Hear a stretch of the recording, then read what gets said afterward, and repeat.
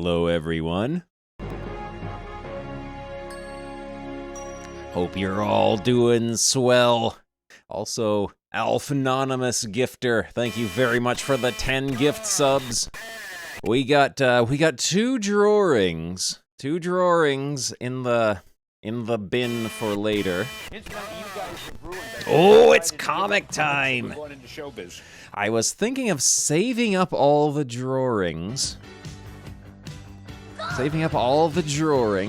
And doing them all at once, and if we get up to 600 subs, I will draw over the next couple of weeks, and I will stream it. I will draw a special comic book, a full-sized comic book, like 20-plus pages, for us to enjoy, with all of our favorite characters in it.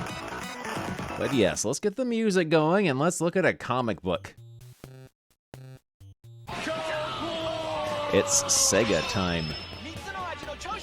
Let's see. Comics. Sonic the Comic. Here we go. Where did we leave off? We read this one. Next issue, Robotnik. We have read this one. Here we go. Oh. Oh, what a good cover this looks like.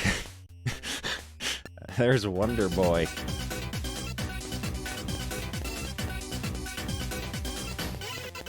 Monsters and boys with blue hair. Sonic the Comic 95p, Britain's official Sega comic. Starring Robotnik Rules. Sonic is not in this one. Wonder Boy's Last Stand. Oh, my beautiful Stradivarius. Plus Streets of Rage and Kid Chameleon. Oh. Teeth and Tongue Pig. Teeth and Tongue Pig will have to be in the comic if we get to 600 subs.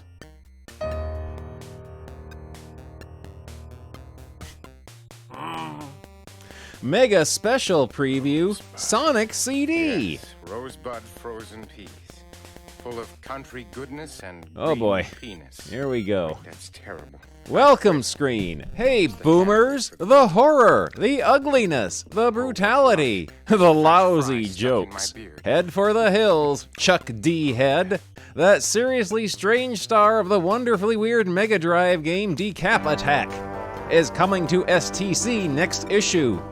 I can't figure this thing out. The Decap Attack comic strip in the Sonic the Comic would run until the middle of 1998. Press the button. It would run until just before the Dreamcast came out. Boomers of a nervous disposition, or those with any sense of good taste, are advised to close their eyes for the next 6 issues. More like the next 6 years. The rest of you, get those orders for STC in now. The weirdness starts in 2 weeks. The start of another new STC series sadly means we have reached the end of an older one. This time it's so long, farewell, and thanks for all the demons to Wonder Boy. However, Shion's departure is not a permanent one. There are many more worlds for him to explore, and already the script and art Humes are hard at work chronicling his next trip to Ghost World. What lies there? Not what you'd expect. That's all I can say for now. I hope Ghost World is full of clowns. Oh, there's Chuck D. Head, star of famous game, beloved popular game Decap Attack on the Mega Drive. Meanwhile, those of you who have been chewing your nails, how can you Humes chew on parts of your anatomy? Waiting for the results of STC's grand opening compo, not to mention our first freebie on STC3, the agony is over. The results of both these items appear in this issue. If you haven't won anything, take heart in the fact that you were one of the hundreds, thousands, and tens of thousands boomers who flooded the STC offices with entries. All work came to a stop while we rescued Humes trapped under piles of entry forms. Way to go, boomers. Let's try to really bury them next time.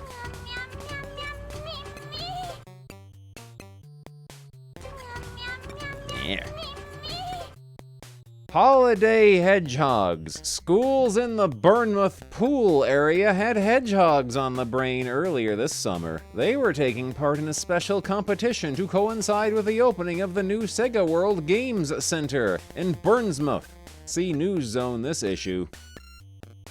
Armed with data from the British Hedgehog Preservation Society, enthusiastic pupils drew pictures and comic strips based on the theme of hedgehogs on holiday. There were 2 categories to the competition, a poster competition for the under-8s and a comic strip competition for the under-12s. Prizes up for grabs included Sonic baseball jackets, Sega kites, badges, posters, and free tickets to the VIP launch party at Sega World. Chris Big Breakfast Evans was at Sega World on Saturday the 31st of July to present the prizes. Winners Robbie Blight of Court Hill First School Pool for the under-8s and Louise Smith-Child of Kingsley Junior School. 05 Pro converting from a Prime sub to Tier 1. Thank you very much for that.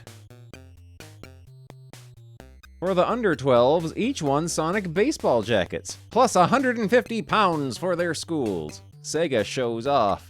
Check your diaries, boomers. The place to be this November is Olympia in London, and the event to be is at the second Future Entertainment Show. If you have any interest at all in video and computer games, this is the show that will have you drooling on the carpet. The big games and big names will all be on display between the 11th and 14th of November. The blurry text here, I almost misread it as the big games and big memes. On Drag WX. Let's go comic. Let's go comic. Thank you very much for 7 months. I misread this as big games and big memes. Our pals at Sega, not unexpectedly, will be there in force. They're not saying much about their plans at the moment, but one thing's for sure, you'll have a chance to try the newest, bestest games on the Sega systems, maybe a few you don't even know about yet. Other FES attractions will include the grand final of National Computer Games Championships, £10,000 for the winner. Channel 4's Games Master Show, broadcasting live from the FES on opening day, and Radio 1 FM's Road Show, broadcasting live from Olympia every day. This year's Future Entertainment Show will be an all-ticket event, so you will have to book in advance. People booking for the Friday will each receive a special preview ticket to the new Disney animation blockbuster, Aladdin. So make a date for the 11th to 14th of November, boomers, and keep watching STC for more details of the FES. Now it's time to get up and move about.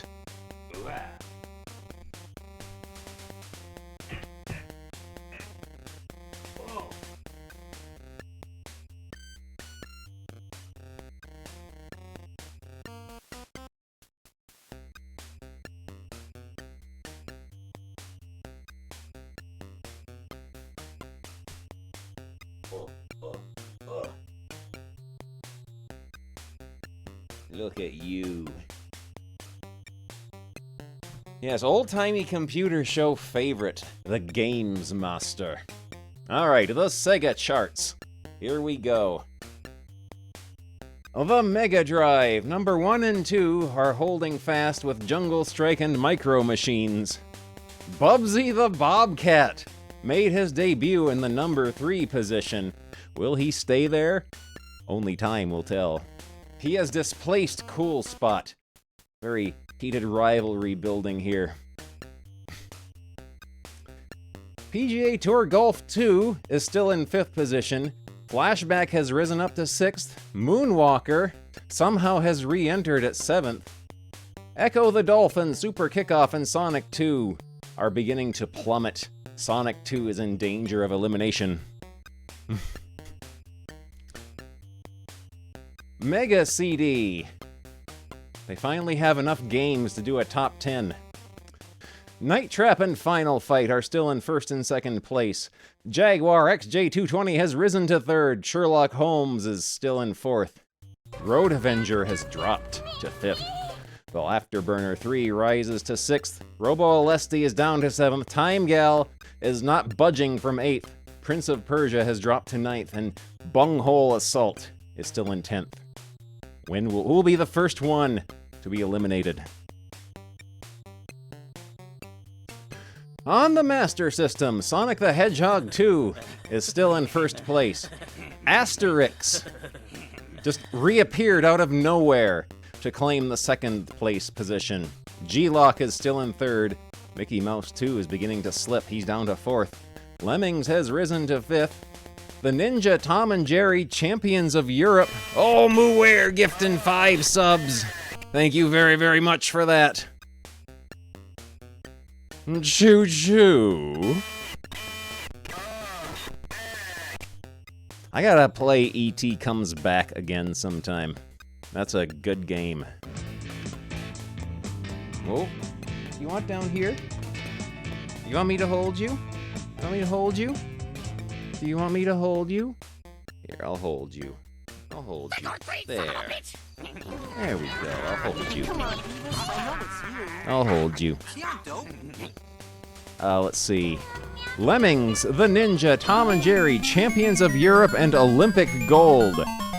All reappearing simultaneously in the 6th through 9th place positions. And Double Dragon begins to creep downward to 10th. He's a babby. He's a bab. Next up is the Game Gear. Sonic 2, Mickey Mouse 2, Lemmings, Mick and Mac Global Gladiators have not moved in what seems like an eternity, hogging the 1st through 4th places for themselves. Tasmania, still massively popular, climbing back up those charts, back up to 5th. Streets of Rage has been displaced, defeated by Tasmania, and dropped down to 6th. Super Monaco Grand Prix and Tom and Jerry have reappeared in 7th and 8th. Batman Returns rises to 9th, and Terminator is in danger of termination as it drops to 10th. Boy, they like them some Tasmania on Game Gear, don't they? They like them some Tasmania on the Game Gear. Here we go. Sonic the Hedgehog in Back to Reality. The Emerald Hill Zone. Planet Mobius. Zakao!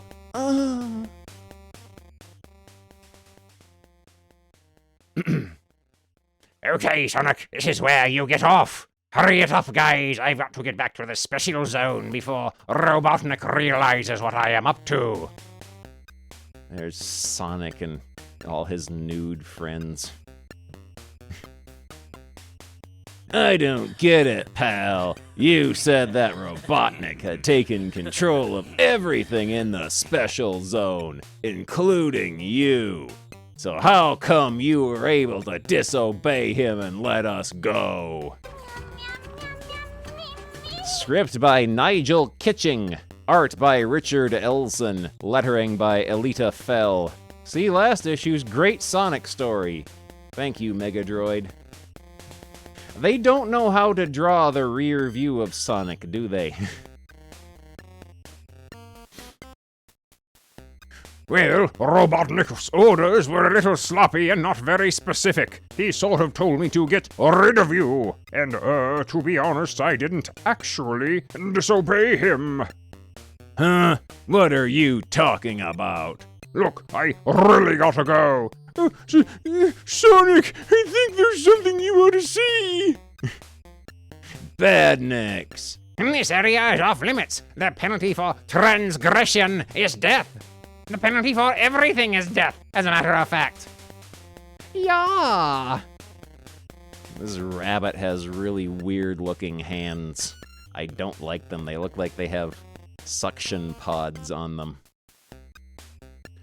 Take cover, everyone. I'll handle this. Good idea, Sonic. I've never seen badniks like those before. Super spin attack. Crump. Hey, These badniks are tough. That was close. I've got to think of something. And fast. Maybe if I can get them mad, they might do something stupid. Wadoom, zum. Kadam, cacao. You badniks are pathetic. You know that. I've never met one of you rust buckets that could shoot straight. Pah! Hopeless. Look, how about if I make it easy for you? Vip, vip. They have shot a butterfly right in the head. I'll come down where you can get a better shot at me. Shoot him, you idiot! Idiot! You shoot him, you cross-eyed! Fazak, Fazak, Sonic is having a dump. Creep!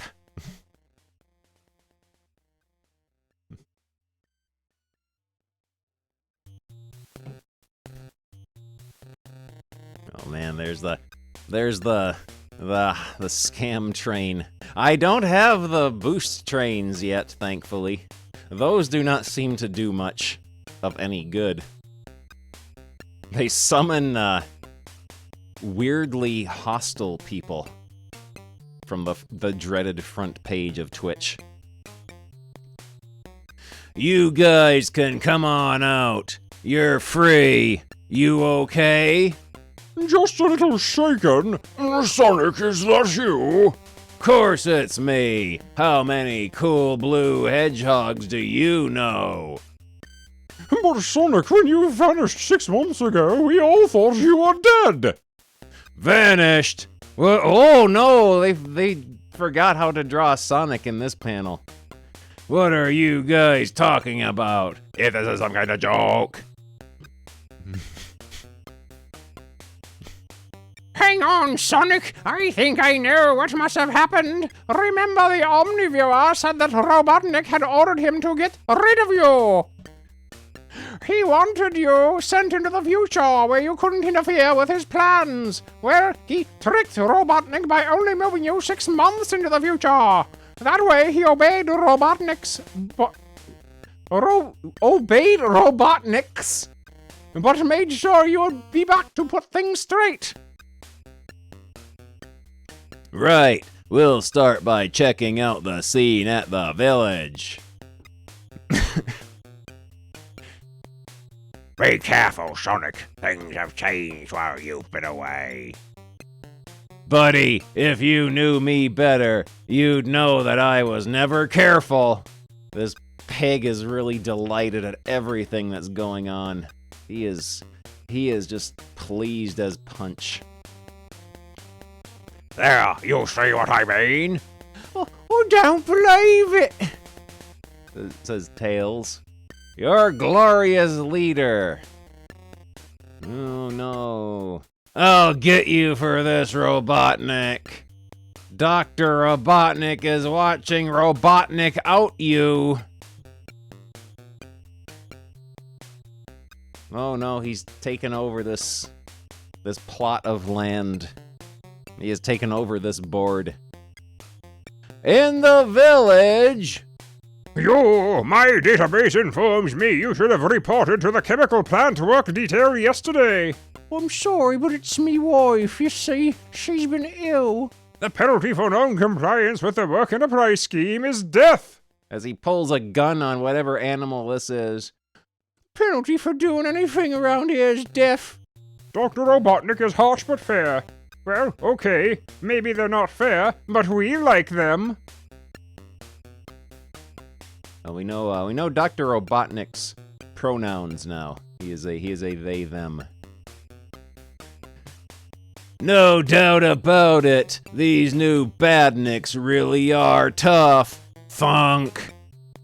It's a pity I can't really open up on these badniks, but I can't risk hurting the Emerald Hill folk who are trapped inside. Sonic, it's alright. These soldier badniks are just robots. There's nobody inside. He's doing jazz hands. Well, alright, now you're talking. Don't worry, Ugly, I haven't forgotten about you. Kapow! Crack! And there's a very, very well-drawn Sonic right there. They outdid themselves on this one. Crash! Listen up, Robotnik. I know you can see me. You've gone too far this time, you maniac. I'm going to rid Planet Mobius of you. Tails is looking weird back here. This is like cryptid Tails. Once and for all. So somehow you escaped my trap, you exasperating little spike ball, but you're too late this time. While Mobius was without its nauseating blue hero, I took over. I control the planet now. You're too late, Sonic. Too late. Ha ha ha ha ha ha. They drew the veins and blood vessels on his lips and the inside of his mouth. Can Sonic survive in a world ruled by Robotnik? Find out next issue.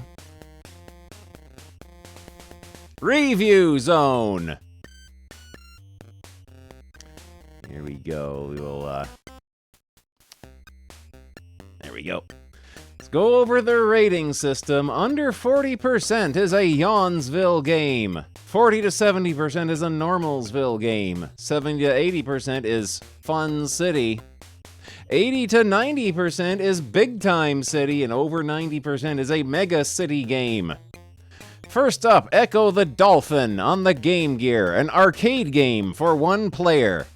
Get ready for one of the biggest and best Game Gear conversions ever seen. Echo has been faithfully converted from the classic 16-bit Mega Drive original to the 8-bit Game Gear. Yeah, under 40% is literal refuse. It is a diarrhea fire of a game. From the moment you switch on and see the title screen, you will realize just how good this game is. The game has you controlling a dolphin called Echo, who is searching for his family and friends, who have mysteriously disappeared. You have close control of Echo. You can make him swim, leap, and turn, all in beautifully smooth animation. Leaps can vary in height, depending on your speed. You can find out from the other sea creatures just what has happened, and they also give clue as to where Echo should go and who he should seek out. The lands and seas you visit are all different, and there is plenty of arcade action, as well as puzzles to solve. It is all done in a non-threatening way, and you soon find yourself being drawn into the plot and wanting to find out what happens next. Because of the sheer size of the game, there is a password option, so you can stop the game and pick up from where you left off later. Echo caused quite a stir when it was originally released on the Mega Drive. The Game Gear and Master System versions will undoubtedly cause huge waves in the 8-bit world. Signed, TT. Fast Facts. Published by Sega for $29.99. And 80 for graphics, 80 for sound, 80 for playability. Add them up, divide by 3, and you get 85 overall. Raves, great conversion from the Mega Drive original. Graves, controls can be tricky to pick up quickly. It almost rhymed. Well, there we go. Jurassic Park. Oh, Jurassic Park looks like it might be a stinky game. It's a monster of a movie. Oh, a platform game for one player on the Game Gear. It's a monster of a movie and an even more monstrous game. Sega has really gone to town with Jurassic Park and produced 3 different games for its consoles. And handheld portable. Or possibly portable. The Game Gear version of JP is uniquely different from the Mega Drive and Master System versions. In it, you take the role of Grant and have to visit parts of the island. You also have to fight your way through dozens of beastly beasts. Beastly beasts! Beastly beasts! And take out the Dinobosaurus. Dinobosaurus. Dinobosaurus at the end of each stage. The graphics are pretty mixed. Some are average, others are quite exceptional, and the gameplay is quite deep. You can choose from 3 different weapons: gun, missiles, and dynamite. There are other goodies to collect along the way, with a medical box, top up for energy and coins. Because every first aid kit has coins in it as well. You can never kill the dinosaurs, you just get to stun them for a short time. Stun them with missiles and dynamite. The gameplay is varied, with winged pterodactyls swooping in and other fast attacks from all around you. You can leap and fire your weapon, but the layout of the 5 stages mean you have to go slowly and really think about your moves. Overall, Jurassic Park on the Game Gear is a solid game with some great bosses to take out. Signed, TT. Published by Sega for $29.99, a 65 in graphics, a 60 in sound, and a 70 in playability. Add them up, divide by 3, and you get 70. Raves, some great graphical touches. Graves, action can get repetitive with car chase intro, lacking impact. Yeah, it's a good 60% full bar there. Home Alone, a platform game on the Master System for 1 player. Home Alone on the Master System is a very different game from the Mega Drive original. This version has you running around the house, trying to collect the valuables before the criminals get to them. When you find them all, you have to head back to a safe and deposit them there. Life is never easy, though, as you also have to avoid the criminals and try to deter them from getting the goodies in the first place. You can shoot them, which stuns them for a while, leap over them, and drop down between levels. To help you get around the house, there is a chute that takes you from the upper levels to the lower, and there are doors you can nip into.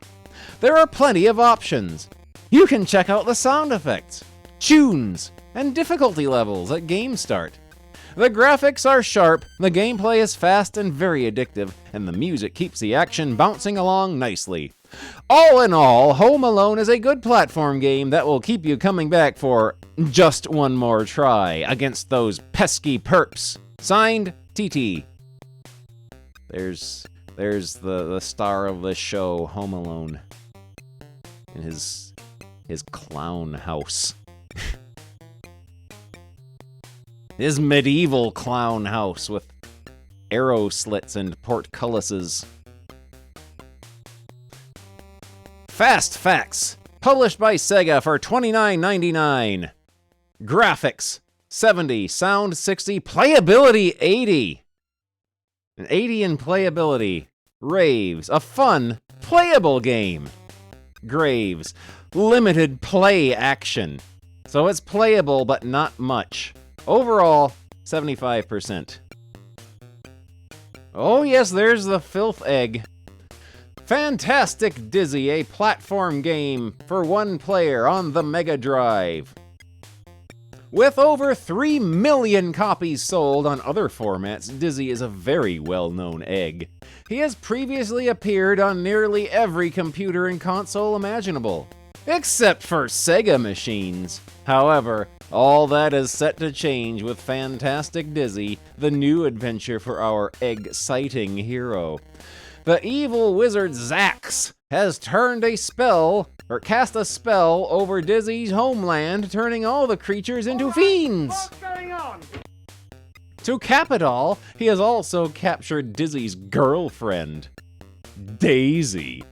Dizzy must set out to rescue Daisy, defeat the wizard, and restore peace and harmony to the egg world. The game is played by finding objects and using them to solve puzzles, which in turn allows you to progress further. Bonus games are also included, which involves a sliding puzzle featuring a picture of Dizzy and Zax. Completing this will earn you an extra life. Lolo, you better have saved the receipt. They use a sliding puzzle as a selling feature. One of the big positives of the game is that you can play a sliding puzzle in it and get an extra man. other characters are featured throughout the game, which Dizzy can interact with to gain vital clues. The game is quite large, with such locations as the Diamond Mines, Dragon's Lair, a tree house, and going underwater. Dizzy makes a welcome change from the usual left-to-right platformers, which are normally too easy. In this, an item called the Brain must be used. Fantastic Dizzy was a #1 hit on Nintendo systems, and it deserves to do equally as well on the Mega Drive. Signed, DG. Fast Facts, published by Codemasters for $39.99. Graphics, 87. Sound, 84. Playability, 86. He is much more precise with his numerical ratings than TT is. Raves, a cracking game. Graves, £5 more than Codemasters' first release? Overall, 87 plus 84 plus 86 divided by 3 equals 90. There we go. Oh! Here we go. Here's a comic. Let me do something here real quick. Do that. And do that there. There we go. There we go. All right. Hi, Casey here again. Weekdays, I'm a regular school kid. Weekends, I play Sega games better than most.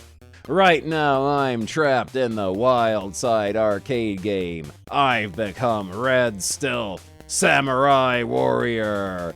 Please, you've got to help me. Frar! Oh yeah, that's Susie. Usually, she's the girl of my dreams. But just now, she's starring in my nightmare. Yeah, this is Kid Chameleon. Part 3. Last time I saw her, she was being led into the Wild Side game unit by a big bully from school. Leave girl alone, fire breath. I wonder what happened to him. Quick, girl, jump while fire breath is hurt. Help. Don't worry, girl, I catch you. Meanwhile, Red Stealth's blows against the creature seemed to have an unexpected effect. It was shrinking. Hrog? You wander the tunnels alone? No, me name's Susie. I had a friend with me, Brad. We got split up. There are many dangers in this realm. We too may be separated. Here, take my sword. If fire breath defeats me, run fast through tunnel to metal transport. But won't you need it? Samurai Warrior has many weapons at his command. Yeah, we have established that that Red Stealth, the Samurai Warrior, for some reason in this comic talks like the Incredible Hulk. As Red Stealth, I'm an instant black belt in a dozen martial arts. Be careful! Pity the creature. Looks like it knows most of them. Hiya! Stupid, trapped by a creature with a brain the size of a walnut. I hope Susie had the sense to get the heck out of here, you nerd. Come, fire breath, it is time to die. Whip. Chalk. Arg! Goodbye, Susie. I hope you find a way out of Wild Side. Looks like it's too late for me. Hrog! Shunk. Huh? Fire breath is dead by my sword. Oh, he went rock as well. I just couldn't leave you. Red Stealth is in your debt. You've already risked yourself to save me. Call it quits. Girl has honor of samurai.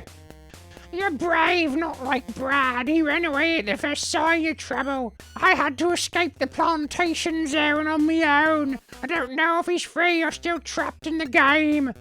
Well, what do you know? Brad's chicken! Oh, get back there. I figure there's no better time to tell Susie who her masked protector really is. Red Stealth too has tale to tell. He is no regular samurai. Entered Wildside like you, through game unit. But strange voice called him chameleon. Oops, didn't mean to say that. Red Stealth, what's happening? Red Stealth no more. Call me Cyclops, Lord of the Light. This is crazy. I can't tell her now I'm just plain ordinary Casey. Even if she believes me, she'll think I'm showing off. Chucker! Susie, get back! And then suddenly, showing off is the last thing on my mind. The sewer folks swarm in from nowhere, straight for us. What's going on? Where this sound's coming from? Chucker? Oh, he's looking right at us. Creatures with bodies that reflect light at a wavelength the human eye cannot see. Invisible. Not to me. Stay close.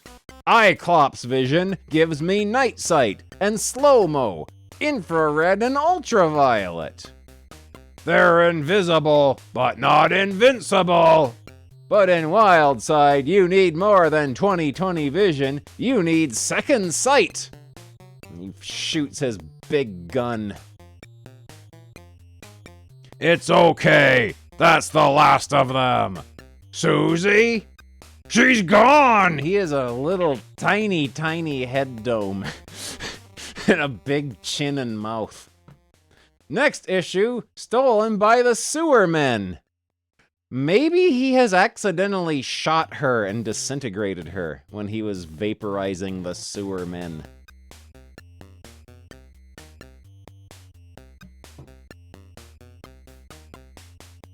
Here's the new zone, Sonic CD the Hedgehog. The preview, CD Sonic sizzles with new zones, new features, new action. With the imminent arrival of Sonic CD, Sonic's first Mega CD outing, STC asked Mega Sonic buff Tony Takushi, author of the complete guide to Sonic 2, but we've mentioned that before, to give you an exclusive first glimpse of the game. Check this one out, boomers. It's going to be hot. Title Tempest Sonic the Hedgehog CD. Zone 1.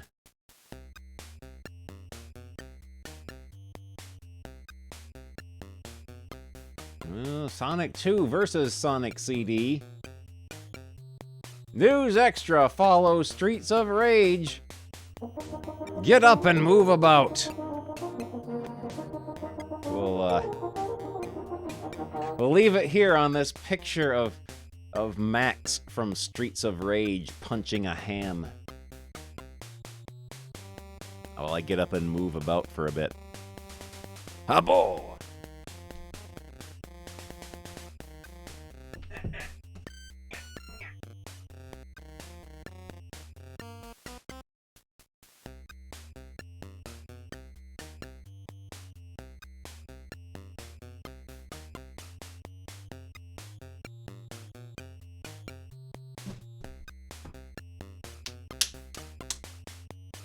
There we go.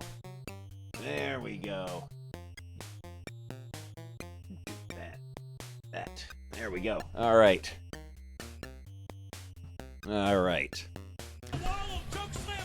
Streets of Rage Part 3. Two good cops quit a corrupt police force to bring justice to the city. But decent men and women don't live long in the face of organized crime. Meet Max Hatchet, an ex-cop with a price on his head. He's punching a ham.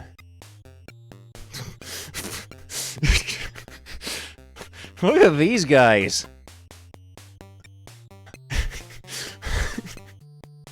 Look at these guys. His best friend Axel was almost killed 2 weeks ago, beaten to a pulp by some corrupt cops in his own precinct. Max is next on the list. He's hugging his ham. Ninjas!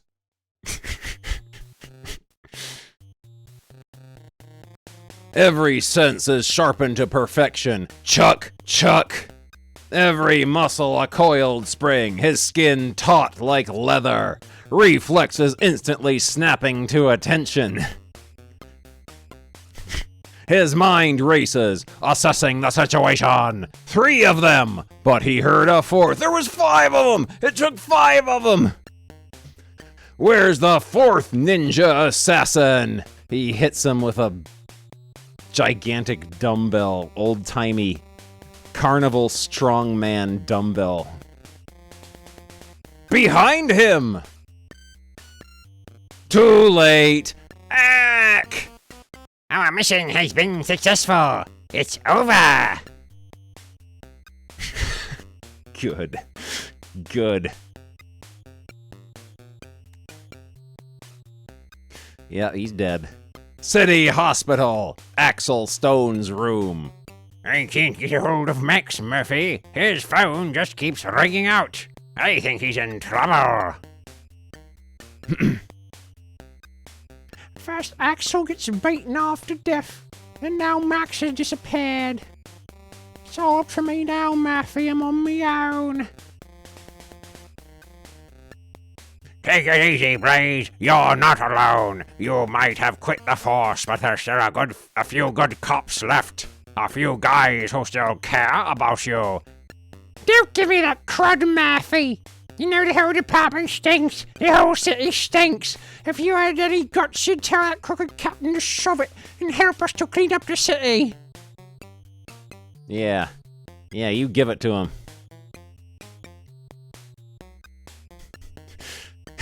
Yeah, this artist has some interesting takes on anatomy. It's not that simple, Blaze. I'd like to help, but I can't give up my job. I've got a wife and child to think about.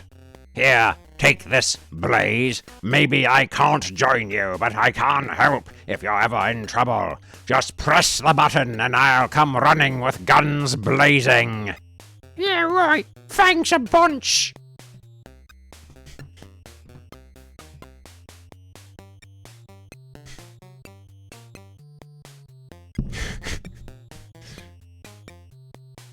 Wake up, Maxie boy. The ninjas only drugged you, old friend. We need you alive if we're gonna have some fun with you.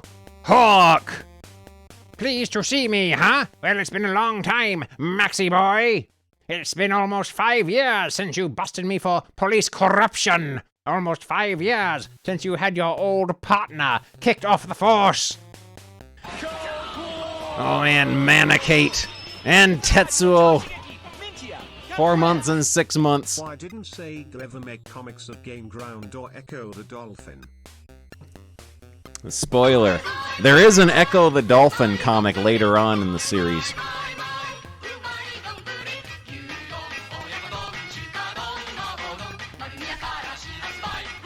I'm not sure if it's bad or not. We'll find out.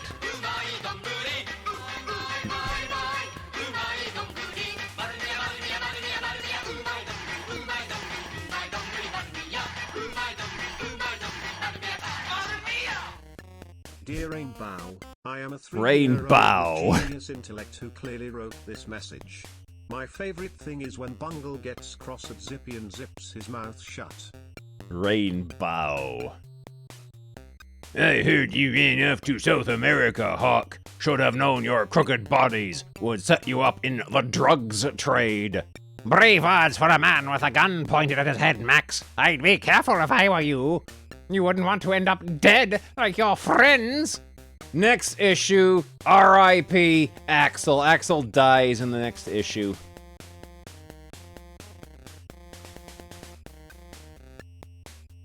News Extra. Golden Axe 3 gone? New characters put on ice. Following our preview of the new characters appearing in the upcoming Golden Axe 3 News Zone STC6, it now seems that UK gamers may not get to see them after all. Sega Europe have put on ice plans to release Golden Axe 3 to the UK market. If I wanted to read, I'd go to school. No indication has been made as to when or if this game will appear. It is likely, however, that GA3 will be released in the US and Japanese markets, and so be available as an import game, but nothing is certain as we go to press. What then is the fate of Falcon Man, Kragar, Byrne, Glinder, and Cronus? Your guess is as good as ours. One thing is for sure, Axe Battler Gilius and Tyrus will be back in a new series of The Legend of Golden Axe in STC very soon. What else we got? We got Sonic falling off his surfboard and destroying a Sega logo.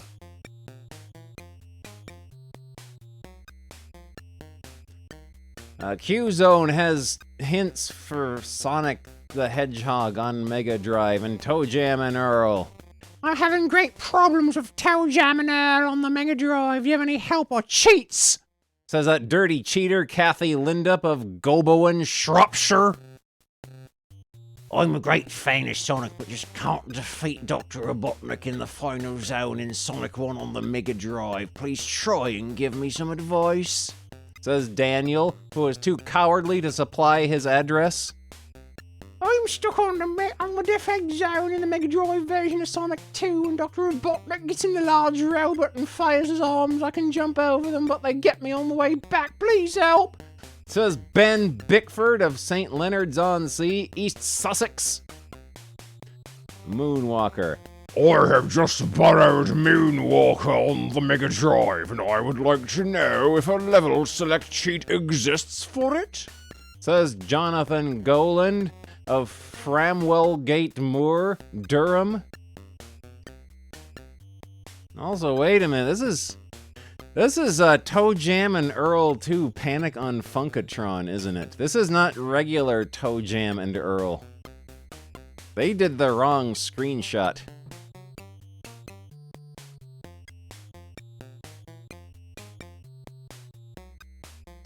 Chuck Rock.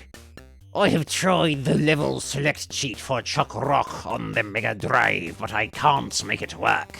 What am I doing wrong? Says Jonathan Lowe's of Evesham, Worcestershire. Do you have any passwords for Lotus Turbo Challenge on the Mega Drive? I've been having great difficulty getting further into the game, so any help would be appreciated. Says Alex Butler of Launceston, Cornwall. Oops! In STC 5, we featured a level select cheat for Sonic the Hedgehog 2 in the Mega Drive. Unfortunately, gremlins somehow crept into our computers, and one of the digits was changed from a 9 to a 7. A large number of you wrote in telling us how you couldn't get the cheat to work. A big apology to everyone, including Marie Dalby, Morpeth, Numberland, and Korea Thompson, Benwill, Newcastle upon Tyne. The Ninja. Please, could you tell me where the green secret scroll is on level 9 of the Ninja on the Master System? I read about the scroll in level 4 on the 6th issue of STC, but the scroll in level 9 is driving me mad. Says Richard O'Neill of High Wycombe Bucks. Sonic the Hedgehog 2 and Game Gear. I'm having a problem in the Gimmick Mutant Zone on the Game Gear and Master System version of Sonic 2. I've looked everywhere, but can't find the Chaos Emerald. Please help. Says Gary McCullough of Belfast, Northern Ireland, and Nicky Playfair of Nottingham.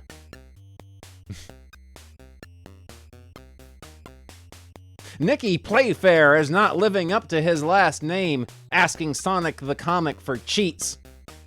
Alex Kidd in Miracle World. Or on the Sega Master System, and I'd like to know if any cheats exist for Alex Kidd in Miracle World.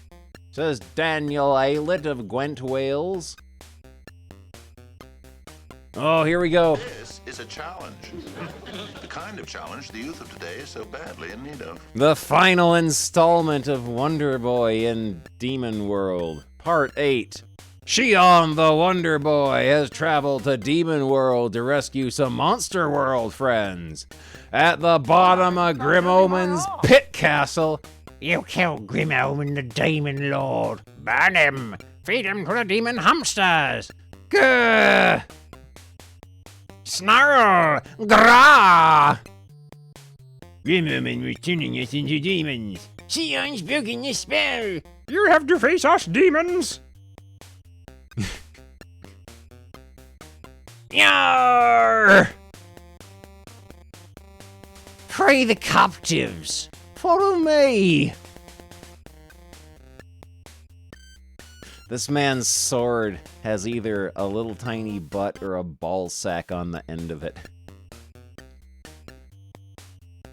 Croc, Rio, we'll see Grim Omens like no more. Ghastly grim and ancient nevermore. Do shut up, Raven, cheer up. Free the villagers and take them to the dimensional portal. Shion, thank the gods. Them demons, they was horrible. Worse than horrible. We gotta move quickly before the demons realise what's happening. This man is sad about the position of his head in this panel. The portal's this way. Look at these idiots. Just all lined up behind this guy. Everything all right out there, Drum? In Grim Omen we trust. Says this monster, wearing an apron. The building containing the dimensional portal which leads back to Monster World. Papers, get your papers ready. No one leaves Demon World without the correct travel visas in triplicate. So are papers in order? Yes, sir, Alp. Your papers seem to be in order. Whereabouts in Monster World would you like the dimensional portal to deliver you, sir? Home, we're home. Never thought I'd live to see Monster World again. Oh, Kevin, who are these people? I went to the Queen at Holsado, like you said, Shion, and she sent these here workmen back to fix up our village. Shion, I was looking for you. I thought you might come to Fisherton with me and stay for a while. Thanks, Baylor, but the workman told me about some ghost troubles in the Skyrock Mountains. I think I could help. I'm a fighter and a traveller. It's time to move on. The end. For now. Coming soon. Wonder Boy in Ghost World. Oh. We got Bubsy fan art. Speed lines. We got a drawing of Bubsy with little toes, and you can see the bottoms of his feet and everything by Leo Miles of Uxbridge Midox, a Mega Drive owner, and he has won a Sonic Water Fun game. Growing Pains. Dear STC, me grandpa reads every copy of STC to me and wants you to know that he likes Tears Flare and Golden Axe very much. Yours super Sega Sonically. Bobby Irving of Darville, Ayrshire, Master System owner, and he has also won a Sonic Water Fun game. Don't worry, Bobby. I'm sure your grandpa will grow out of it. The Tears Flare crush, that is. Telling Tales. Dear Miles Tails Prower, why do you let Sonic boss you around? Why don't you stand up to him and say, I'm not a little kid and I don't want to be bossed around anymore? Says Stephen Harper of Luton Beds, Mega Drive owner, and he has won a Sonic Water Fun game as well. I'm afraid that Tails has declined to reply, Stephen, in case Sonic gets to hear about it. Yeah, we have established that British Sonic is very abusive. He and Tails are in a toxic relationship. Prickly Hearted. Dear STC, in the picture of Sonic with his girlfriend, Amy Rose, the expression on Sonic's face looked like he didn't want a girlfriend. And another thing, the picture stated that he is not too keen on Amy. Long live STC! Says Oliver Cass of Sunbury-on-Thames, Mix, soon-to-be Mega Drive owner, and he owns a Sonic Water Fun game thanks to this letter. What are you trying to say, Oliver? Could this be a fiendish ploy to upset Amy and have her running into your arms instead? Never mind Sonic's grimace. I think he's just playing it cool. Behind the scenes, Lee Harrison of Retford Knots has won a Sonic Water Fun game for drawing Tails and Sonic in their cool outfits that they wear when they are not in video games. Costly problem. Dear STC, I am writing to your magazine about the way that Sega games are priced. Nearly £60 for a Mega Drive game. This is very expensive. I am only 10 years old and get £1 pocket money a week. How can anyone expect me to be able to save £60? It takes me forever. Surely if console games are aimed at children my age, they should bring prices down so we could buy them. If they were more affordable, more games could be sold, and surely Sega would make a bigger profit. I think STC is brilliant and the price is just right. I may not be able to buy a game regularly, but at least I can buy your magazine when it comes out. You have the right idea. Let's hope Sega catch on. Says Alex Freund of Devices Wilts. He owns a Mega Drive and a Game Gear. Both of them. And he won a Sonic Water Fun game. What a clear-thinking chap you are, Alex. Ever thought of becoming a droid? How do other boomers feel about this problem? Let us know. Oh, you can win this if they print your art and/or fan mail. Next issue, Freddy takes fright. Jason turns to jelly. Pinhead goes pop. Chuck D. Head is coming in new Decap Attack. It's all a horrible joke. Plus, Sonic faces the power of Megatox with Streets of Rage, Kid Chameleon, and lots more. Sonic the Comic 10 on sale Saturday, October 2nd. 95p. Barf Bags Extra.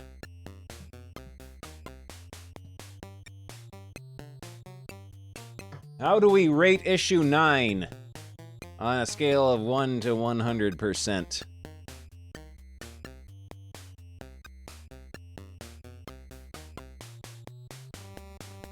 Hi, you Billy. I hope you saved the receipt.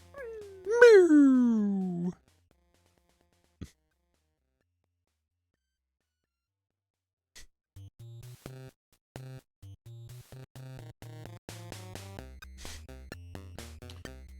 Yeah, 75%, not enough boring parts. It needed more tedium.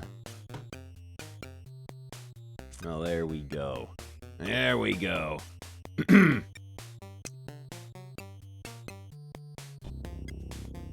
me see. Eggplant Wizard says I'm an N-Team hunter, while Kevin says I'm an N-Team member. Of course, I could be a B-Team player, or maybe I'm a football team cheerleader. Oh, I give up. I give up. Who I am. I don't know who I am. I've never seen a boulder with an ingrown toenail before.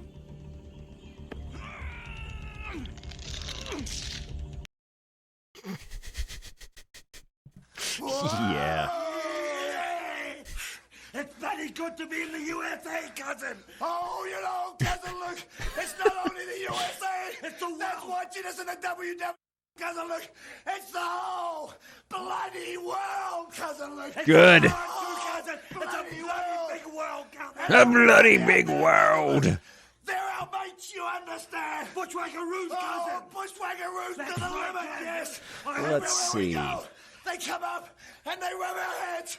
I like to rub his too good. They're rubbing mine a little hard because of Luke. Because they're taking all the fur off the top. But I love it because of Luke. I love it. We all love it. Let's keep on doing it. I love to see the back through the bone. Good. Good. Uh-oh. Let's see. What shall we play? What shall we play? You know? No, maybe we'll play... Today's special is trash. Well, the game is afoot. I'll take anal bum cover for $7. Let's play some Game Gear stuff. We haven't played Game Gear stuff in a while.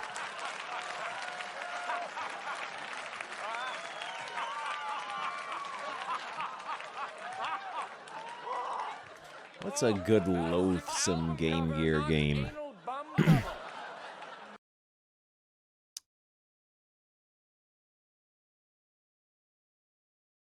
Howard Johnson's promo video with Game Gear games. I have not seen that. Let's see, we played Tasmania before. Maybe we'll play Tasmania again. Because it's so popular in Sonic the Comic. Let's play Tasmania again. It's going up in the charts. It's going up in the charts. Oh, there we go. We got good noises belching out of this thing. Scientists were able to mimic Nessie Emelin's voice by recreating his mouth and vocal cords with a 3D printer. It allowed them to produce a single sound.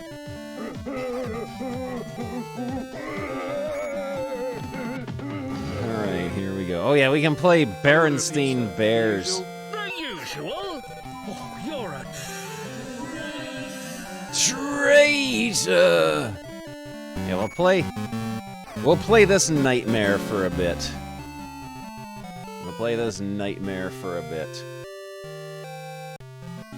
Ladies and gentlemen, a newcomer to the IPW, the New York Nightmare. You know, Buddy Lee, I gotta make one request to the guys in the head office here. I want you to bring your best. I destroyed the turkey, I'm dead. Line them up so I can knock them down, because I'm your worst nightmare. Ladies and gentlemen, a newcomer to the IPW, the New York Nightmare. Oh, the New York Nightmare. I came all the way from Buffalo, New York to join the IPW for one reason. Ghost Pilot, thank you for the raid. I came down here to hurt, to maim. Oh, I destroyed the turkey. Taz is dead. Before you get in the ring with me, because I'm your worst nightmare. We'll be back after this.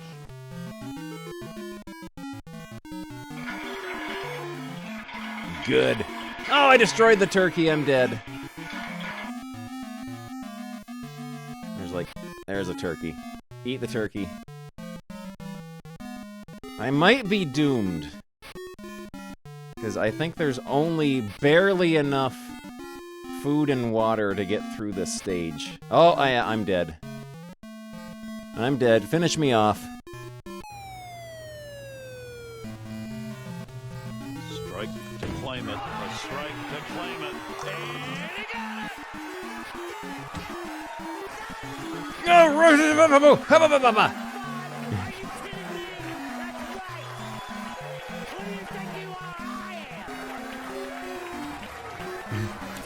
Whoa, whoa, Charlie, what are you doing? Charlie almost fell.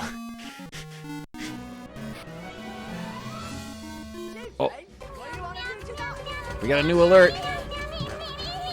Try to take over the world. The Pinky and the Brain. And Larry. Yes, Pinky and the Brain. One is a genius, the other's insane. The other one's Larry. The laboratory mice. So's Larry. The team's cast is nice. Along with Larry. The Pinky and the Brain. And Larry. And Larry. And Larry. And Larry. And Larry. And Larry. And Larry. And Larry. And Larry. And Larry. Larry, wake up. Their plan will be unfurled All three of by them. the dawning of the sun. Larry likes the sun. They'll take over the world. And Larry will help. The Pinky and the Brain. And Larry. Yes, Pinky and the Brain. And Larry. The twilight campaign is easy to explain. Larry will explain it. Prove their mousy work. Along with Larry. They'll overthrow the earth. And so will Larry. They're Pinky and the Brain. And Larry, Brain, and Larry, Brain, and Larry, and Larry, and Larry, Larry, Larry, Larry, Larry, Larry, Larry, Larry. Larry says narf too. Yeah, that's the new Carlos. Carlos has a contender. Carlos has a new contender. Pinky and the Brain and Larry.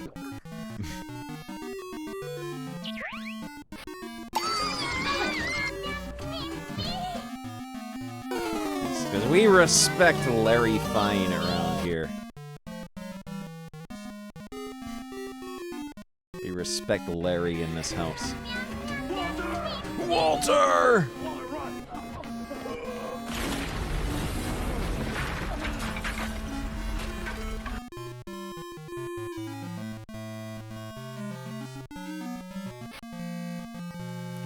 They love this game in the charts of Sonic the Comic.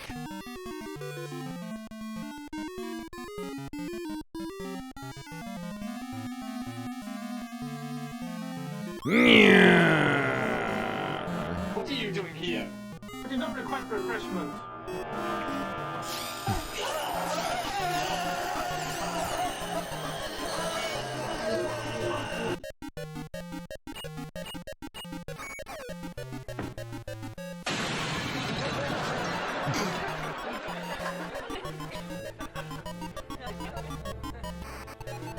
Good.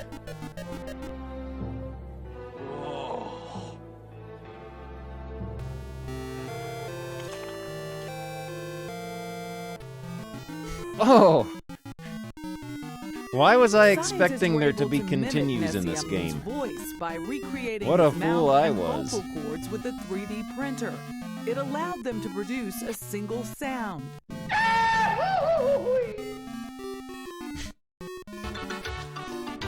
Oh, Carlos! Fancy you showing up at this time.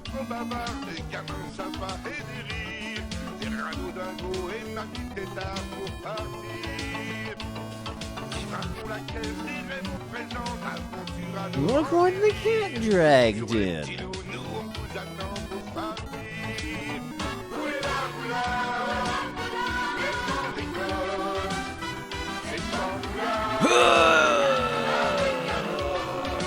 First try. Yeah, we're cheating on him with Pinky and the Brain and Larry.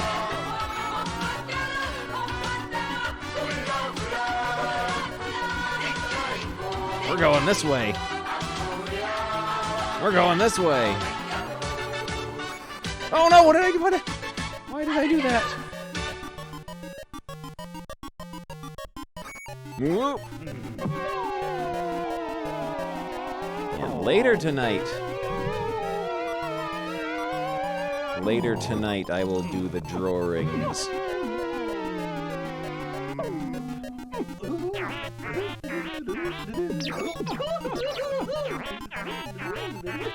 Ah! Yeah, he's taking bribes from the baby stooges.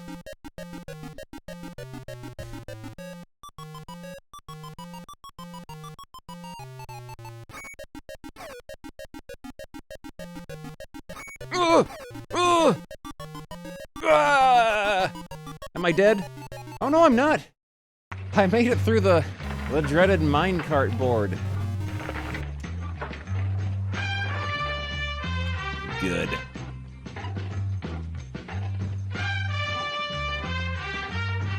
Good. Let's see. Scientists what was were I able to doing? mimic Nessiamun's voice by recreating his mouth and vocal cords with a 3D printer. It allowed them to produce a single sound. Good. Now, the finishing touch. I've always wanted to do this. I've All right. always wanted to do this. It's hard to Could breathe leave in you short here. of breath. No air. It's hard to breathe in here. No air. Oh no. What are you doing here? We did not request refreshment. Oh no, what a...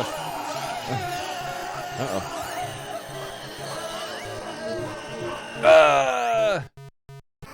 Boulder! Oh, another blessing.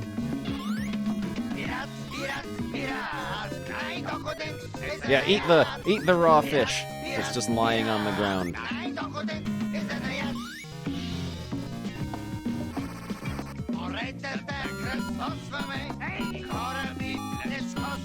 What is this?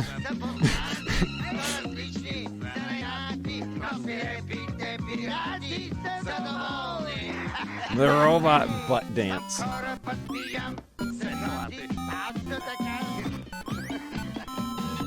Why do the penguins hurt the Tasmanian devil? Penguins are friends. They would never hurt a soul.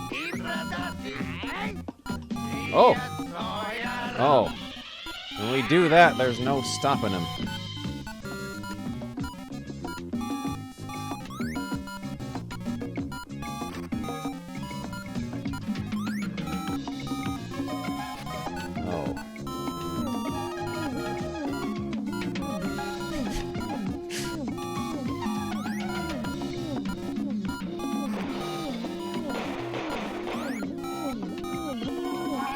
Nope.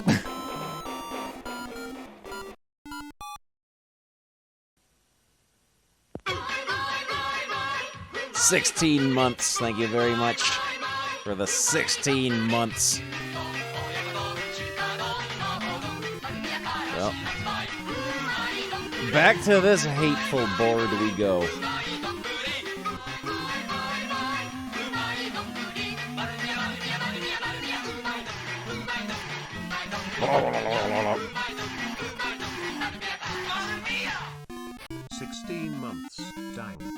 Dang. Dang.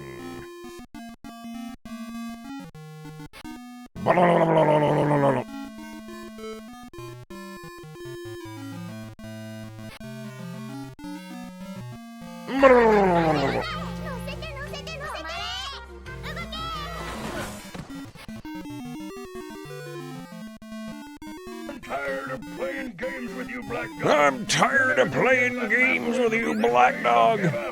I'll always be one jump ahead of you. Kept you hopping, didn't I? I kept you hopping, didn't I? Now are you ready to turn over that treasure map? All right, Black Dog. Here's your cursed treasure map. This is a bomb! This is a bomb! I didn't ask you for a bomb, Billy.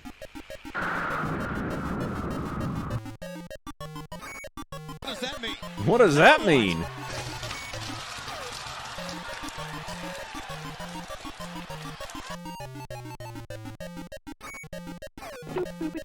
Oh no! He says, I'll offer up $1 million for the wall. You're gonna offer up $1 million to face the wall? I chose poorly. It's all the Sandwich Man's fault.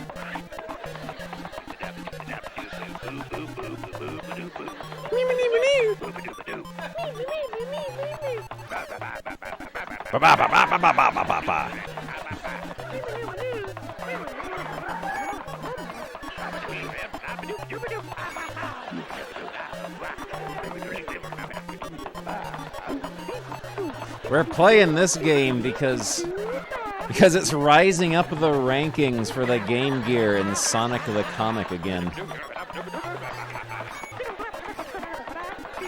Oh, I've done it again.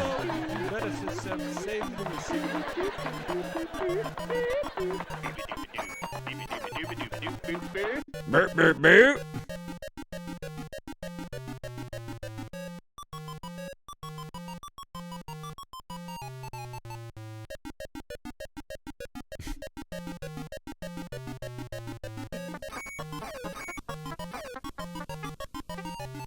Okay, I'm standing on it.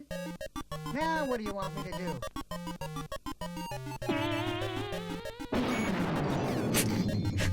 You've got to get up pretty early in the morning if you're going to try to fool me. Good. Hey, mate, are you ready? Oh, boy, to the loop. We ain't ready, so we're right outside. Hey! Oh, boy, the big man, like everybody, double back, double back.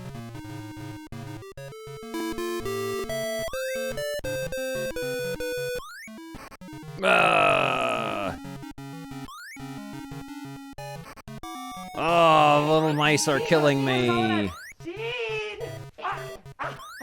Get this, hey.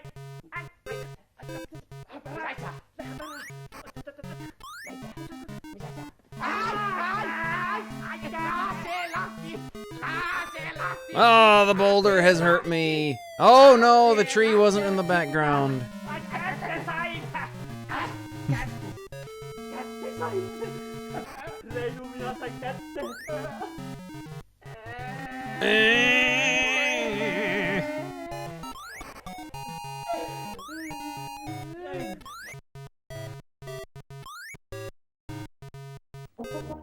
Oh boy, we get to get up and to move around. We'll do that once we have finished this board in the Tasmania. Ah! There we go. Let's get up and move around. Ugh. Oh no! Carlos, what have you done? I think Carlos and the Sandwich Man and the Baby Stooges are all in cahoots.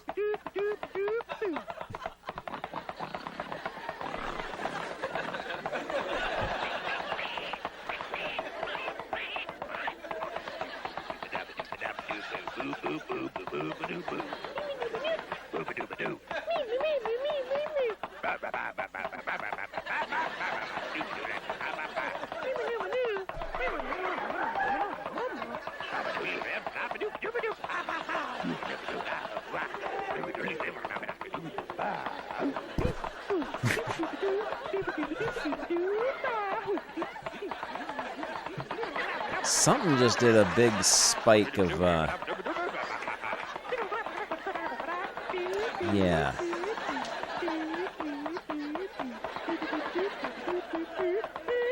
Okay, there's something on my computer that's doing a big old spike of network activity, and that's what is causing me to drop frames. I wonder what it could be. Better not be some stupid cloud thing in Windows 11 just deciding I'm gonna upload everything right now.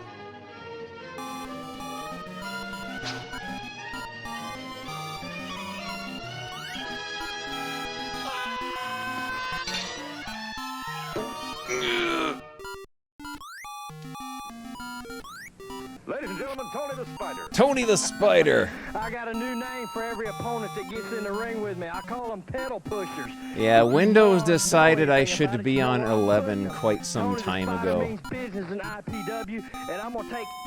Oh, if you tornado,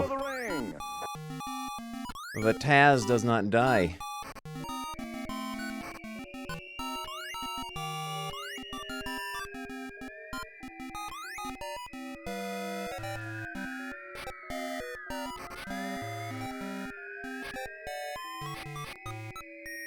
Uh-oh.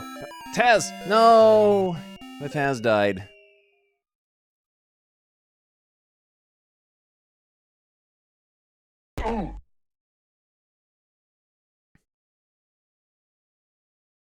Alright, let's try the Berenstain Bears.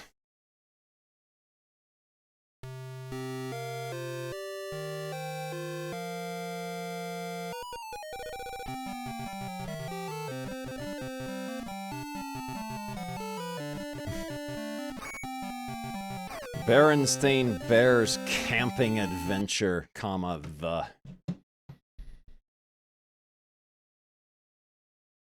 We'll find a use for this.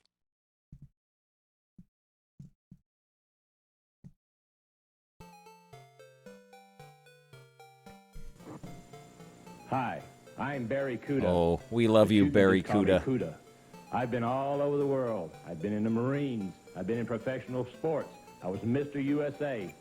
I have been in. Do we want to do overseas, brother or and sister? I have We'll be come to the sister. IWA for one reason, and that's for the belt. And with you folks and you fans behind me, I can take it. I can do anything. I can do I've anything. got 2 words for the people standing in my way. Kudos coming. I've collected the firewood. May I go explore? Okay, but don't go too far from camp. Fun to play with.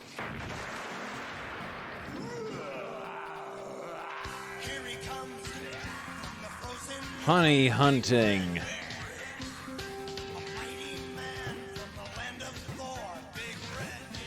Going fishing.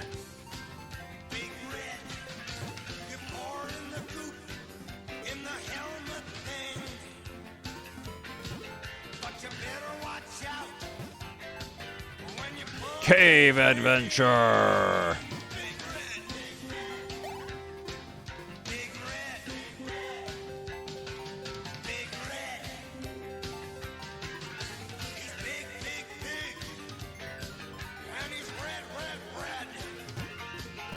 Butt smash. Butt smash. Diamonds.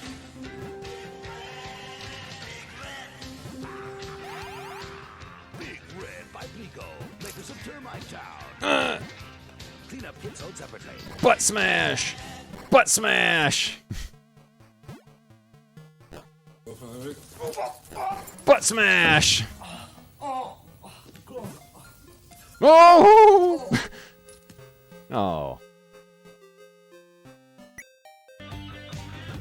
Blessed little dancing man. Sect BB, thank you very much for 9 months.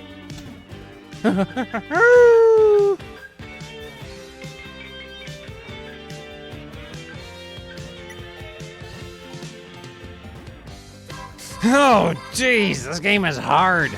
This is hard for a game for babies.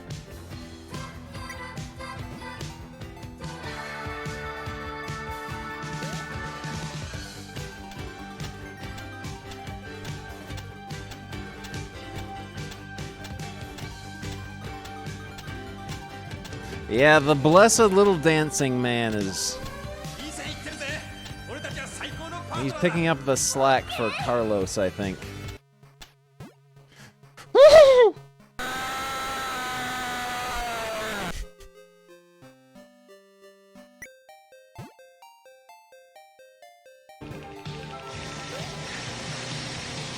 How am I supposed to do this jump? Oh, I guess like that.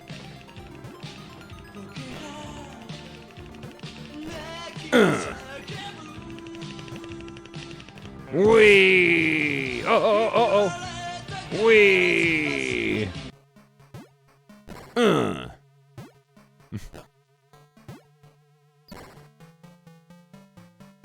Get back here, bat. Destruction Unlimited. That's what he called himself. Destruction Unlimited. Destruction Unlimited. I'm never going to get back up. No one's ever done that. I've done a lot of things in my day, and I've got hurt many a time. But I've always risen to the occasion. Oh. You're not A gonna secret. Hold me down. Nobody's going to hold me down, and I'm not going to lay down for anybody. You want to fight me? You want to wrestle me? I'll do either one. But one way or another... One way or another. Back in a moment. Back in a moment. Now we are so happy we do the dance of joy. Hey! Hey, hey, hey, hey, hey, hey, hey! Butt smash! Butt smash!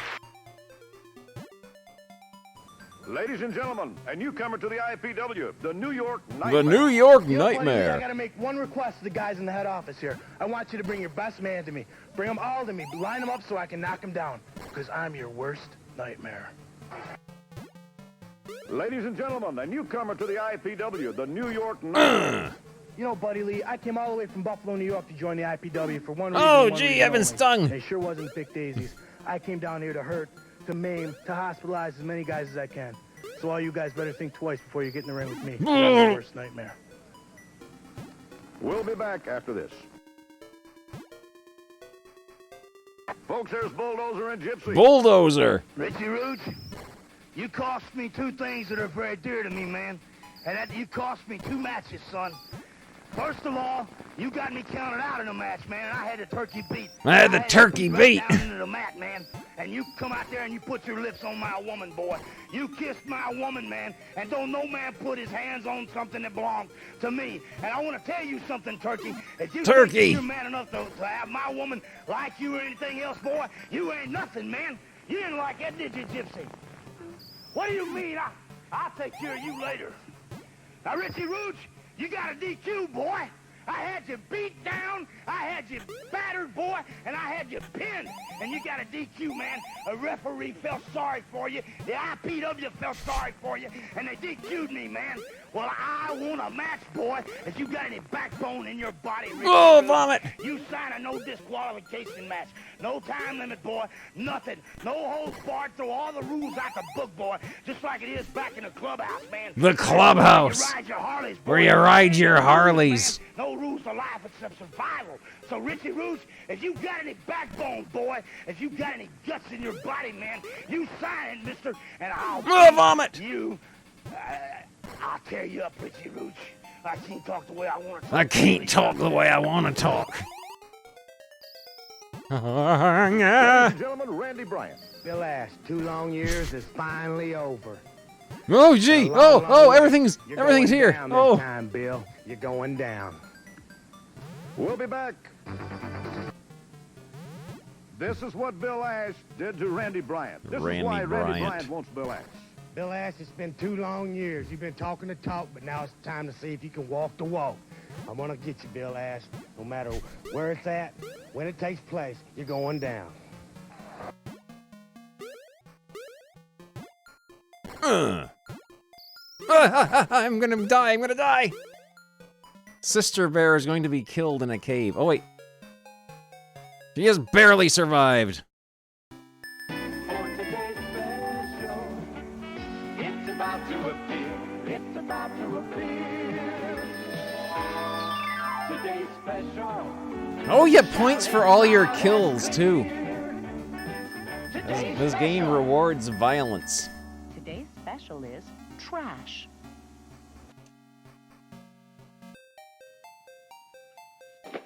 Steal my girl, hey?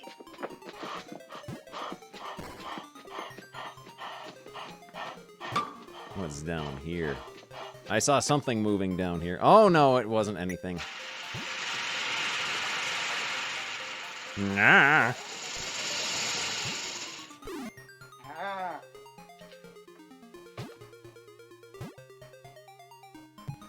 Watch me scare Fred out of his balls. Good. Good.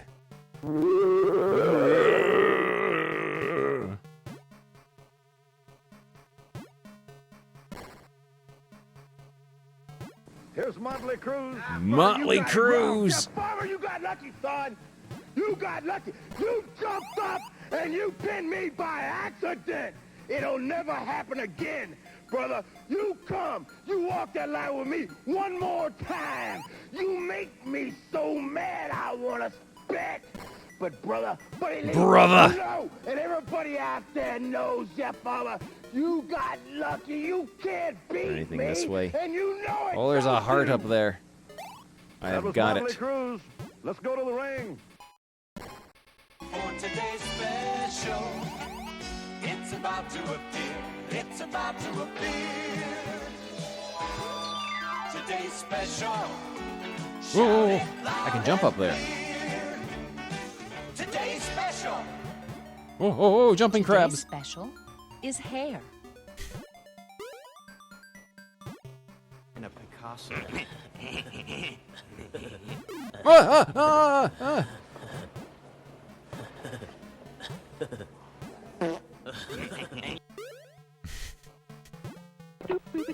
Oh no!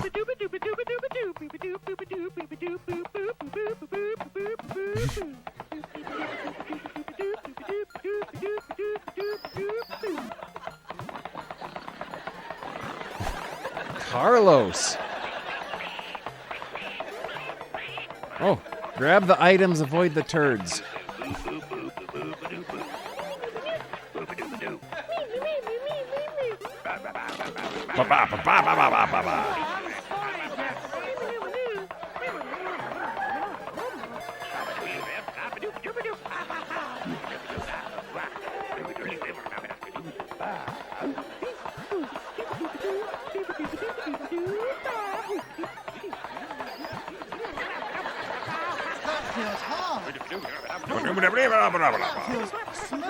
Ah, vomit! I've got Matic. I've got a Matic.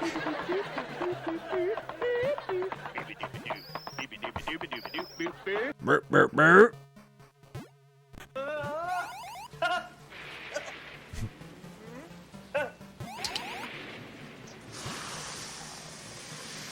Ah! It won't stop squirting!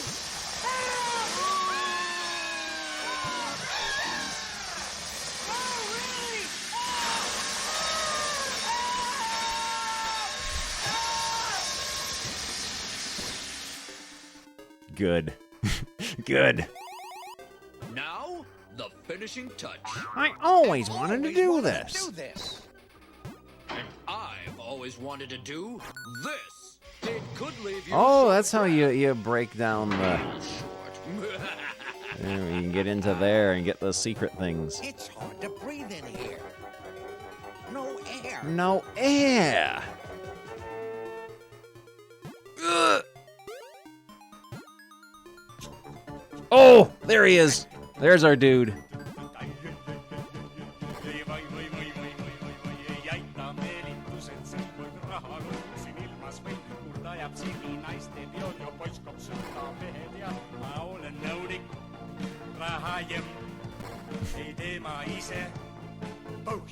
He's gonna do his dance. He's gonna do his dance.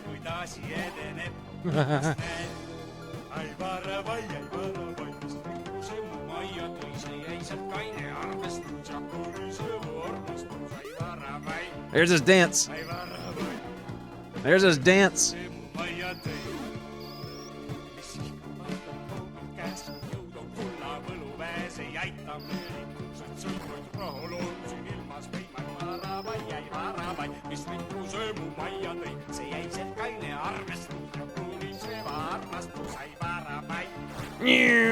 Diamond. Whoa.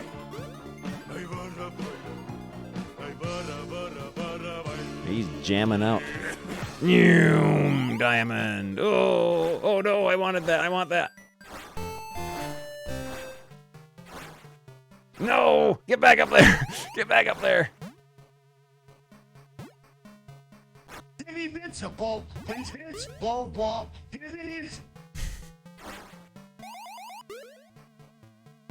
Diamond.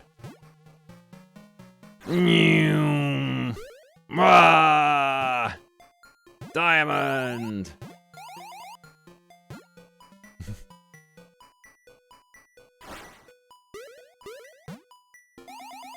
Had an interesting combinations of I'll offer up $1 million blessings for the and wall. curses tonight. You're gonna offer up $1 million. Sandwich Man has been out in full force.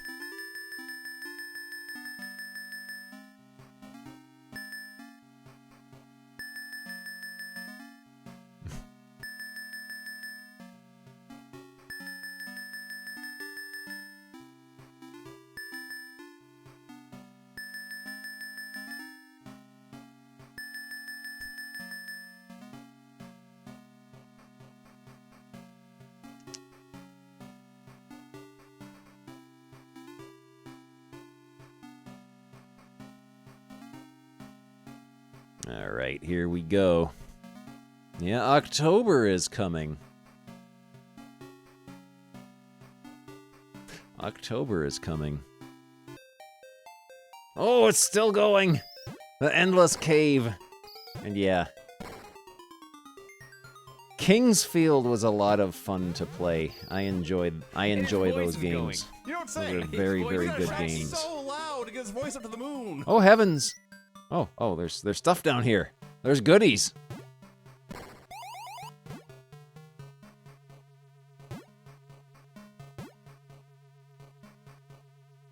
Sister Bear has thrown away her mattock, though.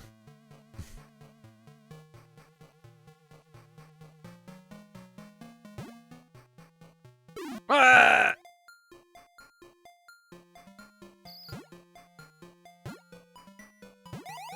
Carefully watching the task manager. See if I can figure out what process exactly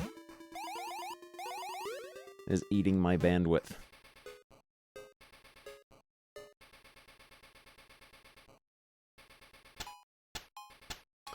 I'm watching this. I'm watching.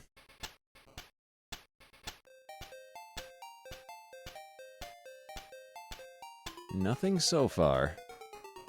Vince McMahon.exe.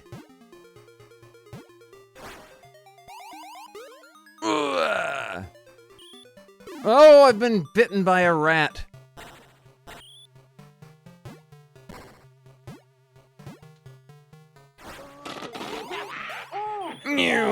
Sorry, Jeffrey.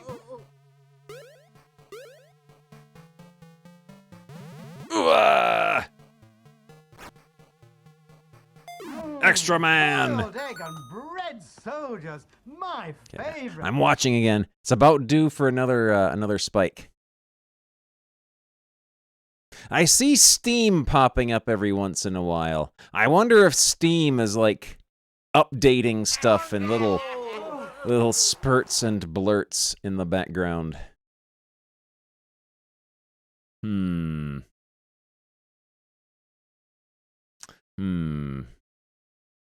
well, we're playing a good game, Jeffrey. Oh, bonus.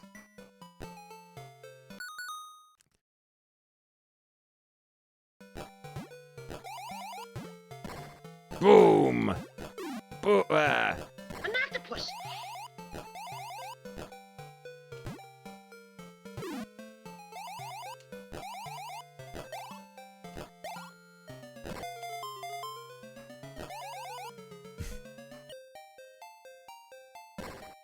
I bet now that I'm watching it, it's not gonna do it.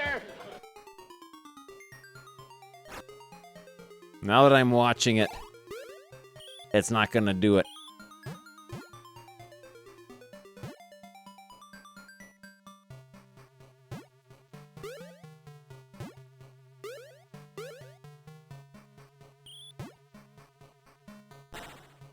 As you know what the old saying is, somebody's a crybaby. Or, a watched process never has a spike in network activity.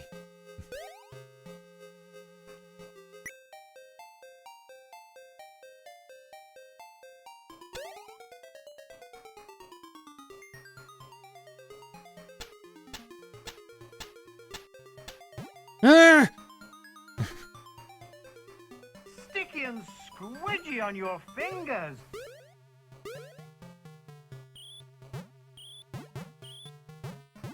Oh!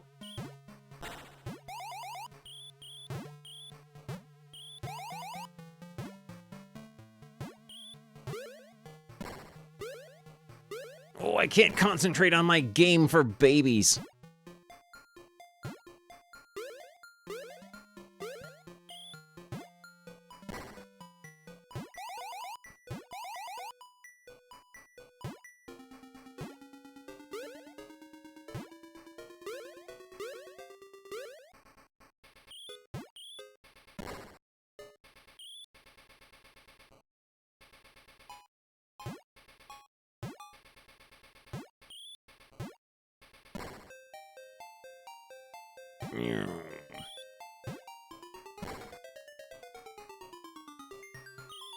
Oh!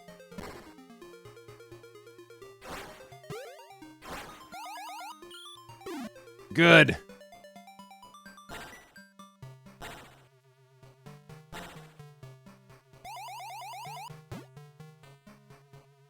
I'm watching you. I'm watching you. Come on, do it. I dare you. I dare you. There was a rat hiding in there.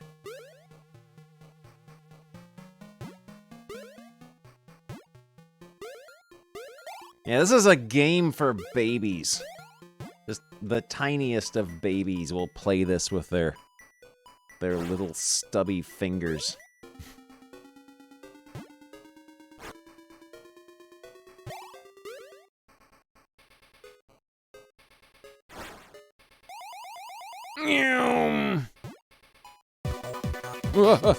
Ooh.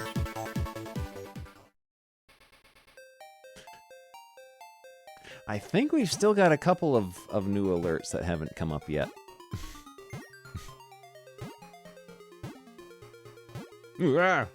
Oh, gee.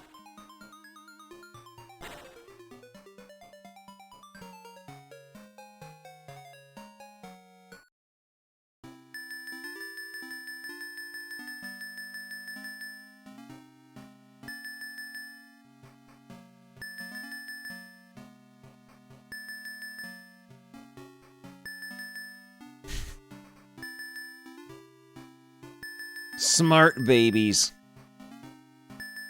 Gamer babies with RGB gamer diapers.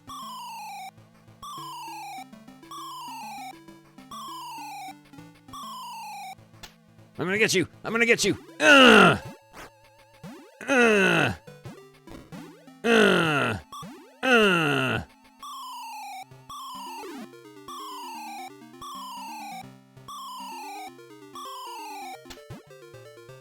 Your days are numbered. Your reign of terror ends here.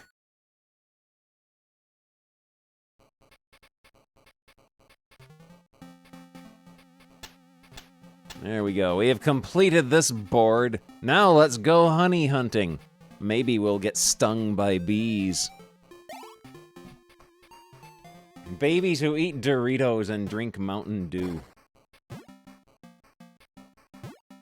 Whoa!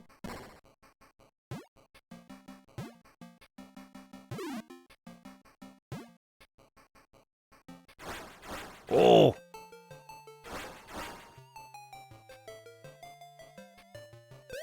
I found a rock.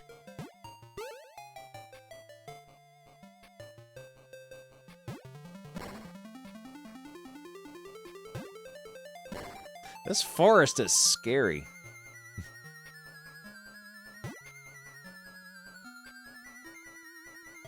I wonder if the honey kills you. No, it doesn't. I bet the woodpecker does, though. Yeah. The woodpecker's dead now.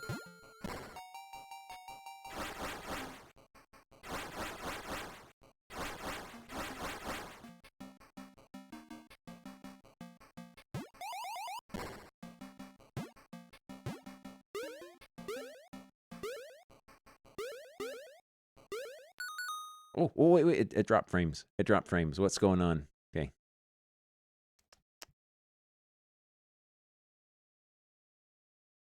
It knew I wasn't looking! It knew I wasn't looking, and then it decided to do a big network spike.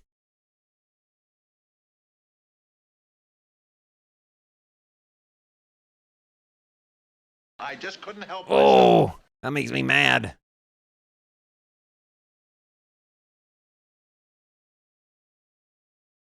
I might have to just, like, one of these days. Yeah, it's like a big spike up to, like, much higher than my internet connection can handle. And that... I'm gonna put this, like, right here where I can keep an eye on it. Right here where I can keep an eye on it. Yeah, it's computer hijinks of some kind. Oh, those are brambles. Duke Donuts, thank you for the raid.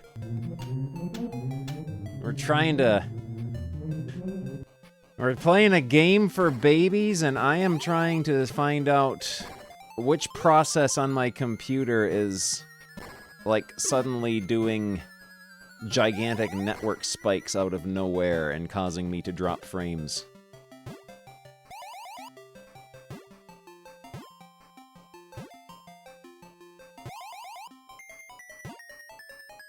I should do a window source capture on. That's what I'll do. Yeah.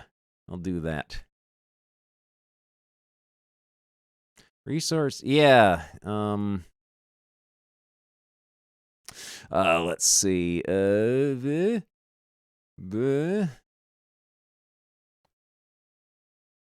All right.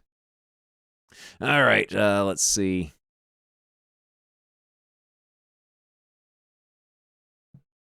Yeah, Windows is collecting my data and sending it off to advertisers. Let's see. Let's see here. Boop.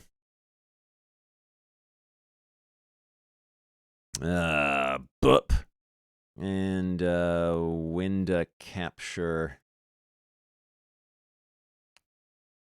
There we go. There we go. I'm gonna let's shrink it down just to network. I guess that doesn't do much of anything. Yeah, what could be elevating my CPU usage? Microsoft OneDrive, which I don't think you can shut off. Put it under chat and we can watch it. That's a good idea. Let's put that here. And move it down below chat. There we go.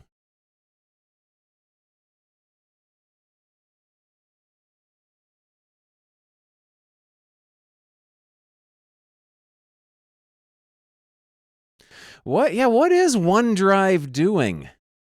What is it doing? Why is it using 24% CPU?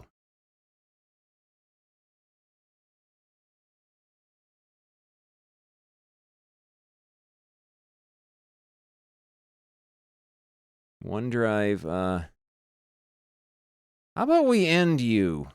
Wait a minute. Oh, okay. It knew we were looking at it, so it stopped. It knew we were looking at it, and it stopped. It knew we were looking at it, and then it stopped. Okay. Yeah. Oh, wait, no, there it goes again. There it goes again. Just, no. Go away. Go away.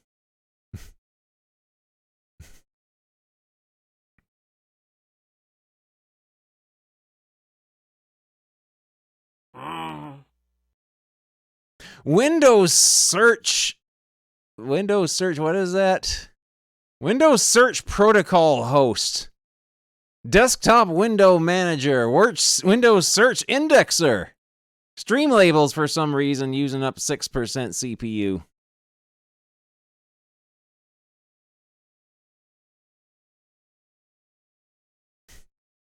Let's go back to network though. Let's go back to network. Let me try to shrink this so it will fit better.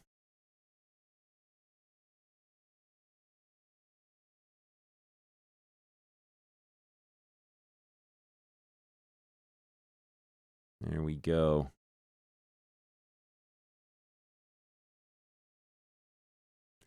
Yeah, can you turn off call? Oh, there we go. Yeah, get rid of status.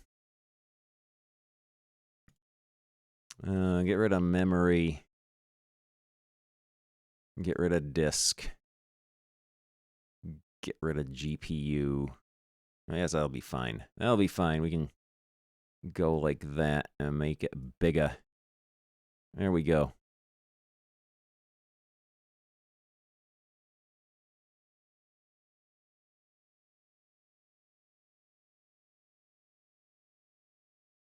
There. This is exciting. This is exciting. I want to see what is going on. There we go. Okay, we can keep track now. We can keep track now of which process does a network spike. We're looking at the stream's underpants. Oh, it's drawers. This is the story of how the bears burned down the woods. I didn't have any bones in my body. Alright, back to our game. Collect the red and green honeycombs. Elevated network usage.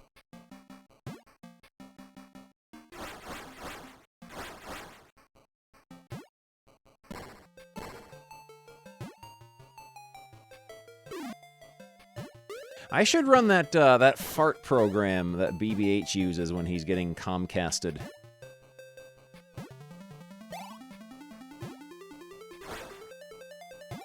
That would let us know when things are going awry.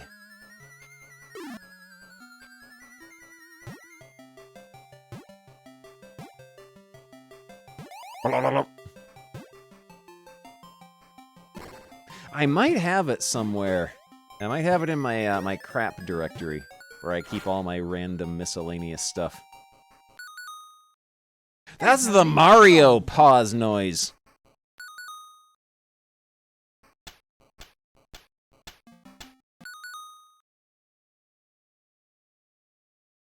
Yeah, let me see if I got that in my crap directory.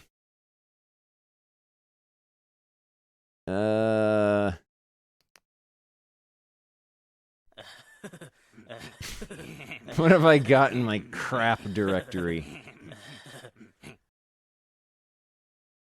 That's not it. That's not it. No! What have I got in my crap directory? What applications? No. That's not it. That's not it. Is this it?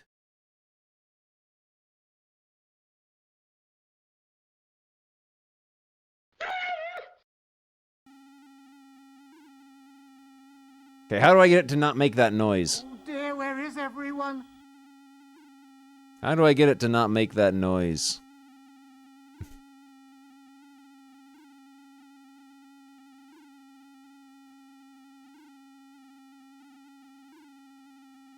Stream's not down, is it? It's still going for me. I fell over because George's arm wasn't long enough. Okay.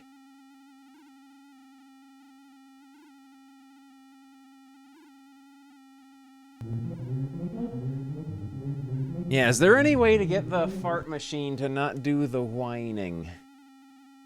I'm not whining!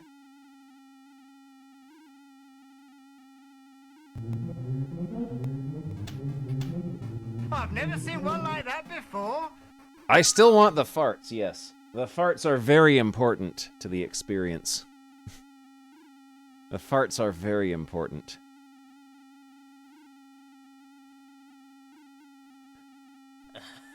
Also, my fartitizer is doing like a weird pee-pee stream. Like right on the exact same column every time. Let me window capture Well, that. better make some more because we're gonna need them. I'll make some big ones. Yeah, we got this big pee streak going down that one part there.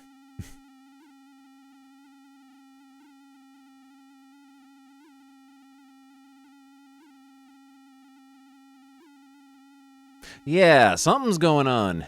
Something ain't right here. Something ain't right. After the stream's over, I'm gonna restart the modem and like everything. Everything imaginable will be restarted.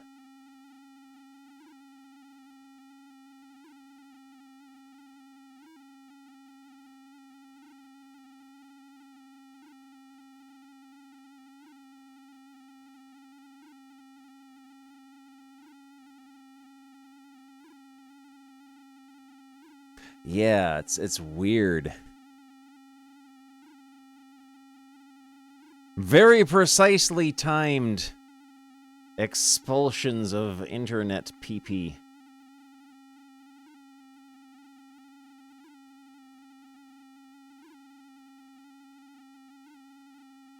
I'm watching the dropped frames in OBS too to see how they haven't moved in a while.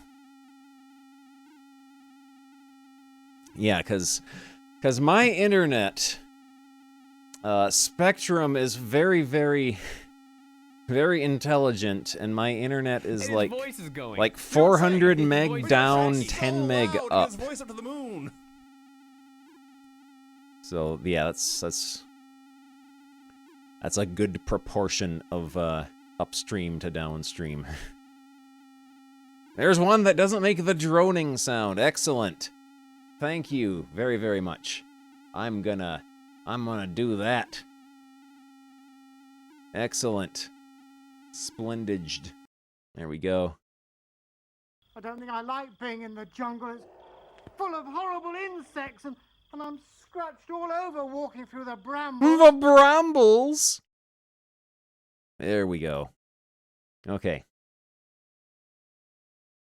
And then what I'll do is I'll shrink this down, and I'll put it behind here, so as we can see it. And then I'll put it behind the ectohusis and the ectowhatsus.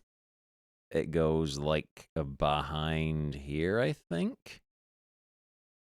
There we go. Oh, it looks like it's filling up with Nickelodeon slime. There we go. And then stretch it out like that. You gotta get it absolutely perfect. Because if you don't get your fartometer lined up precisely, then what even is the point? There we go.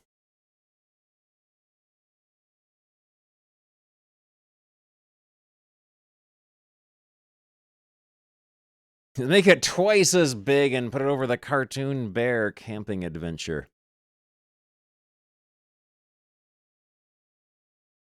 Oh, I hope the farts are just really, really monstrously loud.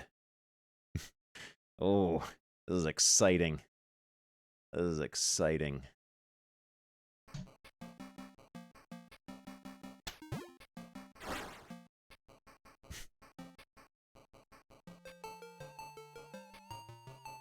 But yeah, my exceptionally sane and not totally unhinged internet offered by Spectrum is 400 meg down, 10 meg up. And looking in Task Manager, it's like every so often I get these upstream spikes up to like 17 megs, and then that's when I drop a bunch of frames. It's most annoying. Yeah, let's watch the blinking lights.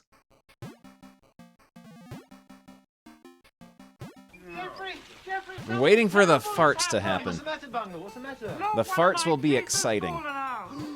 My teeth have fallen out.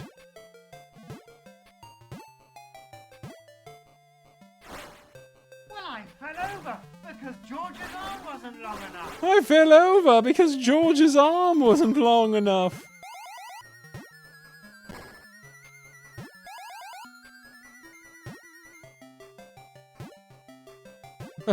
Bee!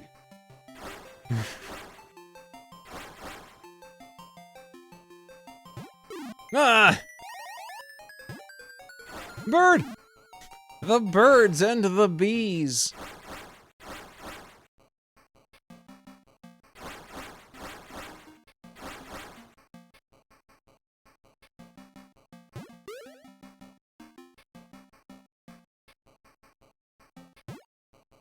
Yeah, I like the fartometer. Oh, there's the exit.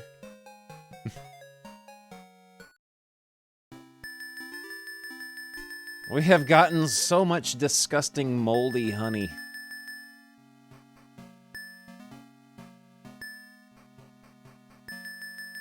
And we have killed many bees.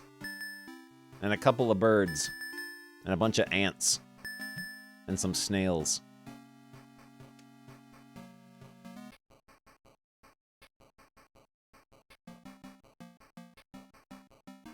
Ah, bee! Oh! What is that? Is that a monkey?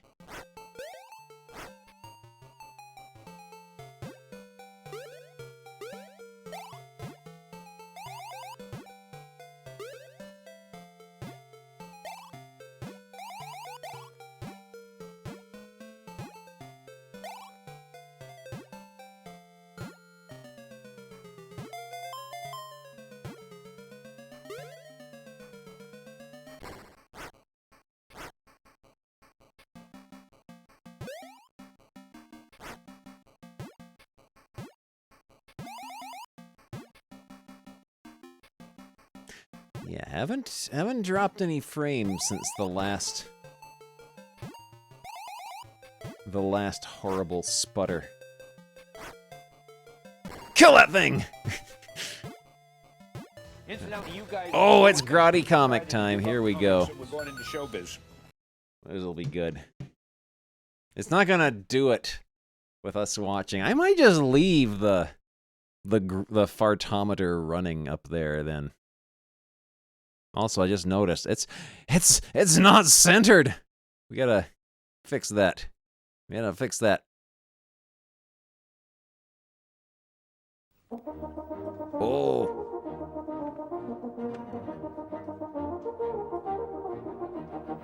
Okay.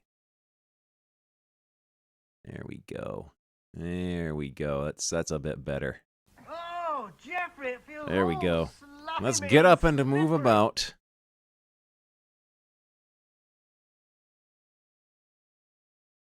Let me move this too.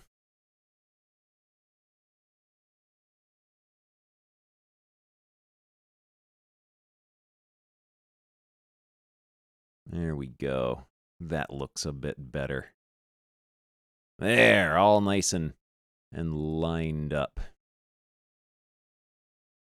There we go. Perfect. Oh, one more pixel. One more pixel. There we go. Perfect. Oh, no. It's a little bit off. A little bit off. We gotta fix that. We gotta fix that. Yeah.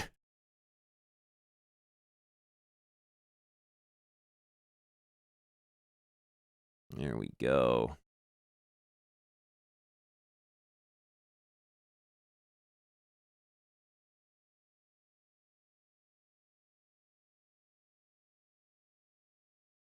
There we go. There, we got it now. We got it now. We'll get up and to move about.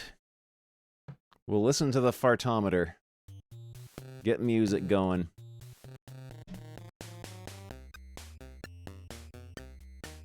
What is Love 11.2? Oh, that's that icon is the fartometer.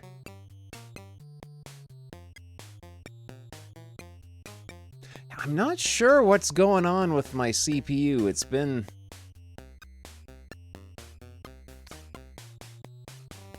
I wonder if, like, during one of the Windows updates, it, like set my computer to run in power saving mode or something. Yeah, I wonder if it might have done that. Let me do something here. Power. There we go. Advanced power settings.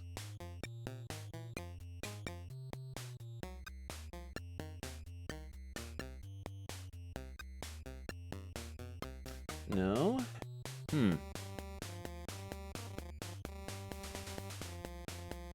I don't know.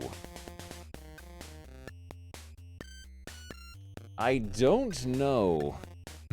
Anyway, I'm gonna get up and move around.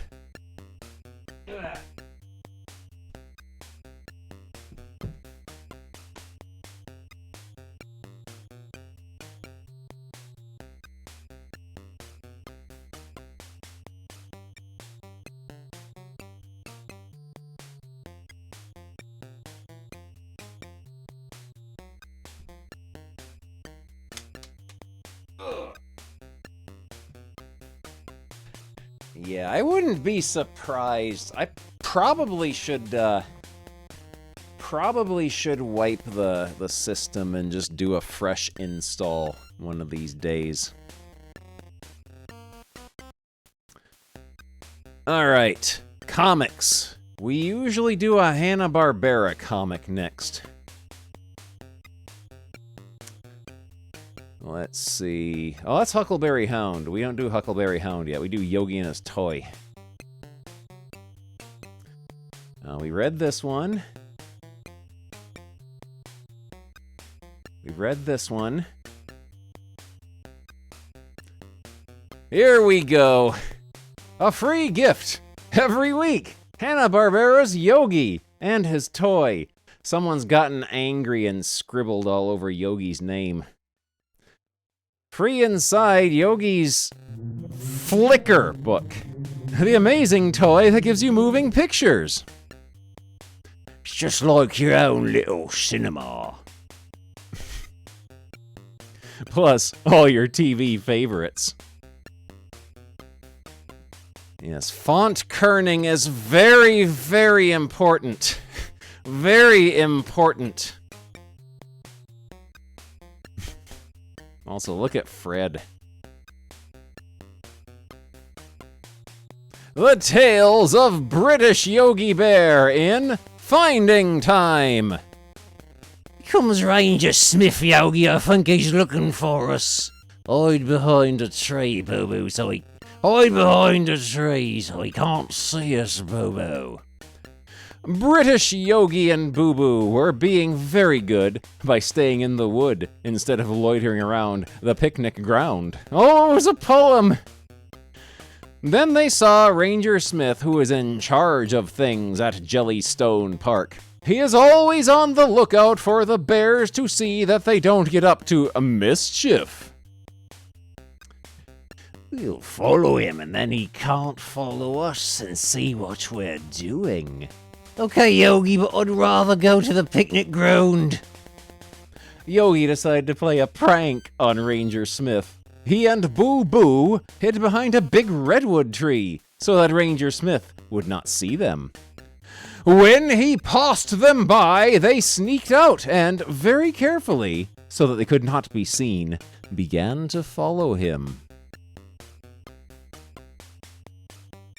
We've got him worried, Boo Boo.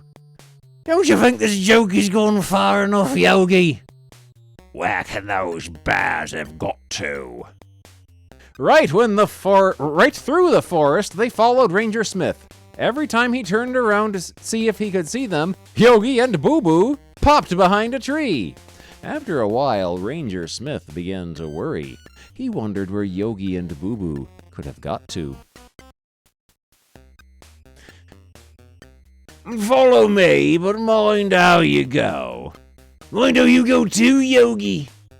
When they came to a stream they had to cross by stepping over stepping stones, Boo Boo thought the joke had gone far enough. But Yogi was enjoying the prank. As soon as Ranger Smith disappeared into the wood on the other side, Yogi stepped on the stones to cross.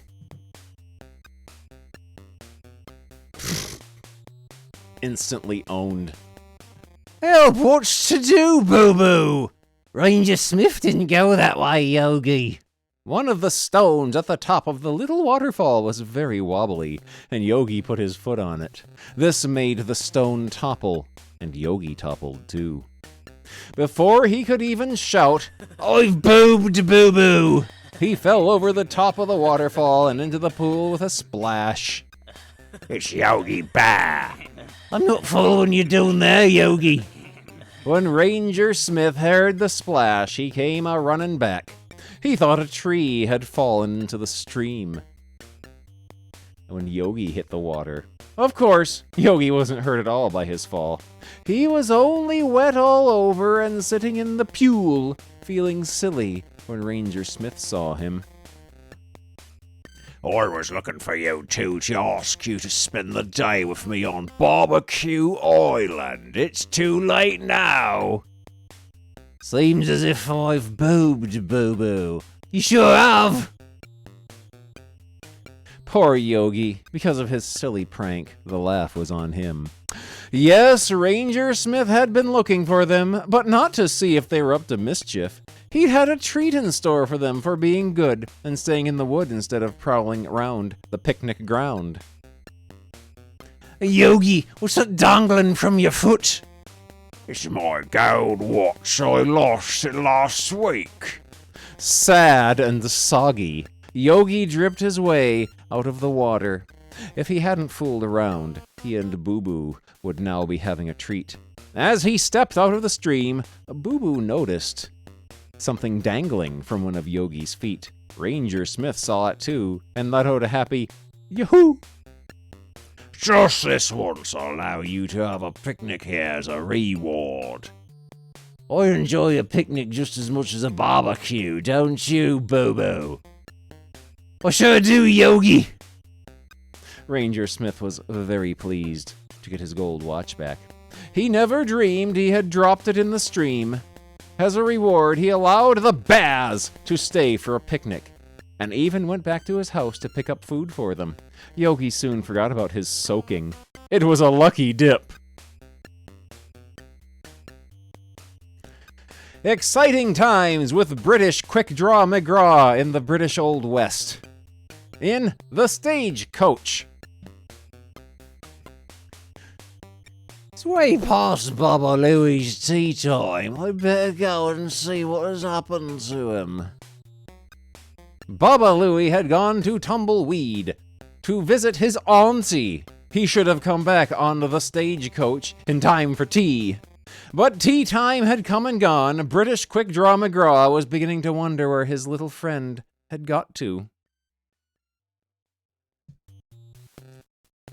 Tumbleweed Stagecoach hasn't showed up either. I'll hop into me old car and see what has happened. The man over at the Stagecoach office was worried too, because the Stagecoach was late in arriving. They must have got held up, he said. Quick Draw thought he had better go look. It was almost Baba Louie's bedtime. Baba Louie! British Quick Draw McGraw makes British Baba Louie go to bed while it is still sunlight out. No, what's wrong? It was going all right when I left town. Quick Draw drove his old car along the Tumbleweed Trail that goes across the desert. There is no sign of the coach or the town. The old car slowed down, then stopped altogether. What can be wrong? Quick Draw wondered. Shucks, I've run out of petrol and there isn't a garage in sight. Quick Draw lifted the bonnet and was happy to see the engine was still there. He couldn't find anything broken, but when he looked in the petrol tank, he saw it was empty. But he didn't give up in despair. Not British Quick Draw. Howdy, folks. I've been here earlier, but I forgot to fill up with petrol. What did Quick Draw do? He pushed the old car, hoping to find the Stagecoach ahead. He would have pushed on all through the night, but after pushing along for a mile or two, the Stagecoach came in sight. Though Quick Draw was pleased to find the Stagecoach, he wasn't at all happy at what he saw. The coach had fallen over on its side, and it seemed the passengers had no hope of getting home that night. They were all very glad to see Quick Draw. Copyright 1972, Hanna-Barbera Productions Incorporated, printed in Belgium. Yeah, there are regular horses here, and then there's Quick Draw, who they have established as a kimono friend. Looks like you're stuck out here for the night too. Oh no, I won't be, and neither will you. I've got an idea. The wheels of the Stagecoach had broken. The driver decided there was nothing they could do but stay here and fix it the next day. And without petrol for his car, it seemed that Quick Draw was in the same plight. But Quick Draw had other ideas. As soon as I've unloaded the passengers, I'll come back and tell you when to. Quick Draw told the driver to hitch the Stagecoach horses to his car. The horses could pull his car and the passengers back to town. Then he would get a new wheel for the coach and tow it to town. Yahoo! Here comes a tumbleweed stagecoach. 3 cheers for Quick Draw McGraw. Thanks to Quick Draw's quick thinking, the tumbleweed stage got through after all. The passengers were able to spend the night in comfortable beds instead of out in the desert. Would you like to sleep out all night in the desert? Perhaps it would be an adventure. Where would we be without you, Quick Draw? Out in the middle of the desert, I guess, Baba Louie. Good night. Quick Draw McGraw has a skullet. He has a skullet. After the excitement, Baba Louie was ready for bed. So was Quick Draw. After he had towed the stagecoach back to town, he too went to bed as soon as he'd eaten his supper. Wanted, Ned Beckett, $1,000 reward. These are British dollars, because this is the British Wild West. Find the mice. Quick Draw heard a scream coming from his office. He's going to shoot her, thinking that she is some sort of criminal. He rushed in to find Mrs. Cartwheel on a chair, scared by mice. Can you see how many mice there are? He's got an enormous box full of bullets.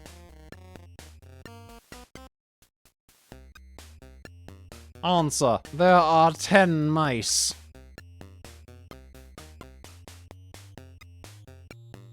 Adventures of British Magilla Gorilla. Will you ever get rid of them? I need some more fish for our stock, Magilla. Leave it to me, Mr. Peebles. I'll soon catch some fish for the pet shop. Goodness, it's starting to rain. Cool, lucky me, there's an umbrella blown away from somebody. The wind has blown the brolly into the river. Never mind, I can get it back with me fishing line. Who's he talking to? Who is British Magilla Gorilla talking to? Gosh! It's an ill wind that blows nobody any fish. Wait till I show me catch to Mr. Peebles. Can't wait to see Mr. Peebles' face. Mr. Peebles! So there you are, and with me umbrella. Give it here. His hat either looks like little bony butt cheeks or a ball sack.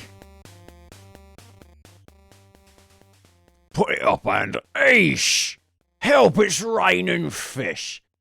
Mr. Peebles doesn't want them. I'll have them fried for tea. There we go. Learn with Yogi all about moving pictures. Here's Yogi Bear copy and pasting an article from 1970s British Wikipedia. To see pictures move with this. One stood in front of a mirror looking through one of the slots with the disc spinning. With this old method, viewers spun the drum and looked at the slots. As the picture rolled by, they appeared to move. You all know what this is. It's a piece of film. It is projected onto screens at 90 feet per second. Moving pictures. He's watching the dirty films on the Nickelodeon. These machines are like your Flickr book, except that the pictures are flicked by turning a handle. The pictures of a horse show, just one stride. Oh, the pictures of a horse show just one stride. In olden days, many cameras were used in a line, taking pictures one after another. Then the pictures were put together and flicked. Yeah, I like the segments in the original first season Rainbow original Bungle where they're watching a video and they don't like teach anything about the video. They just mention what is happening or what they are currently looking at. Like, oh, David, those are some apples, aren't they? Yes, they are, Bungle. And there's a banana. Oh, that's a tomato, isn't it? Yes. The toy that Yogi gives to you this week is great fun. Hold the bottom of the Flickr book in one hand, then the top of the book betwixt your thumb and first finger. Bend the book back and ease your thumb up so that the pages of the Flickr book shoot forward quickly, one after the other. This will make the pictures in the book appear to be moving, just like the cartoon pictures on television or in the cinema. If you are good at drawing, you can make your own moving pictures. Get some small pieces of paper. We got small pieces of paper to add to thin card and strong card. All the same shape and size, and draw a person standing still.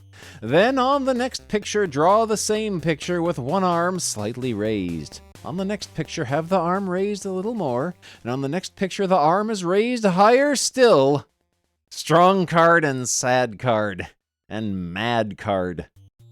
The brothers card.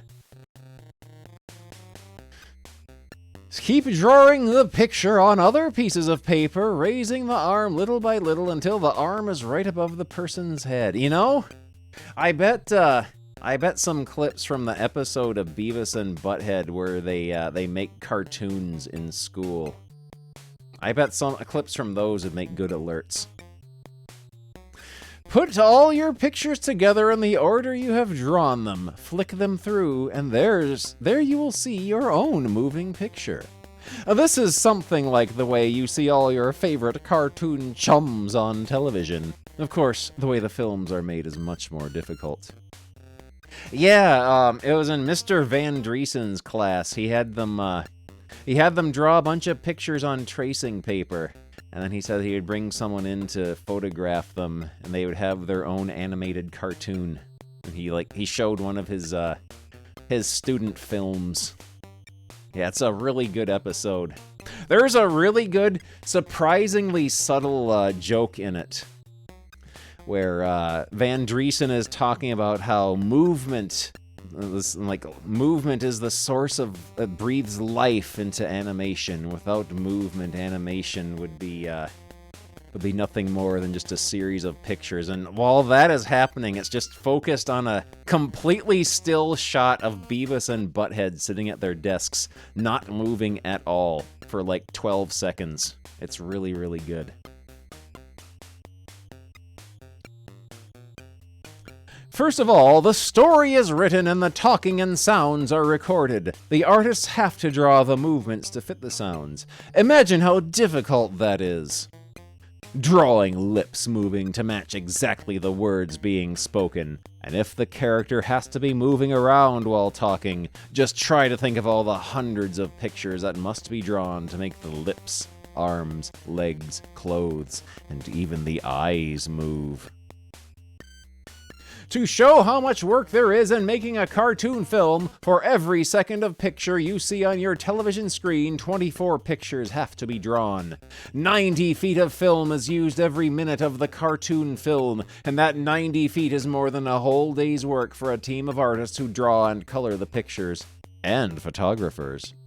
Photographers? Yes! Because these drawings have to finish up on film. Every drawing is photographed, and it takes an hour to photograph about 8 feet of film. So you see, in one day, less than 1 minute of cartoon film can be made. That's how you get Teeth and Tongue Pig. Cartoon films are so wonderful these days that sometimes you forget that your favorites are only drawings. They seem real. It was different 141 years ago when the very first moving drawing was made. A very strange-looking machine was made by a Frenchman. His drawings were put on a spinning disc, and the viewer looked through slits to see them spin by. Yeah, this is Hanna-Barbera. They animated on the 12s at best. A lot of times they did like 8s. As with all inventions, improvements were made, and a complicated machine with mirrors and lanterns called a praxinoscope was developed. This machine was put in a Paris theater 80 years ago, and the show was very successful. Yeah, they also didn't drawer every frame. Hanna-Barbera was the masters of recycling footage. Yeah, measure game performance in feet per second. Oh man, I bet there'd be some good alert fodder in Rocco's Modern Life. That was a good show. That was a good show. I do remember when they had to change the name of Choky Chicken because one of the Nickelodeon execs finally found out what it was a reference to. I remember they had to change it to Chewy Chicken, which somehow sounds even more disgusting than Choky Chicken. As the years passed, so more and more improvements were made, and many people started producing cartoon films. The characters, like Yogi, the Flintstones, Huck, and Boss Cat, became very famous.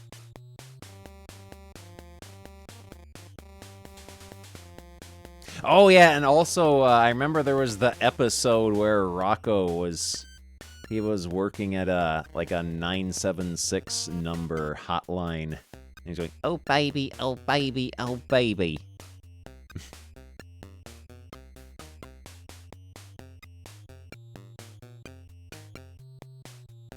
As you now know, cartoon films need a great deal of work and patience before they are ready to be shown.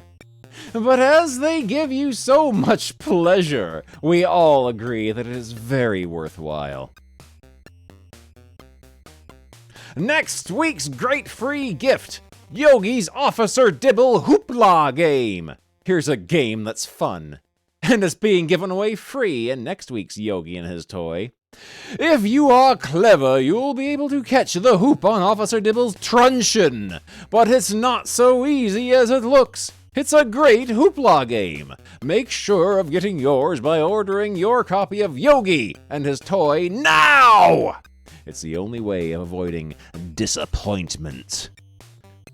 Hey gang, look, it's Dibble. His truncheon. Avoid disappointment. Early type of hand-cranked movie camera. Early movies were made by the cameraman turning the handle by hand. The film these cameras took are often shown on television today. Now movie cameras are operated by clockwork, batteries, and electricity. It's operated by clockwork. Steampunk cameras. Now everyone can easily use a movie camera, and thousands of people have their own to make home movies. Even young children and lesser babies take pictures with the family's movie camera. The latest development in widescreen cinema. Often, when you go to your cinema, you see on the screen pictures so large, you may wonder what kind of camera it was that could take such a picture. This, of course, is the Cinerama screen. In fact, no one camera did take the picture. 3 cameras are used so perfectly that all the pictures join together to make one big picture. When the film is shown, 3 projectors are needed to show the set of 3 pictures on the wide screen. Lesser and greater babies. Greater babies are bigger and stronger than lesser babies. Boss Cat in Dibble's Double. Look out, BC, here comes Officer Dibble on the double. That means trouble for us cats. Did you see that, BC? He just ran by without giving us the eye. Something must be bothering him. I'm going to find out what it is. What's to do, Dibble? You passed us by without an angry word. Oh, what's going on with Boss Cat's legs? What is this? Oh!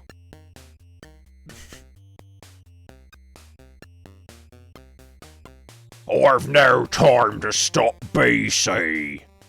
Patrolman Clancy is off duty today, and I've got his beat as well as me own. What a way to run a police force. Do me a favour, BC. Keep from under my feet while I'm on this double beat. Anything you say, Dibble, just promise not to hound us cats for the rest of the week. Okay, BC, it's a deal. They're very good at drawing hands and fingers and legs. See you later, Dibble. Don't run into any trouble. Later! What's the big idea, BC, making us go rowing on the lake?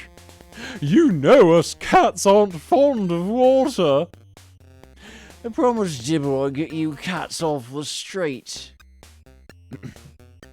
Here he comes now, BC. I've got them off the street by taking them on the lake, Dibble. Thanks, Boss Cat. I fall in with that idea. Duh! How did that happen? Someone's talking here. It's just a disembodied word balloon down here that leads to no one. This must be like in Biffo the Bear when there's a word bubble and it has words saying reader's voice with an arrow pointing to it. You didn't undo the rope, you dope! That's us talking. That's us talking. Now we're in trouble. Yeah, treble trouble. Here comes the captain and the sergeant. You look washed out, Officer Dibble. You'd better take the rest of the week off. Hey, Patrolman Clancy, patrol your beat. Move Dibble out of the way for a week, us cats won't be chased off our feet. That's what you think. Oh, he turned evil. He turned evil. He looks very different compared to up here. Oh, I guess that's a different guy. That's a different guy. They just tweaked this guy's character design and... yeah, he's evil. I'm Patrolman Clancy. It's your fault. I've got to double for Dibble. Just let me get my hands on you. Here we go again, folks. See you next week. It's not right. It's not fair. In fact, there are 5 things that are not right in this picture. Can you see what they are? We'll leave this up here whilst I get up to move around a bit. They've got more than me. It's not fair.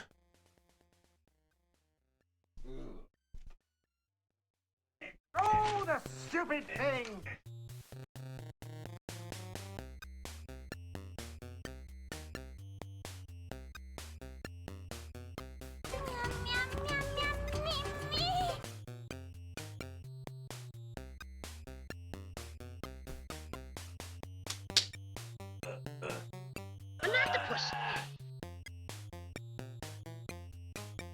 There we go.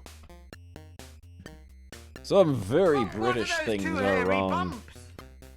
Answers. 2 garden gates are numbered 13. The bicycle handlebars are the wrong way round. The dog's collar is at the wrong end of the lead. The car is on the wrong side of the road. And on the pillar box, the slot for letters should go across, not upright.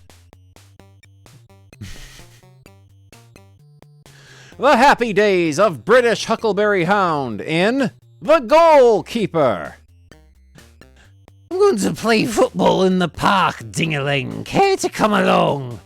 I don't mind if I do, Huck. Do you like football? Huckleberry Hound does, and he likes playing it too. Anyway, Huck took his football over to the park to play one day.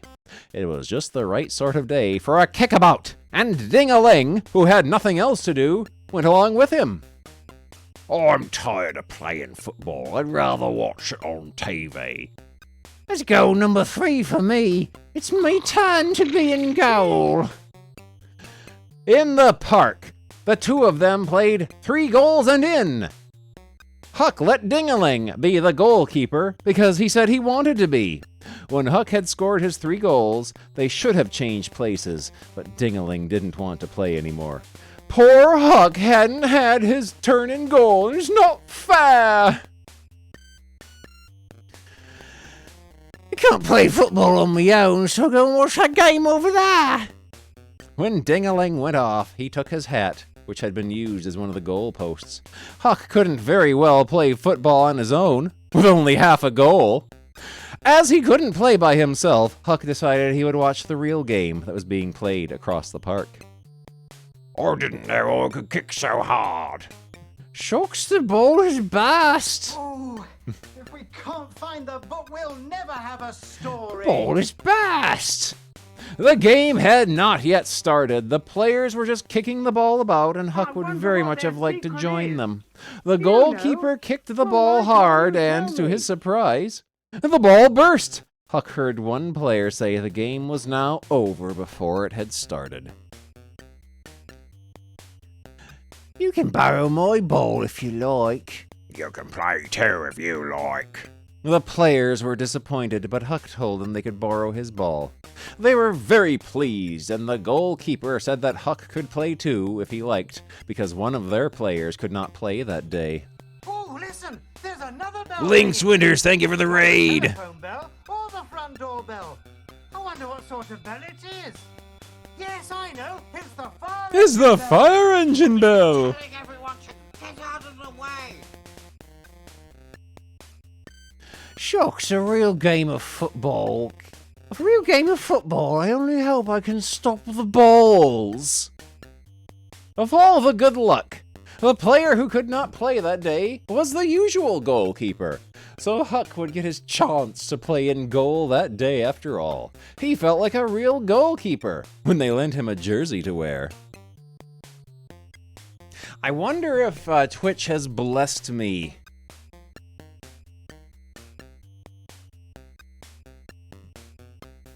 Yes, it has. Let's see how this works. There we go. We got access to the shout-out command. How exciting is that? There we go. Yes, sir. It actually worked. Twitch did a new feature and it worked. It worked, and as far as I can tell, does not make them any money. How bizarre. Huck did his best, as he always does, and stopped more balls than he let in. They're laughing at me. Yeah, they're gonna... They take 45% of the shutout. He let in only 3, which was very good, because the goalkeeper on the other side let in 5. But it is only fair to say that the other goalkeeper had more balls kicked at him that day.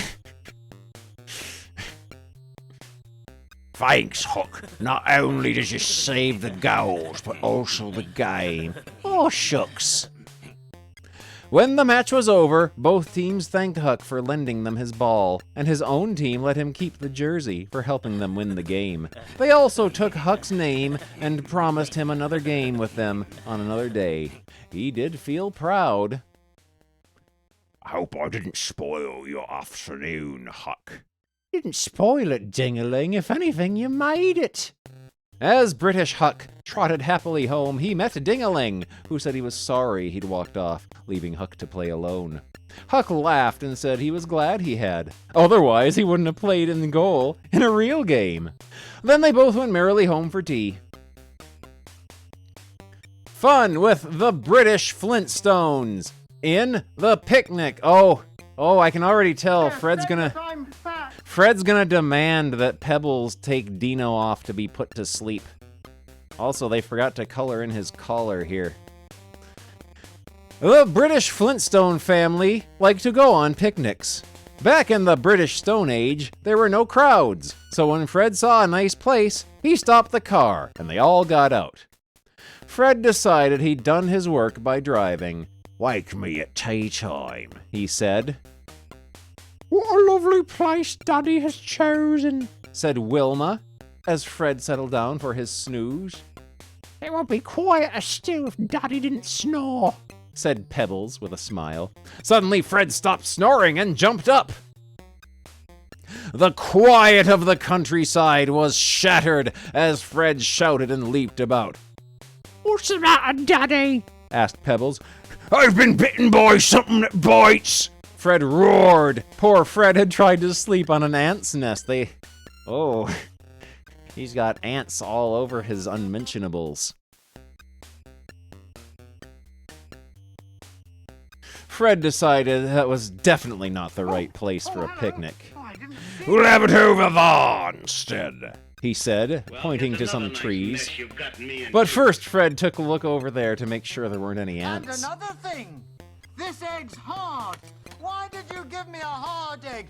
You can't dip your soldiers into a hard egg. It was nice by the trees. Not an ant to be seen, but there were some midges dancing in the air. When they saw Fred, they decided to dance around him. This annoyed Fred. He wanted to move on. "Let's stay here," said Pebbles. "I have an idea." What a clever idea Pebbles had. She got her pet dinosaur, Dino, to wave the midges and gnats away with his scaly tail. "You're a clever girl," said Fred, very pleased. All went well until a brontosaurus, which is another kind of dinosaur, saw Dino waving his tail. He thought Dino was being friendly and was waving to him to come over and play. He flapped his flappers and came bounding over. He was a baby brontosaurus, and up he bounded. Then, before Fred could stop him, he'd scampered all over the picnic spread. So did Dino as he tried to chase him away. Round and round they ran, trampling on the food. Fred made a terrible fuss. If there's anything worse than having a ruined snooze, it's a spoilt picnic. "I'm sure Dino didn't mean to do any harm," said Pebbles.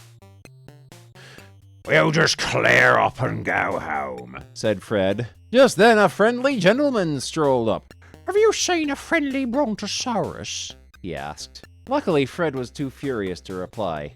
So Pebbles told the gentleman what had happened. "Oh dear," he said. "Did they make that mess?" Whoa, what are they doing? Oh, okay. They're like side by side. Okay. Okay.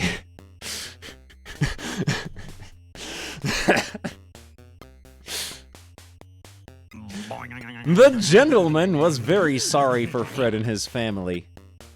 "As soon as we get our pets back, you must all come home."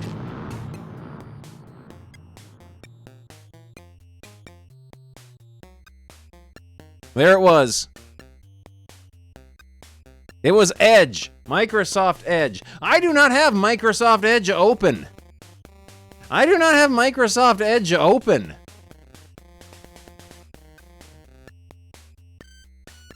How is it doing that from the dead? It wouldn't be the stream chat pop out from OBS, would it?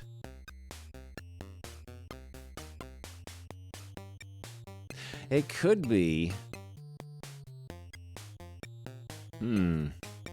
OBS uses Chrome, so yeah, that wouldn't be Edge.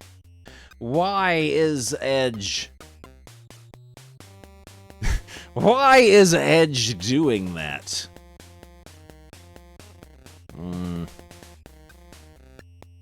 Time to miter it.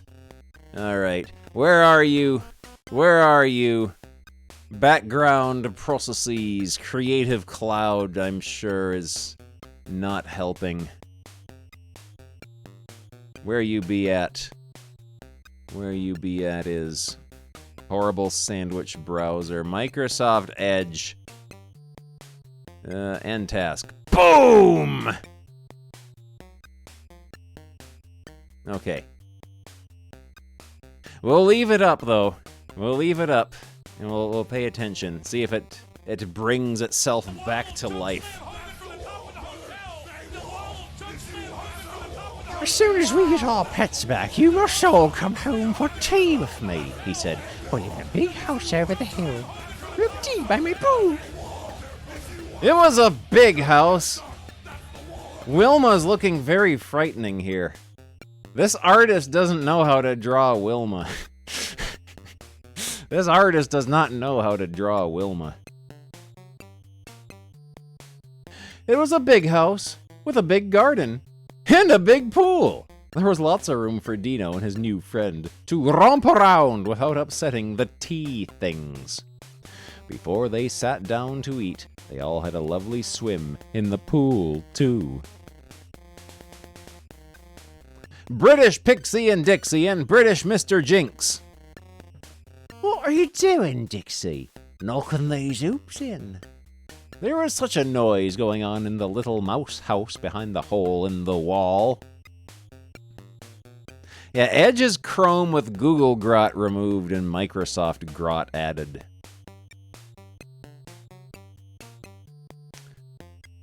Pixie dashed up to see what was happening. It was... I got a new clip I gotta add to the wall. Sound redeem. I found an episode of the Three Stooges where Shemp goes, "The wall!"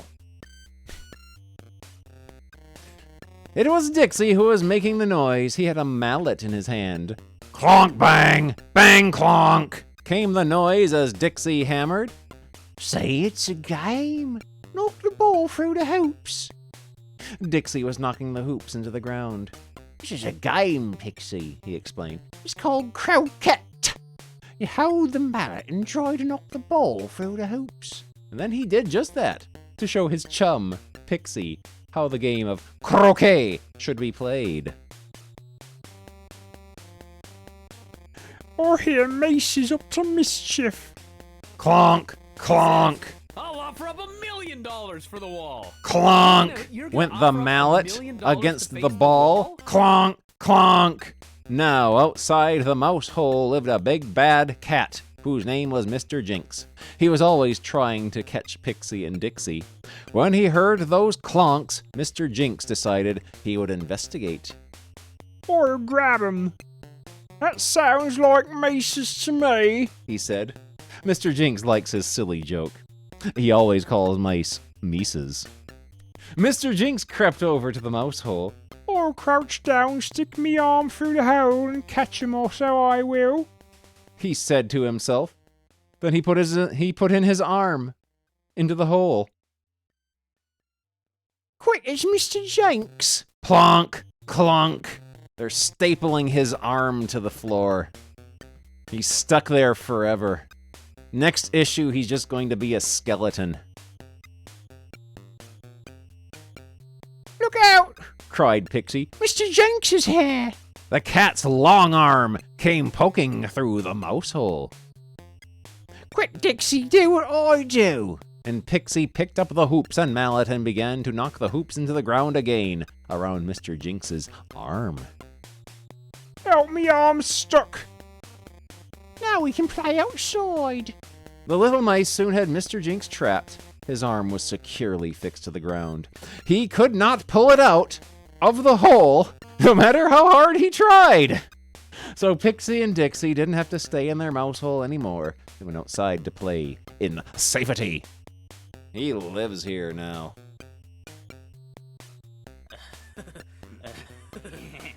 There we go. How exciting was that? Hi, I'm Barry Cuda. I'm Barry Cuda. Just call me Cuda. I've been all over the world. I've been in the Marines. I've been in professional sports. I was Mr. USA. I have been in wrestling overseas. And I have come to the IWA for one reason, and that's for the belt. And with you folks and you fans behind me, I can take Cuda's it. I can coming. do anything. I've got 2 words for the people standing in my way. Cuda's coming. Oh man, DJ 68K gifting out 5 submarinos. Thank you very, very much for that. Yeah, we got more drawings. We got more drawings. We're up to, I think, maybe 3 drawings. 3 drawings. If we get to 600, I will draw an entire, like, 20-page plus comic book featuring all of our favorite characters. And I will make it freely available. And I will stream the whole production process. I'm gonna go get another drink and use the lavatory. So, don't be naughty whilst I'm away. Ugh.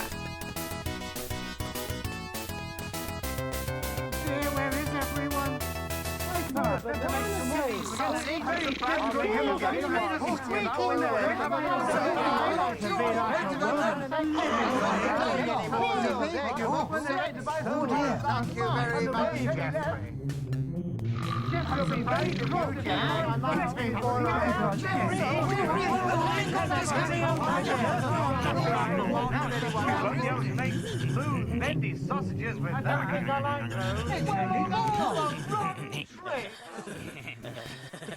It's got a hole in the bottom. Oh, and I can see all of you through it. I'm fed up with boiled eggs, and I don't want any soldiers. I've never felt anything like this before.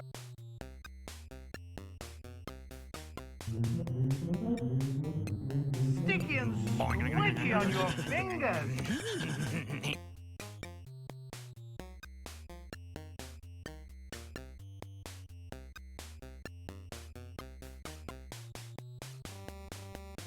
What was that? Oh, I love a big bunch of bananas. Oh, that was a silly thing to do. Kippers today. You can't have kippers today, Bungle.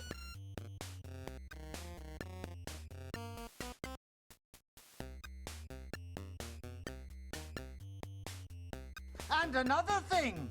This egg's hard. Well, here's Why another did nice you give mess me a you've got hard me egg? into. You can't dip your soldiers into a hard egg.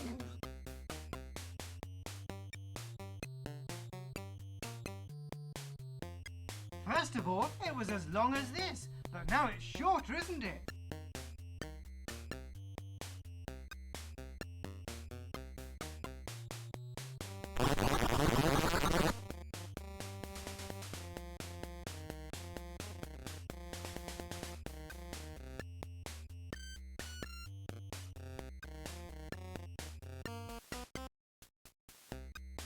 Huh?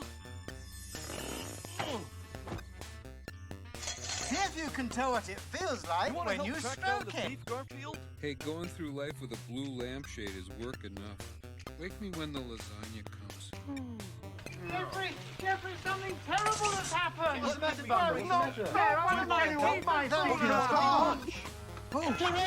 and that feels smooth My when luck I to be touch it. stuck on a dresser with a pushy alien.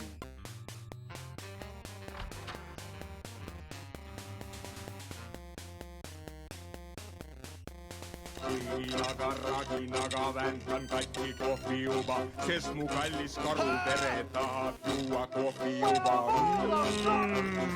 Hommikune koht teeb virgeks, käpad kärmeks, seljas hirgeks, naerumuige näole kisub. Annab õige hundiisu.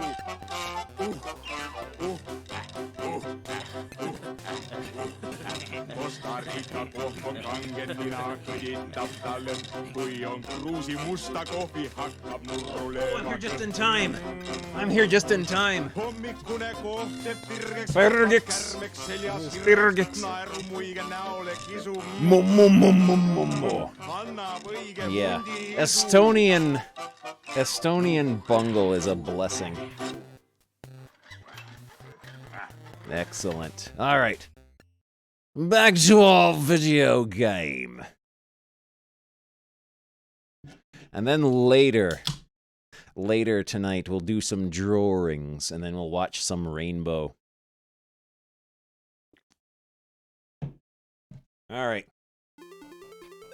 Back to this excitement. Oh, make sure you blow, Jeffrey. You don't want to get paint in your mouth. You don't want to get paint in your mouth.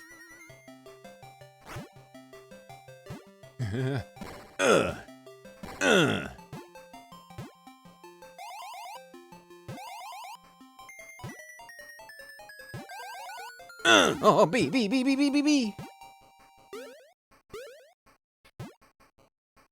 Rise and grind, Estonian bungle.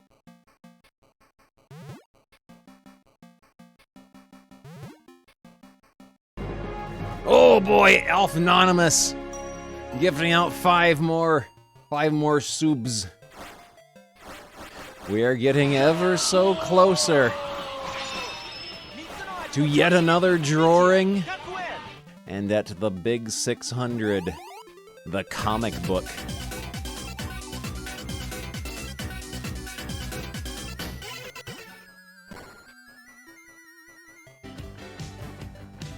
Oh man, I haven't drawn like a full-on comic in a long time.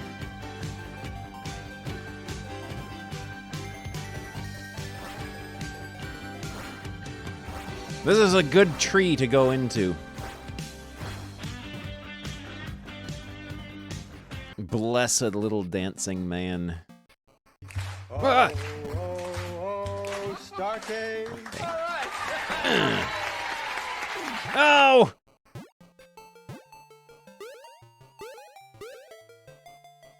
An extra man. Oh, the squirrel has bitten me.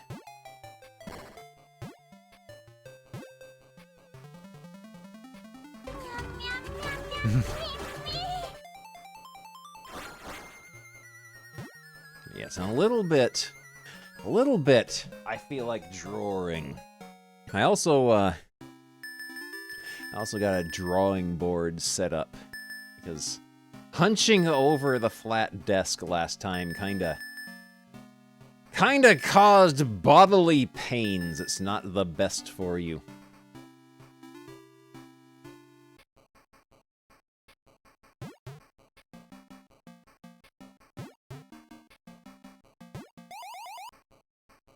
Go back to the drawing board. Watch me scare Fred out of his balls. Watch me scare Fred out of his balls. Hey there, ghoulie gamer.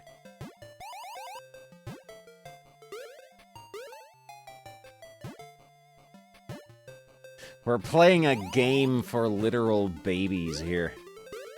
And it's surprisingly good.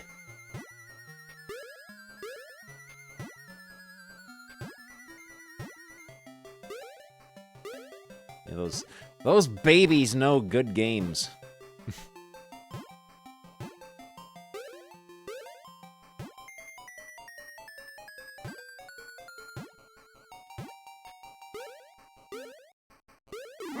Oh, slug!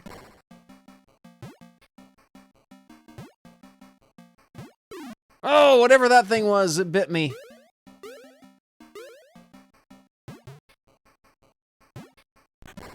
Oh, that slug is dead. Just smashed. Slug jibs everywhere. Oh, oh!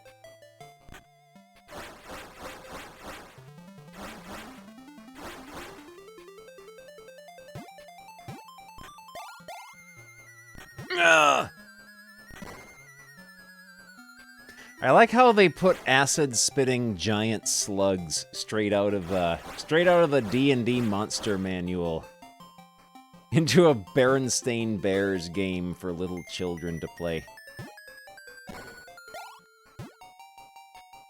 Yeah, if we reach the ultimate sub-goal, I'm gonna draw a comic book. A full-sized, like 20-plus page comic book. And I'll make it freely available for everyone to gain great joy from.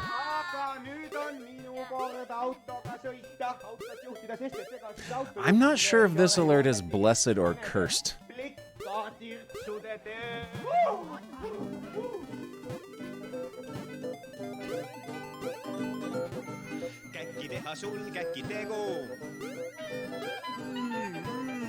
I know this song will pop into my head, like just randomly, at different times during the day.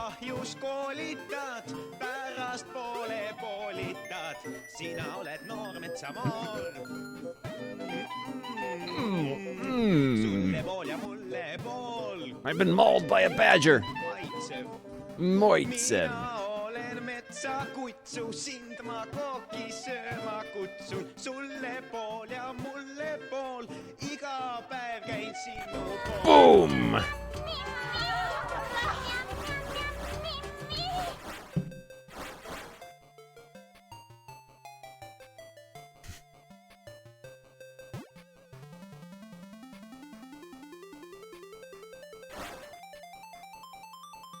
Estonian Zippy. I gotta get some Estonian bungle alerts from the episodes that have the rabbit in them. The rabbit is especially unpleasant to look at. Estonian Charlie.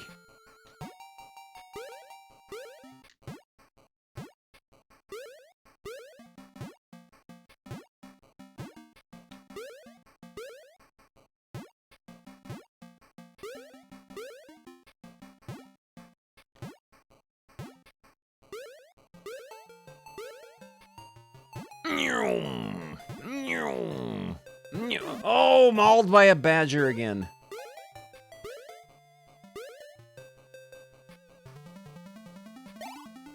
Oh.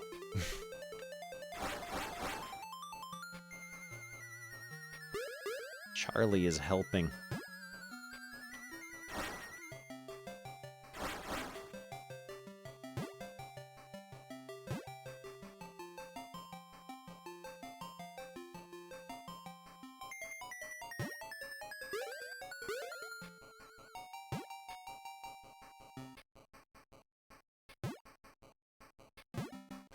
Vinny is downstairs right now. Vinny lives in the kitchen now because he knows that's where the food is.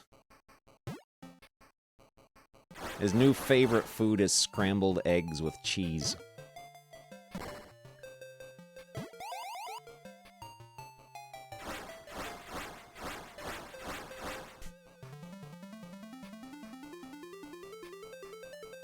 Where am I? I've never been here before. Yeah, I am a big fan of the humble scrambled egg with cheese and like peppers in it. That's very hard to go wrong with.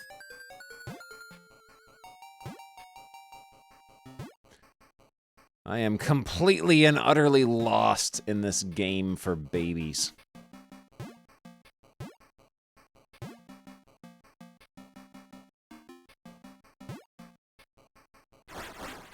And he likes Scregs. Oh yeah, when a JPEG has the checker background and it's not transparent.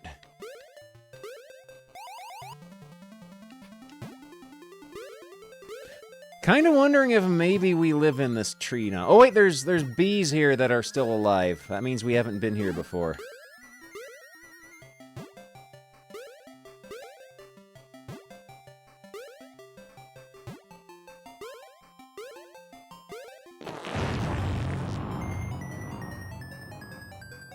Okay, who did that?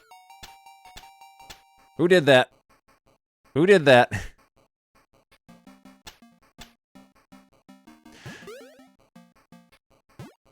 Edge hasn't, like, resurrected itself, has it?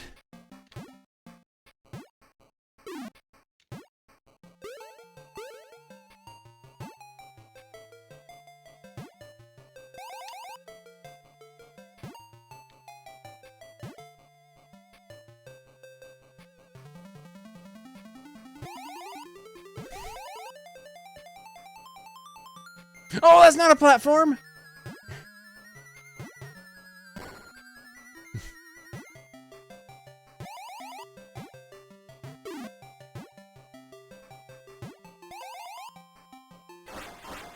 What could be doing this?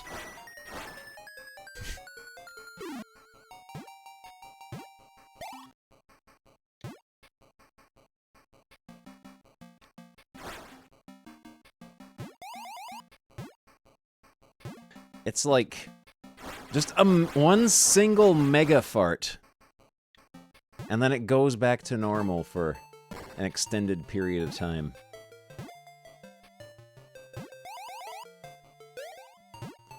Bonus stage!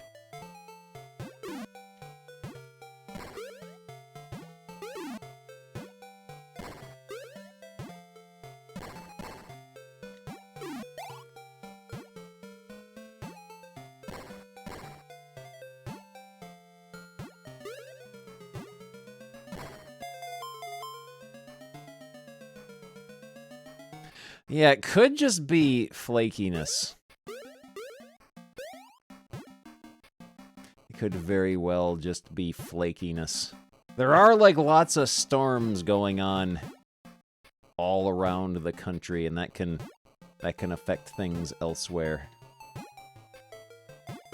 Blab!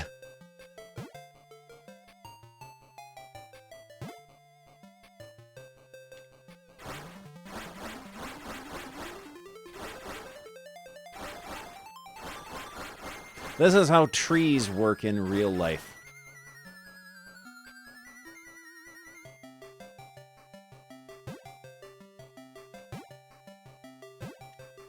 Oh!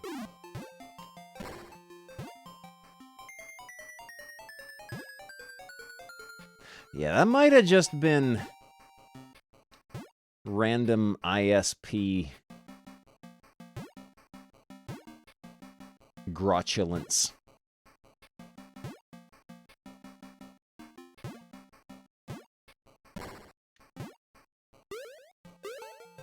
Yeah, okay. Yeah, it wasn't nearly as...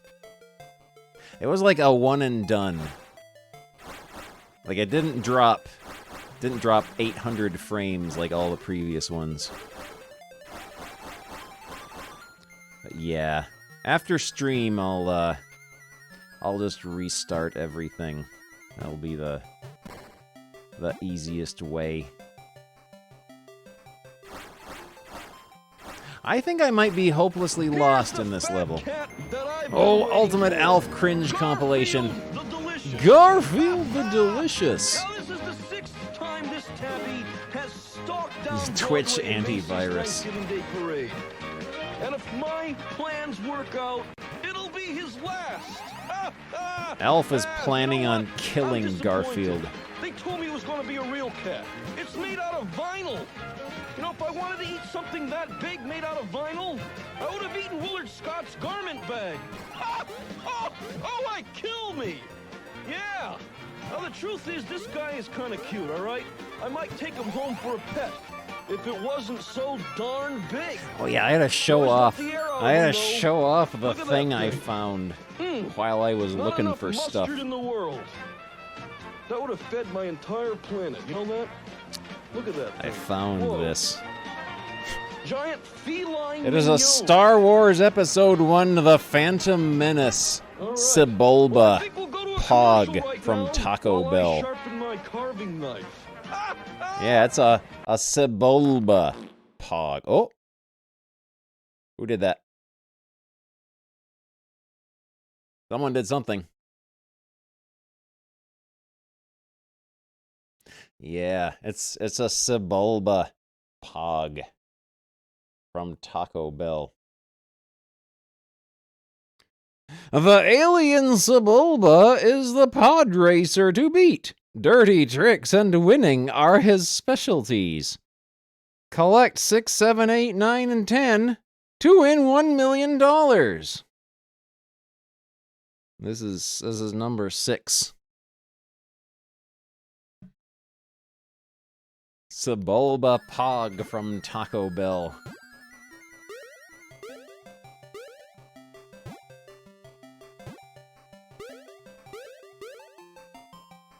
Oh, bees!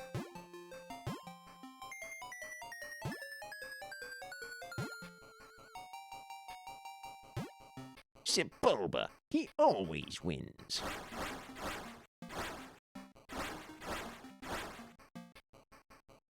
Yeah, what if you don't want any of the other characters? What if Sebulba is your Oshi?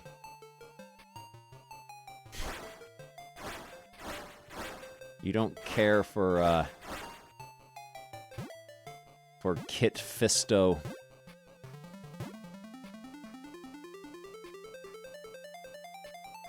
Okay, so it's just like random internet weirdness. Okay.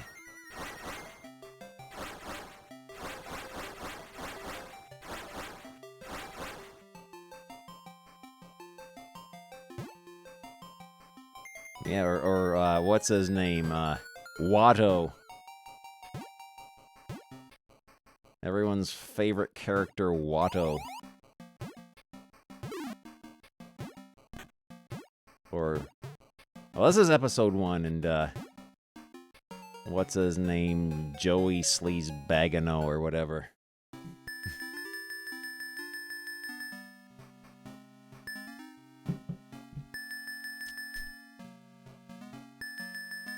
Who's the biggest Sebulba fan in the world? Yeah, Ellen Sleaze Bagano. And like they had to come up with a Star Wars type name for him in like one of the novelizations. This bird is pooping. This bird is pooping sharp, dangerous turds.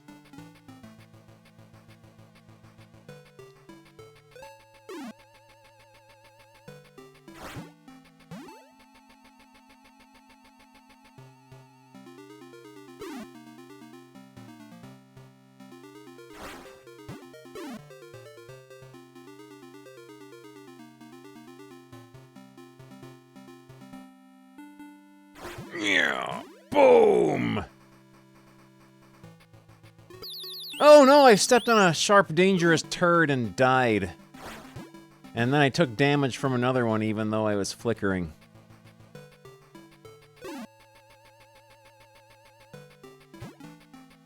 There we go. It's pooping barbed wire. See, I've done that board, and this board. Now I got the fishing board to do.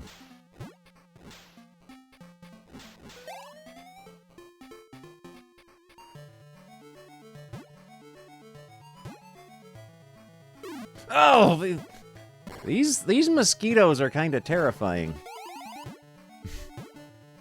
Is this a horror game? Get up and move about.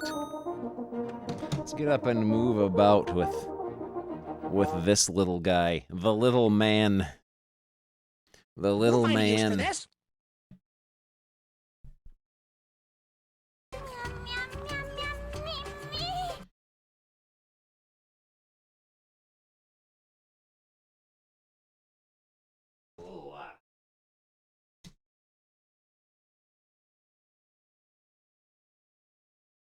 Carry the little man around.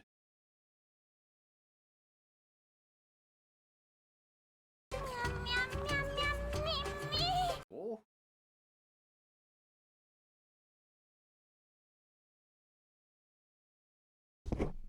There we go. Oh, he melted. Oh, he melted.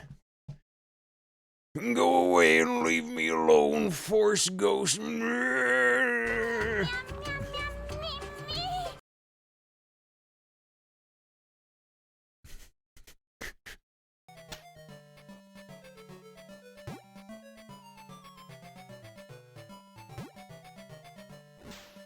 Okay, the water doesn't kill you.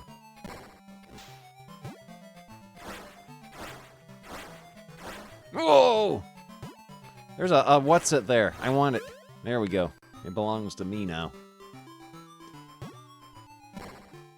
That little evil sentient tree stump kind of looked like Meatwad, except moldy.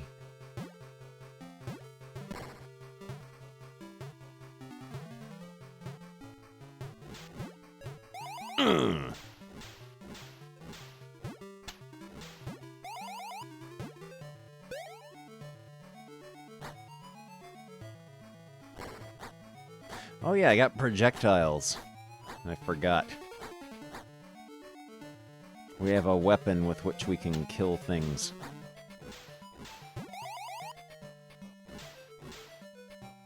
Ugh!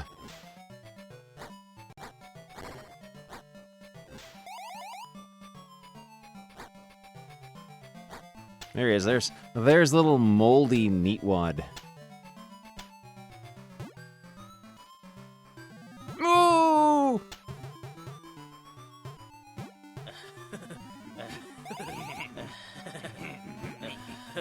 I have got the golden net.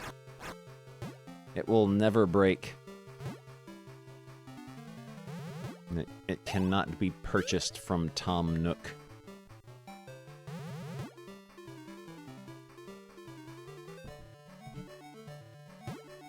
Charlie has taken flight.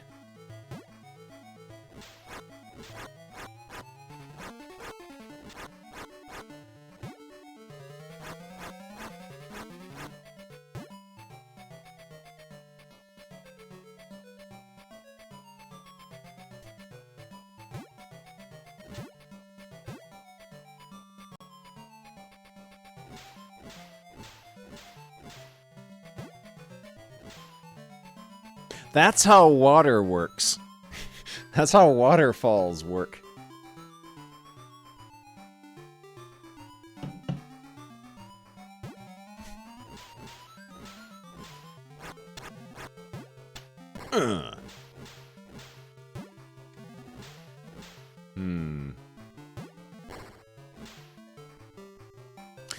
I don't know about this. This is beginning to stretch my willing disbelief. Oh.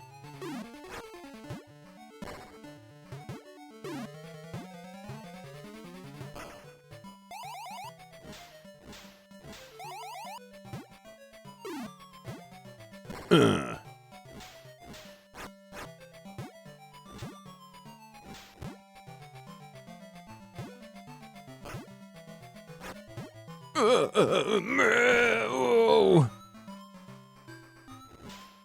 Oh no! Boing! Yeah, oh. This is pretty intense for a game for babies.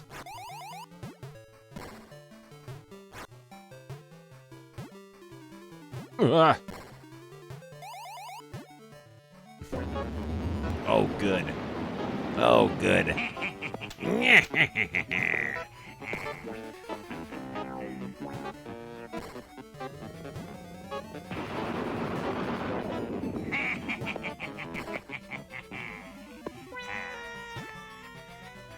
Good. Woohoo, Skeeter!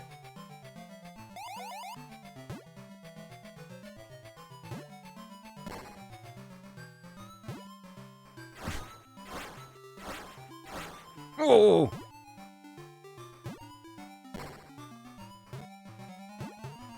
This is a good game. Good game for babies.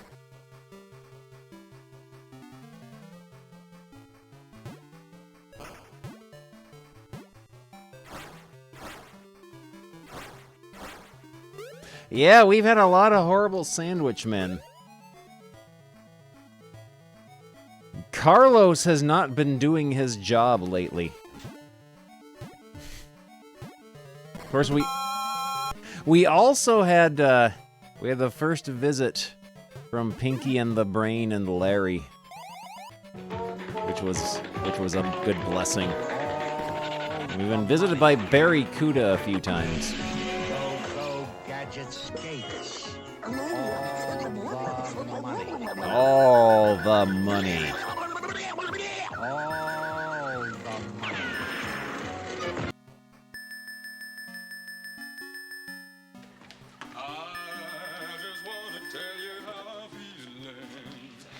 Carlos is on thin ice.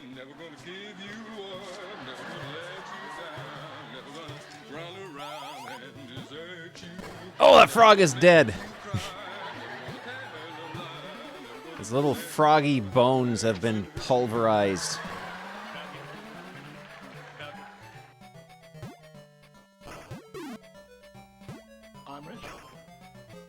Oh! I have drowninated.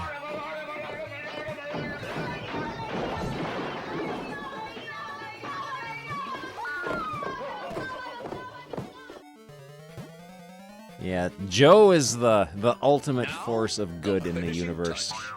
I've always wanted to do this. And I've always wanted to do this. It's hard to breathe in here. No air. It's hard to breathe in here. No air. Oh, killed by a frog.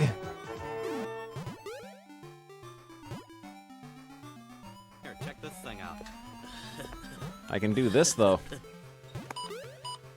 Warp speed, Mr. Sulu. But Captain, the Klingons are approaching.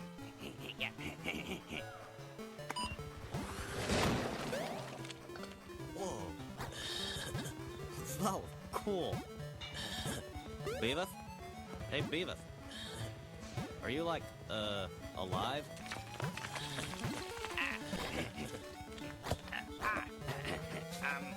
No. I don't know.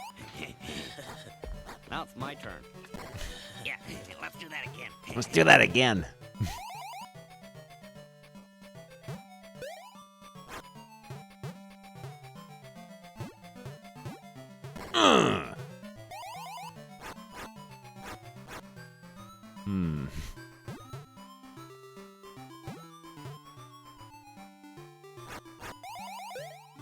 Oh, bonus stage.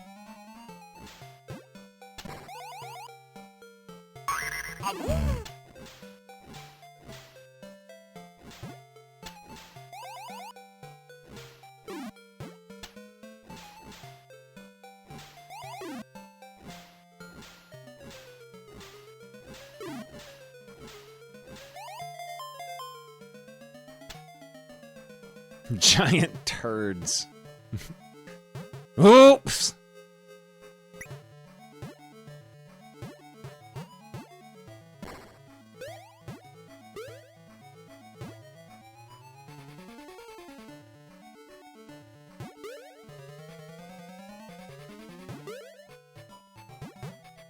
Ooh. Ow.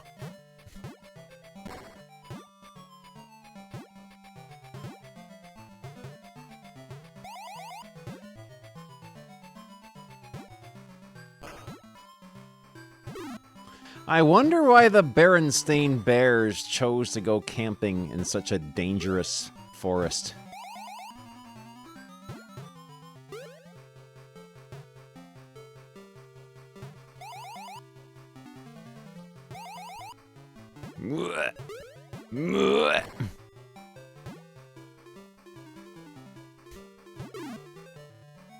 Oh! I want to see what's over this way.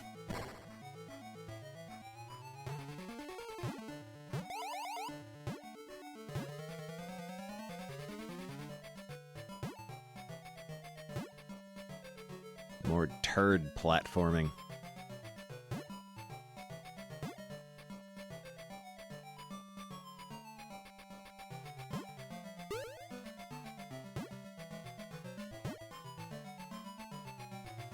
Ah!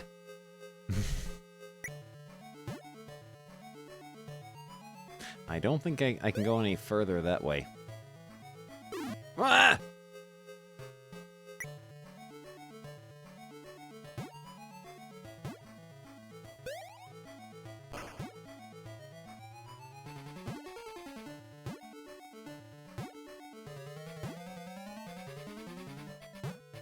Ah!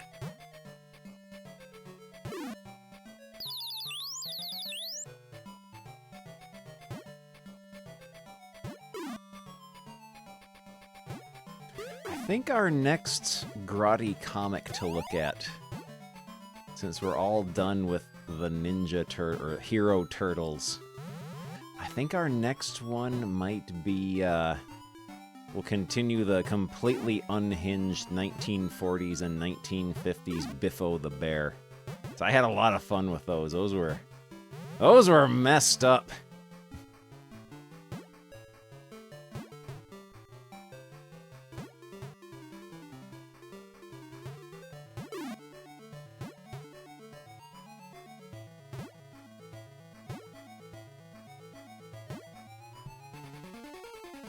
I win!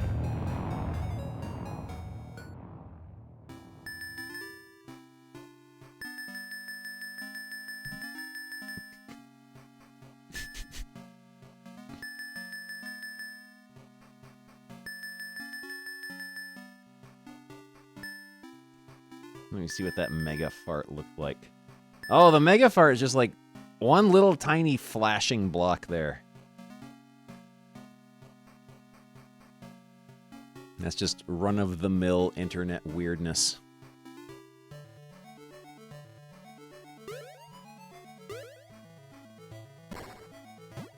Yeah, Biffo's a really good comic.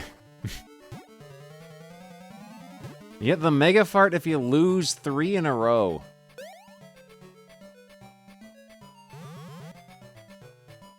Mega fart strats.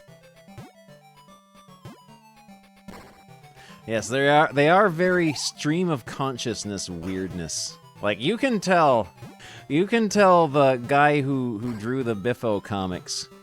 He didn't go into them with like any kind of plan. He just started in the top left corner of the page and kept going until the bottom right. And whatever happens, happens.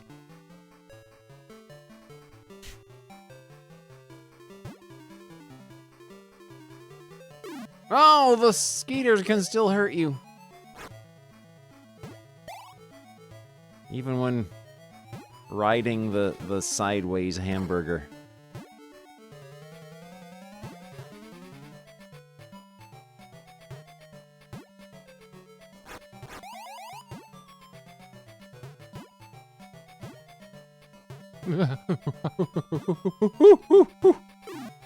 Oh, it still hit me anyway. Fuss and botheration.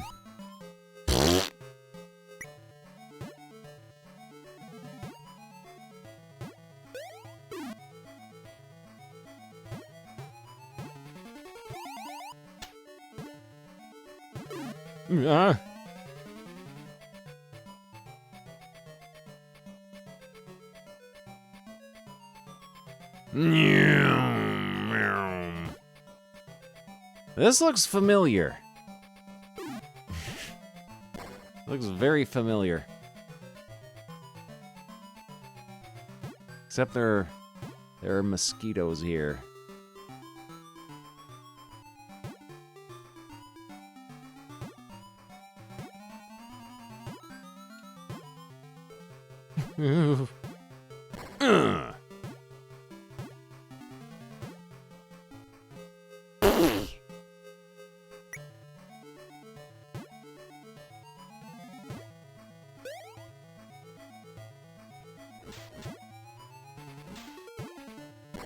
That turtle is dead.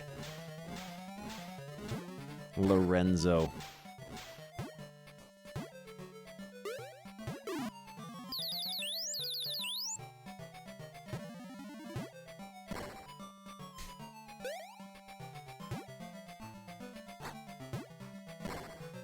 There's no Hulkamaniacs here.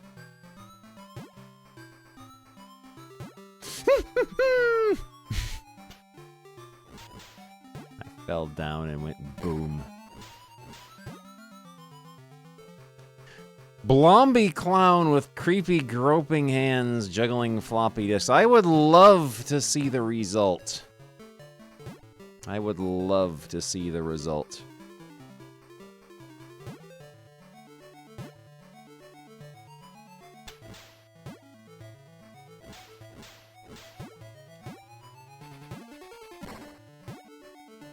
Oh, what we got here?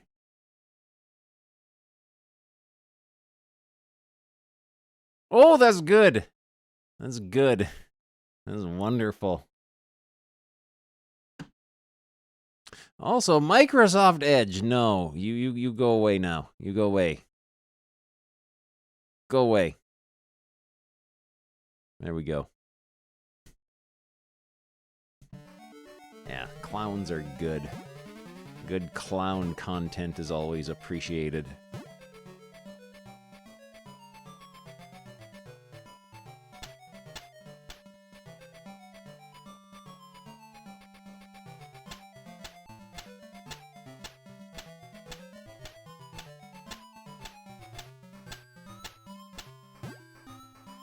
I can't make that jump. They put an impossible jump in a game for babies.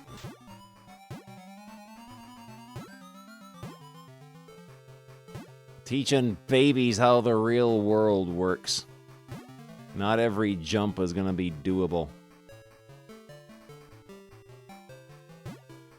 There we go.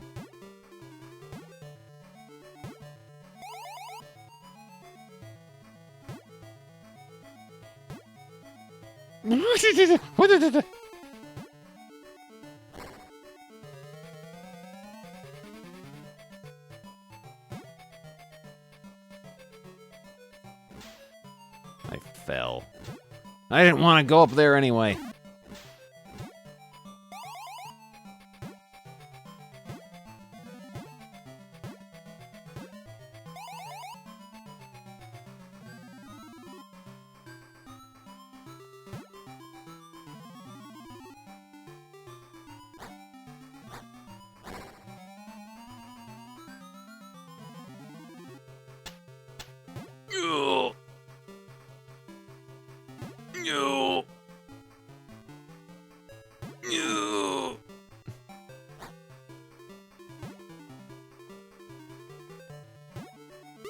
I made it.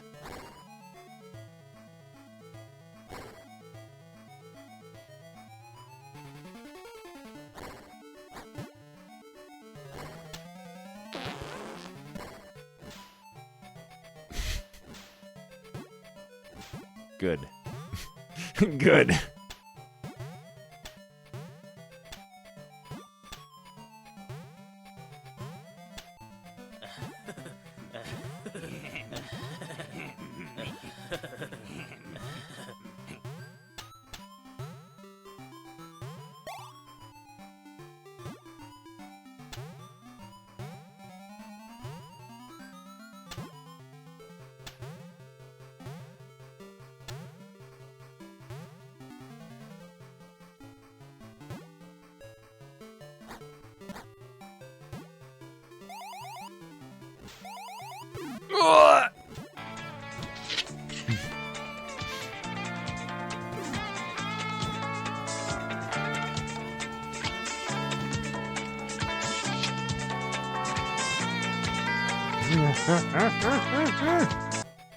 Good.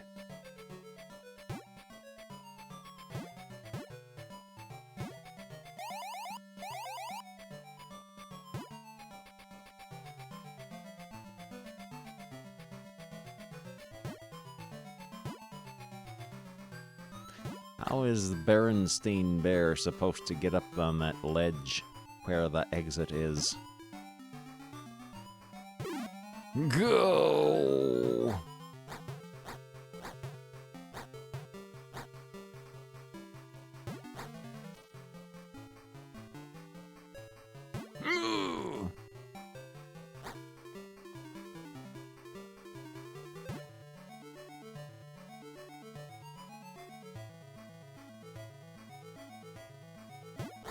All the best games for babies have pixel perfect jumps.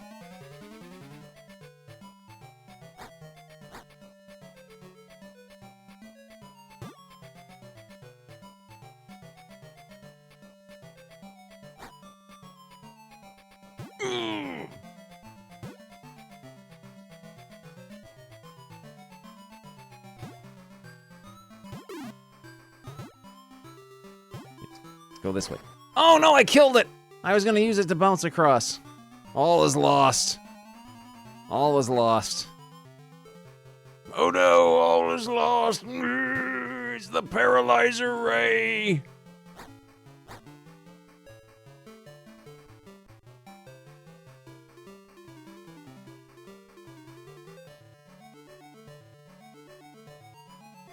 Don't suppose I can lure Meatwad over here. Oh no. Guess who, Billy Berenstain? Gimme. Yes. Give.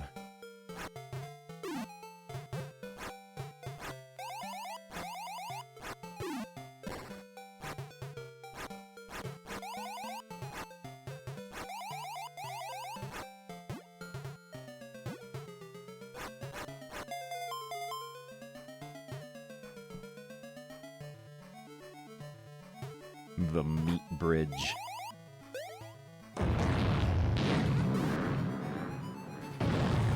Oh, whoa, what's going on?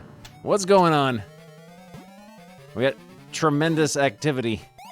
Paranormal activity going on.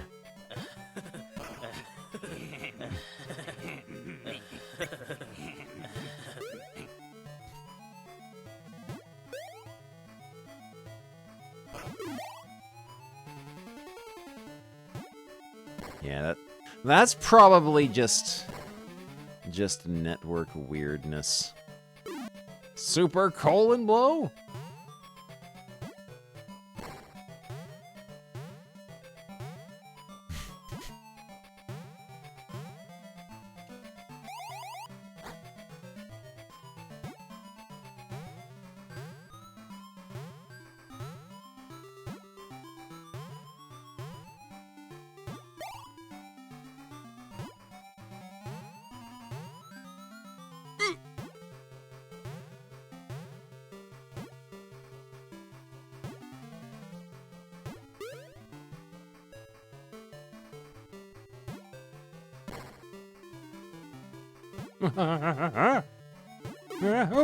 Oh! Success!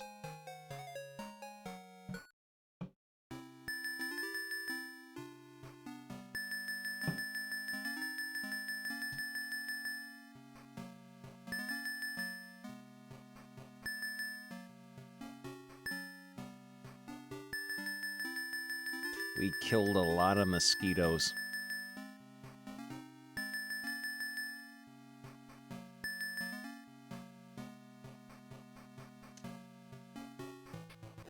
No, boss!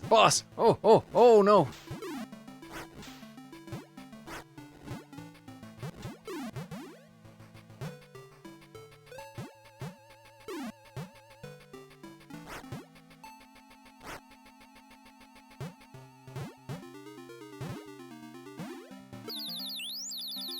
He has beaten me up.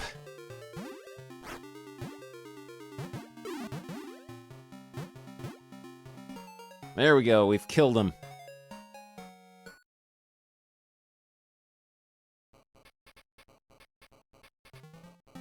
Oh, the haunted forest is now open for us to enter.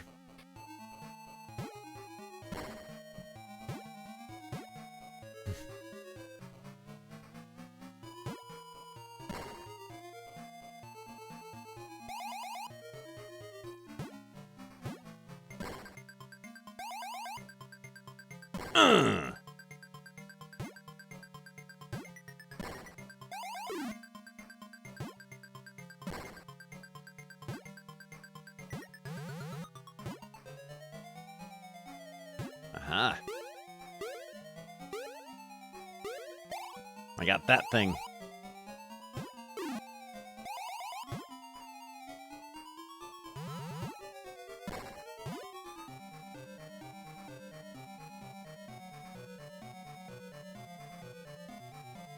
Ah!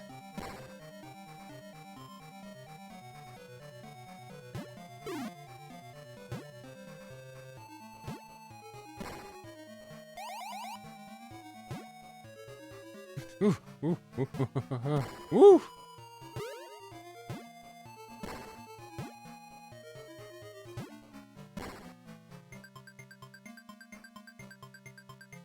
No!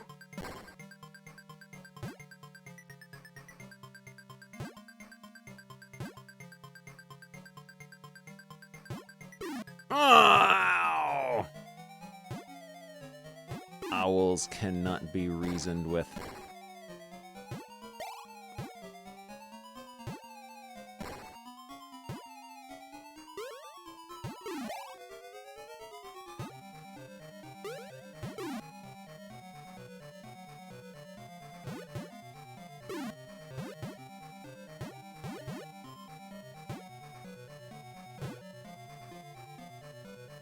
Ugh.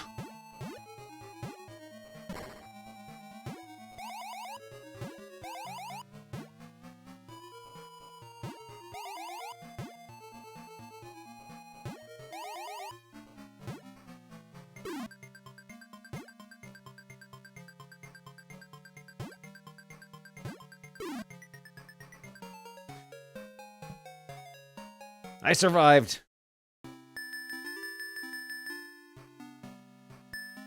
Didn't kill many things in this stage.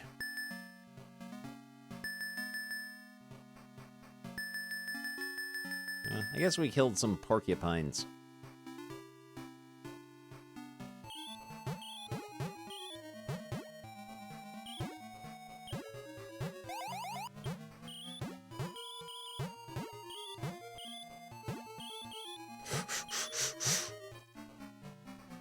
Gimme.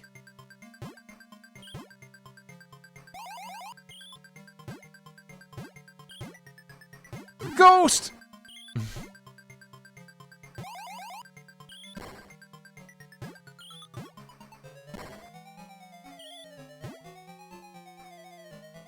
Groan!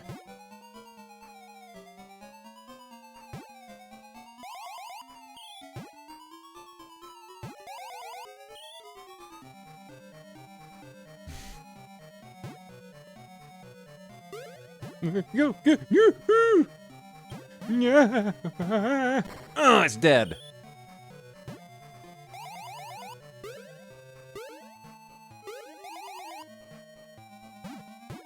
We sent it to ghost heaven.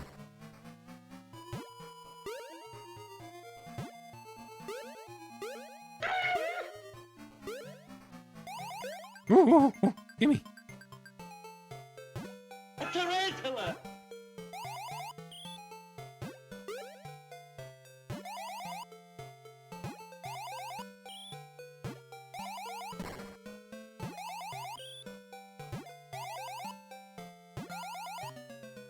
Oh, a wise guy, eh?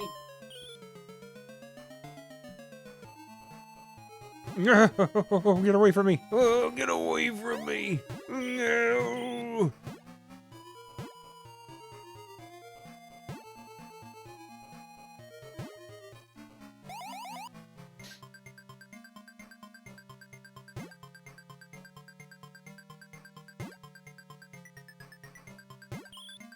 Yeah. Oh no! Come on, little cub. It's time to head back to camp. We were killed by a ghost. Oh, there's no continues in this game. There's no continues in this game for babies. You gotta finish this all in one go. Forced 1cc in this game for tiny, tiny babies. I can't believe you've done this. Oh, heavens. All right. Let's see now. Well, we've played about as much of this game as we can. What are our options? Difficulty, grizzly, bear cub.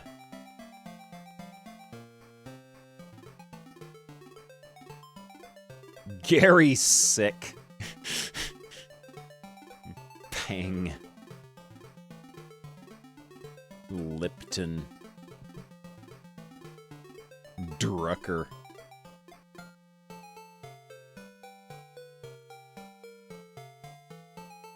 Stobes.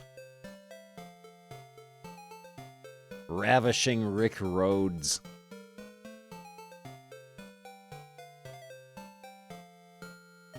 Cindy Caveman.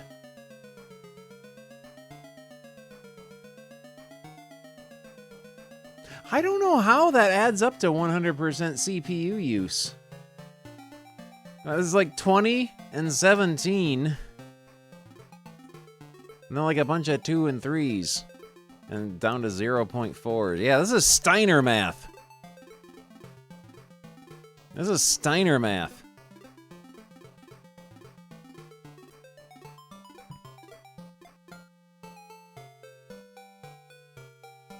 I don't know, could be. Who knows? Who knows? Task Manager's always been weird.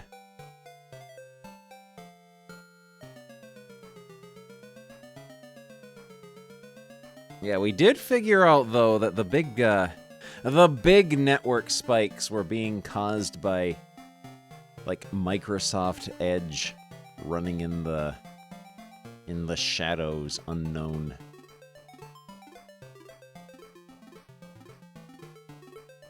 What is this little shiny thing here? Oh, chat highlights. Okay. I've already done those, Twitch. Why are you warning me about them again? The guy who wrote Task Manager back in the 90s has a YouTube channel. Excellent. How about we do one of the drawings that we have backlogged? We have got, I think, three drawings. 3 drawings to do. Let me move all my cans out of the way. What I has drinked from.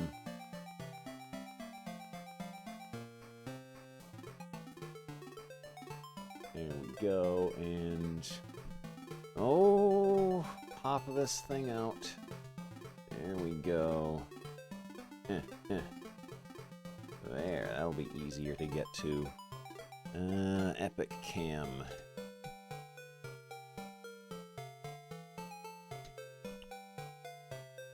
No, I'm gonna have to do it this way.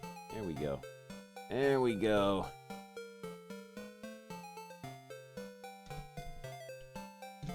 Come on, come on, get in there. Get in there. There. There we go, and the driver for this is a little flaky. I always have to go into services and restart it. Epic Cam service. Restart. I suppose I can get rid of Wacky Worlds on the Genesis. Let's do that. Let's do that.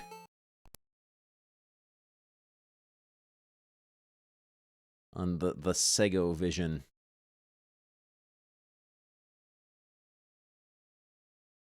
Wacky Worlds Creativity Studio.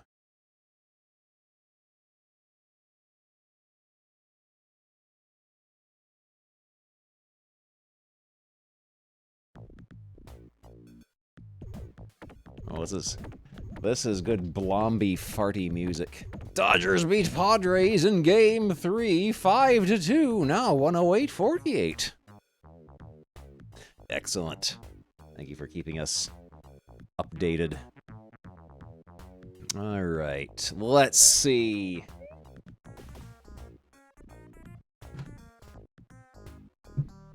Get out this here. Hit start and go to the world select screen. Oh, Sonic's angry at us. Oh, this is good. This is good. Let's see. There we go.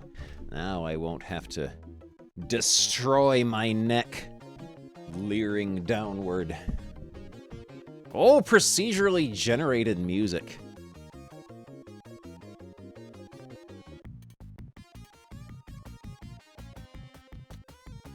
Let's see. Oh no! Can I plug it back in? Oh. There we go. All right.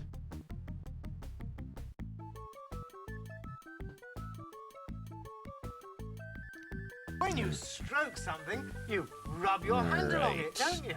Traditional media drawing.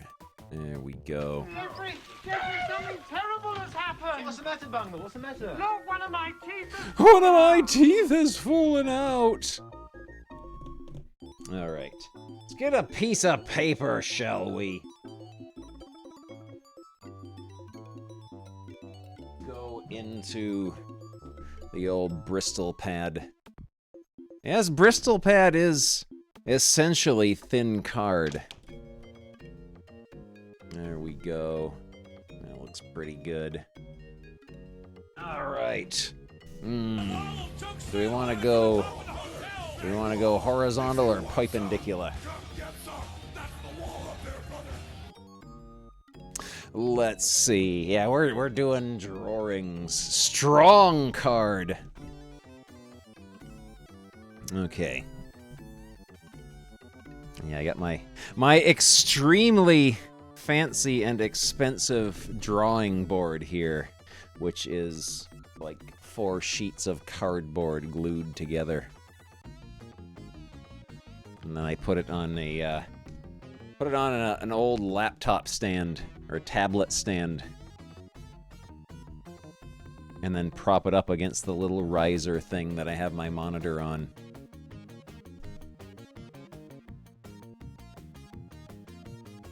There we go. That's nice and straight. Okay, let's see. Yeah, I handmade a drawing board. It cost a total of $4. Or you can buy official drawing boards for like $60. And also, I want to go to the lavatory. you know, you could actually make one for free if you go to the Postal Service website, and you can just order boxes for free, and they will send them to you. You can do whatever you want with them, and just cut them apart and glue them together into a drawing board. But what this used to be is one of those like cardboard display things for like doing science fair projects and stuff. But yeah, let's see. What shall we draw? What shall our drawing be? Also, let me raise this up a bit so we see more of everything. This is my pencil sharpener.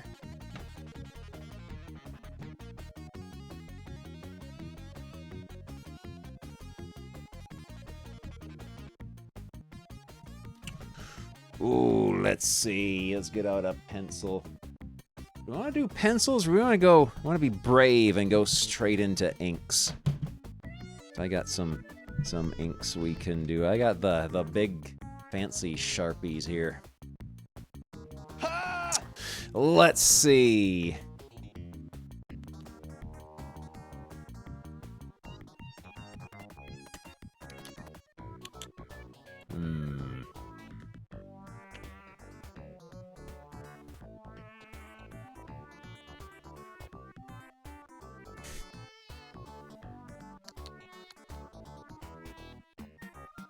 What shall we draw? What shall we draw? Oh yeah, I should probably show off the drawings we did last time. Let me go grab them.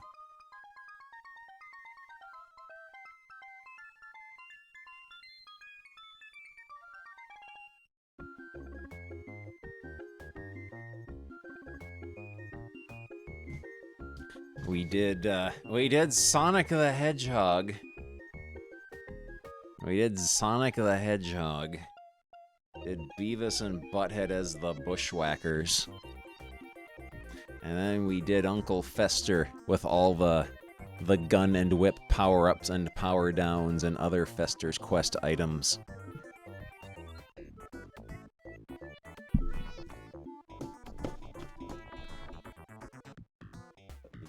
Here, where they won't get damaged in any way. Ugh. Eldritch Medverse. Yeah, we can draw a Medverse, yeah. We can draw a Medverse. We can draw a Medverse.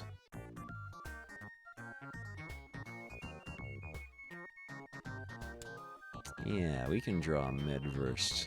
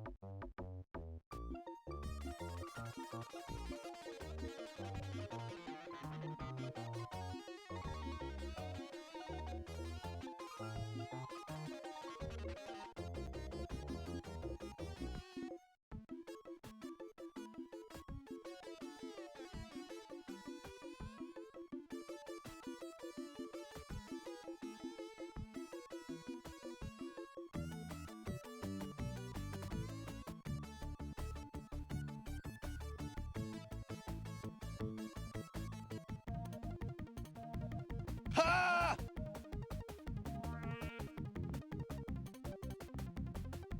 Just draw his hair expanding into the cosmos.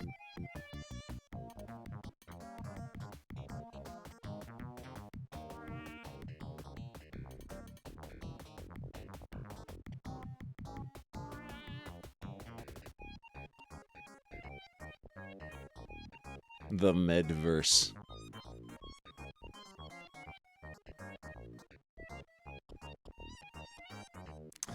See, what shall Cosmic Medverse to be doing? Also, let's fill in his little schnozzles here.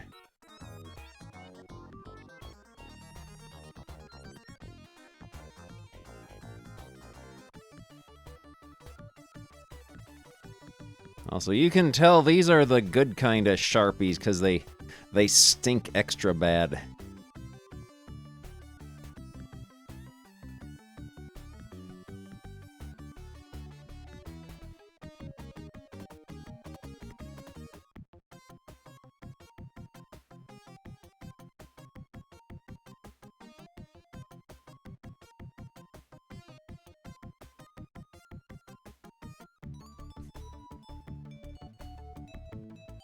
Yeah, these are the Sharpie Pros, which are to mark on wet and oily surfaces, but I get these because they don't fade and turn, like, blue over time, like regular Sharpies do.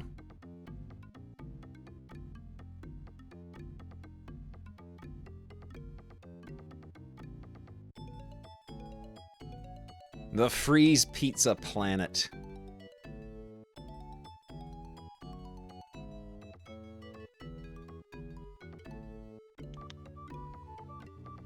Freeze pizza and pepper cakes.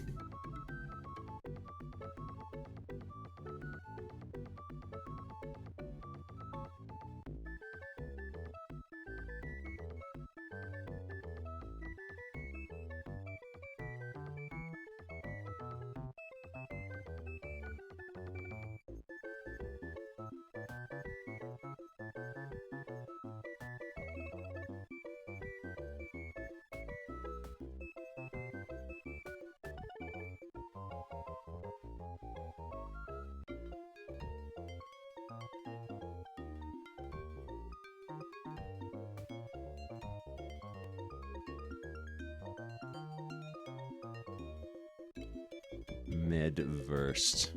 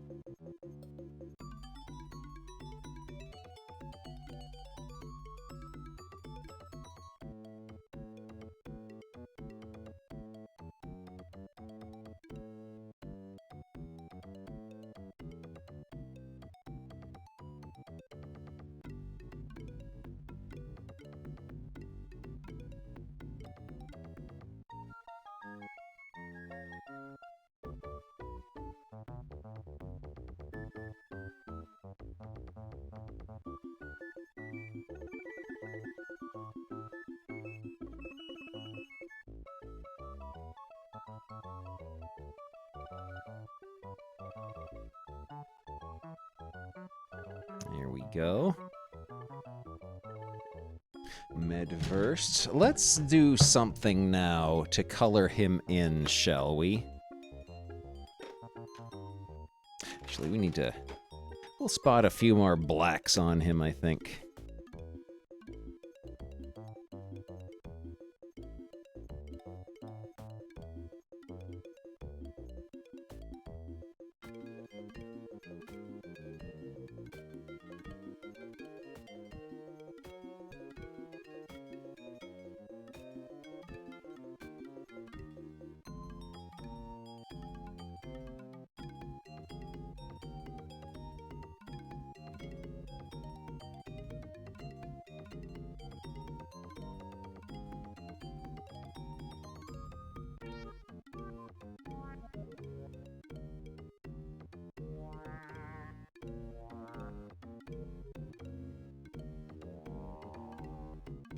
make him more bold. Bold outline around his features.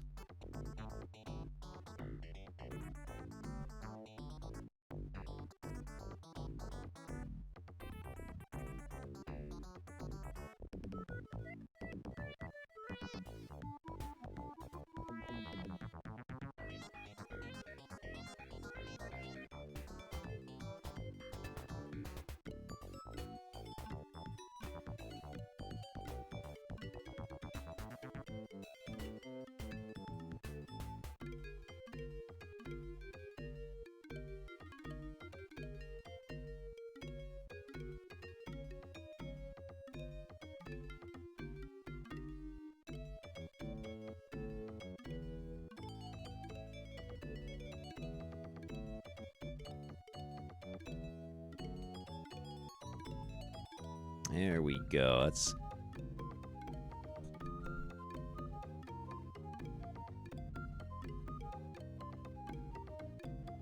That's looking pretty good.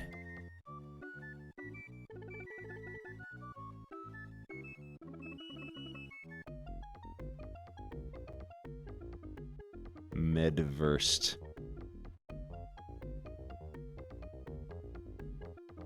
All right. Let's get to coloring him, shall we?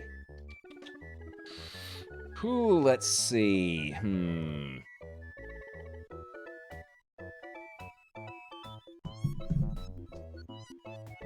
think maybe for this might be time to bust out the color dyes, because these are very, very vivid.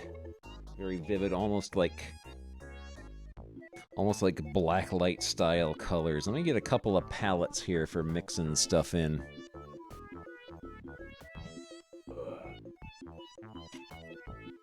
There we go. Move the old mousy-wousy out of the way. Midversed. Let's see. Do his flesh. Do midversed flesh. Do some magenta. You dropped a magenta in here. Magenta, a little bit of yellow.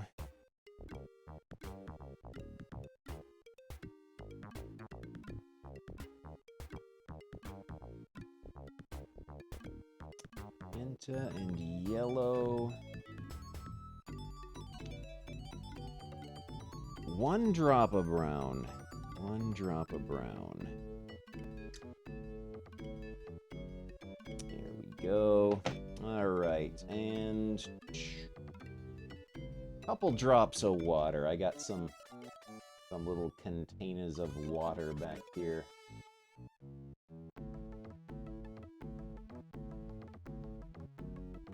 There we go. And get out my little secret weapon.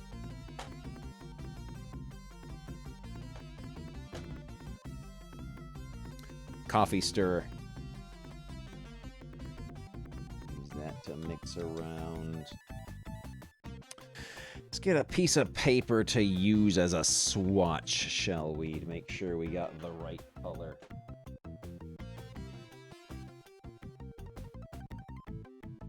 Sure.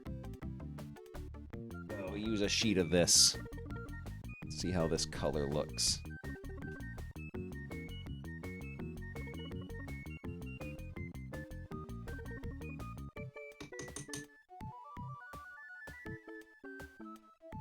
Versed.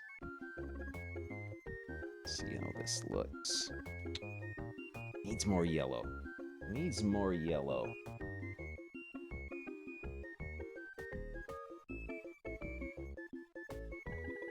Three drops of yellow.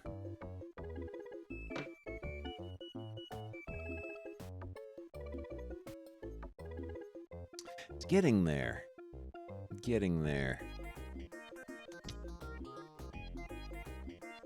It's actually pretty good. That's a pretty close approximation to midversed flesh. One more drop of yellow. Yeah, Medverst is C64 pink.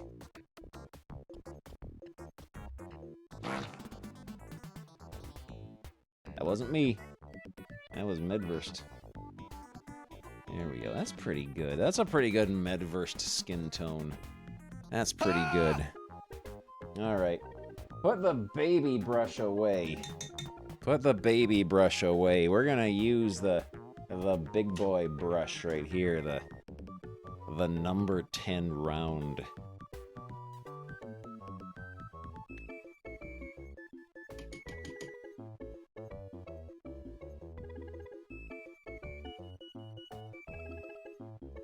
Go.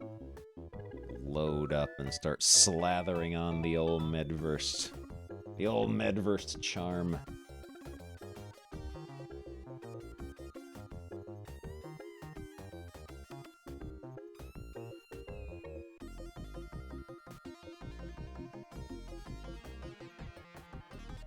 There we go.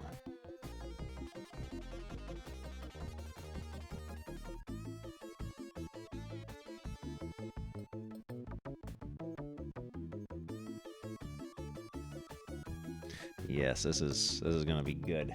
This is gonna be good. We're gonna go psychedelic with this, I think.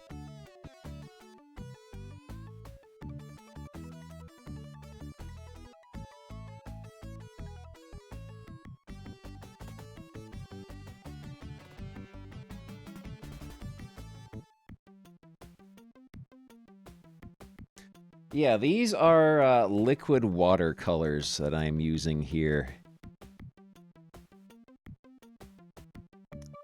Instead of coming in like the little trays or tubes, these are little bottles like this.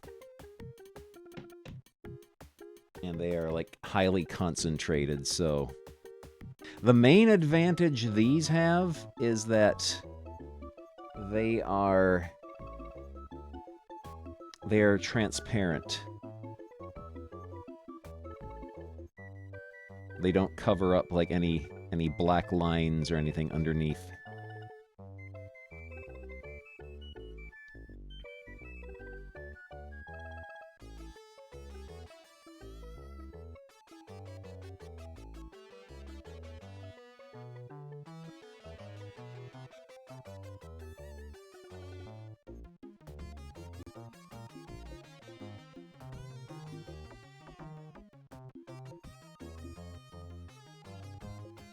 There we go. Medverst looking pretty mighty here. Cosmic Medverst. There we go.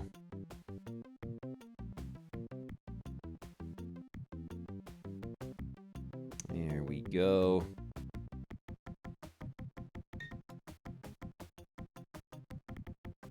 Do a little rinsey-wincy. Oh, get up and move about. That's a good idea. That will give the color here a chance to dry a bit. Let's get up and move about.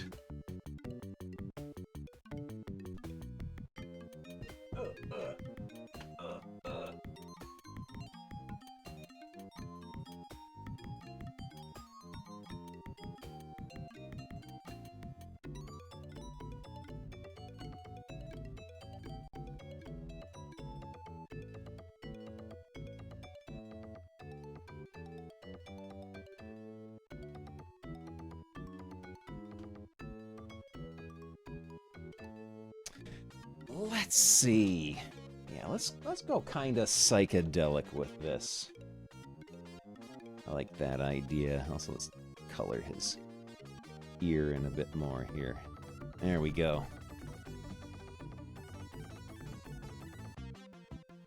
Oh yeah, Medverst action. Who could not want Medverst action?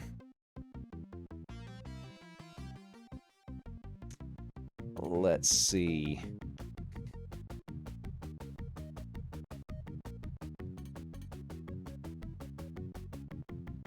We're not gonna follow his colors exactly.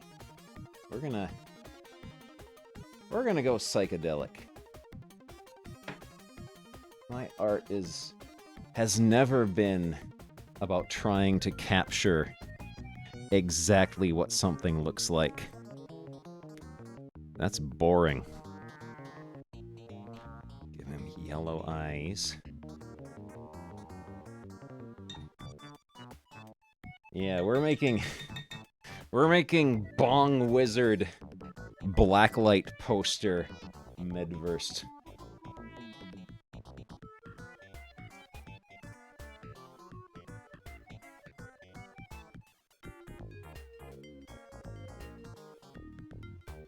Go do a couple drops of blue in here.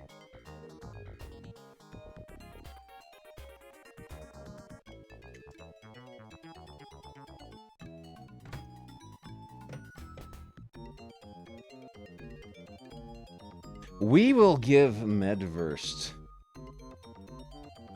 See what this blue looks like.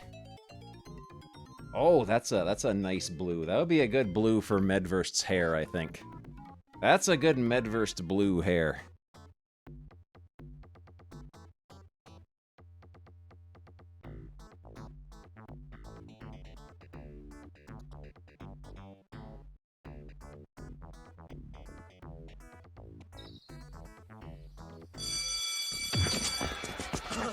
Whoa!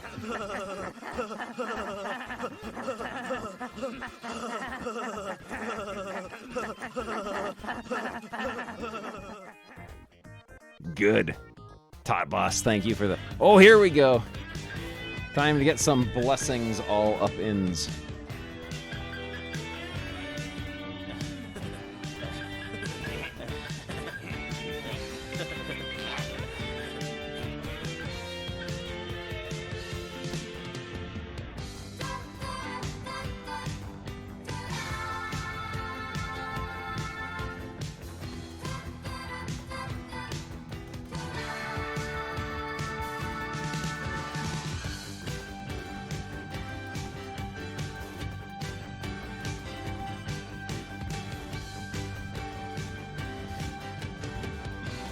Blessed little dancing man.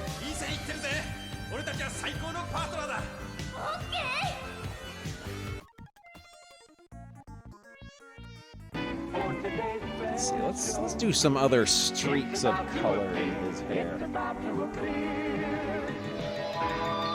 Today's special, shout it loud and clear. Today's special. Today's special is trash.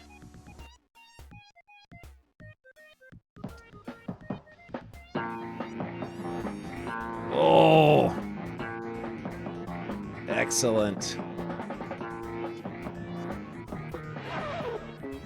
Все ясно. Героин, марихуана, крэк. Послушай, Свистунов, я тебя предупреждал или что? Good. А ну вали отсюда, начальник, пока по-хорошему. И не ломай кайф в натуре.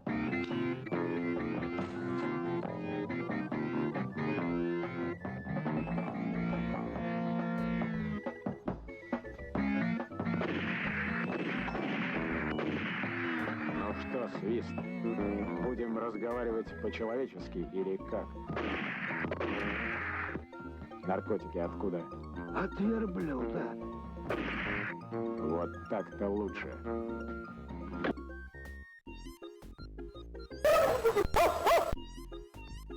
Good.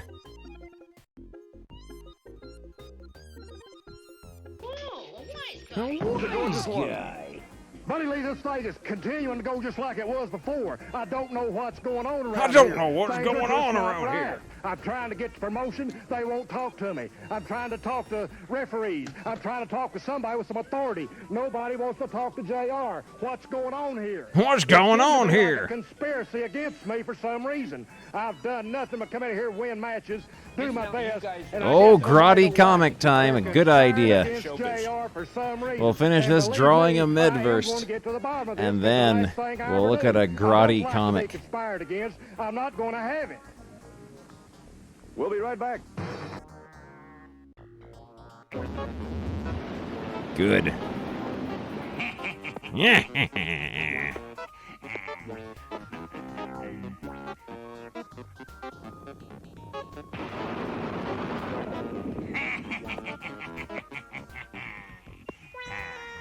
Good. Very trustworthy man.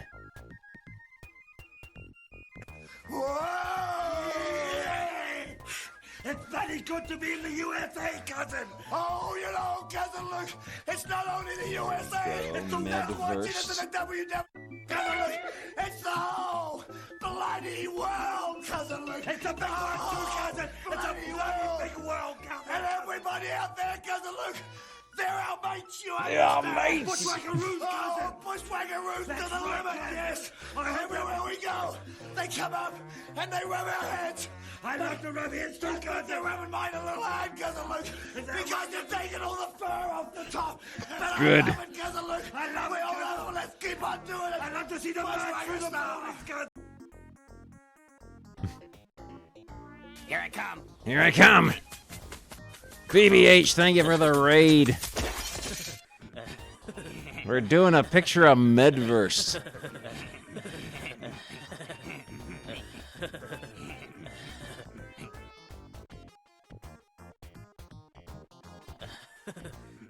We're doing a Medverse.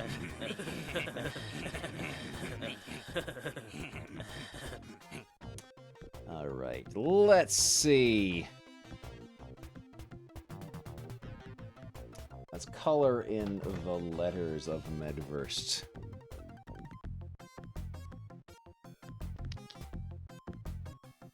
These might be easier to color in with markers. Let's get out the old markers.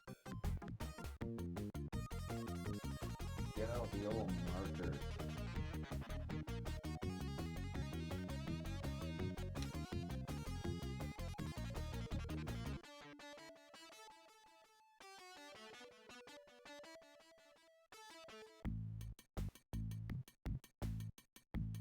And then, of course, once we got this all colored up, we will spatter some grot all over it. This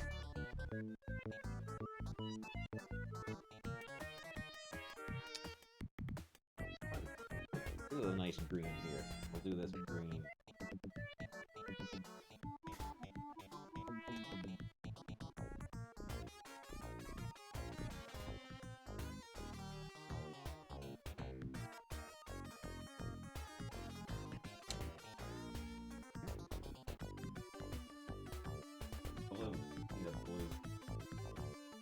Blue or orange?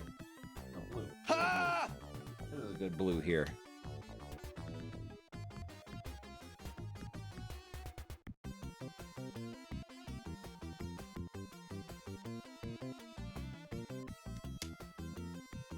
And presto. Med.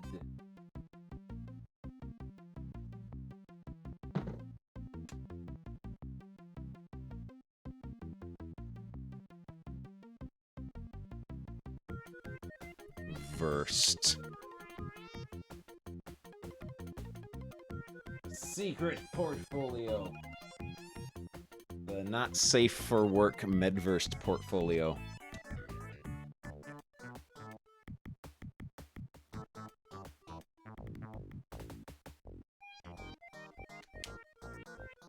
I can't believe you've done this. Can't believe you've done this.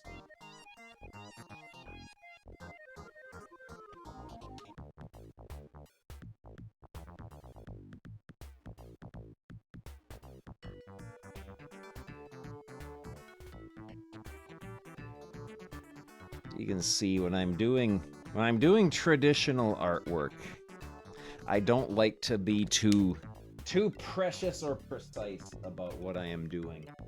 I just like to fling stuff around and see what happens.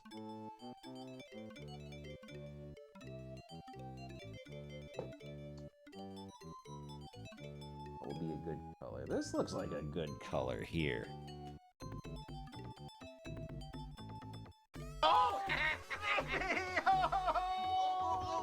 Don't cry, Bungo, don't cry. Grotty Medverse.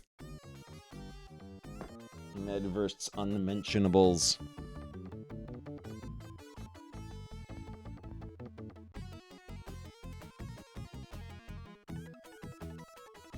This is a nice color. We need a blue. We need a blue. We need a nice bright blue for the tea. A nice bright blue for the tea. Like this. That's a good blue.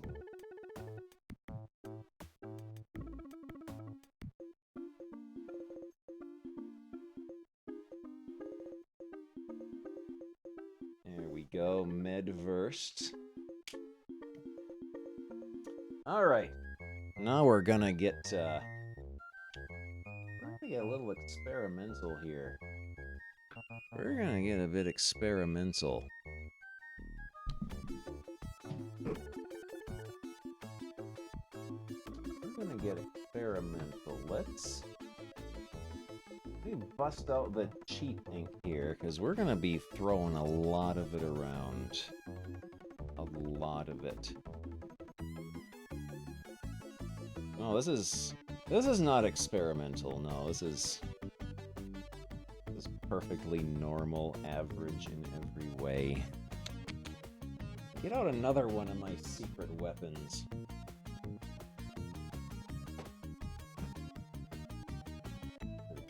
Secret weapon is yo Q-tip.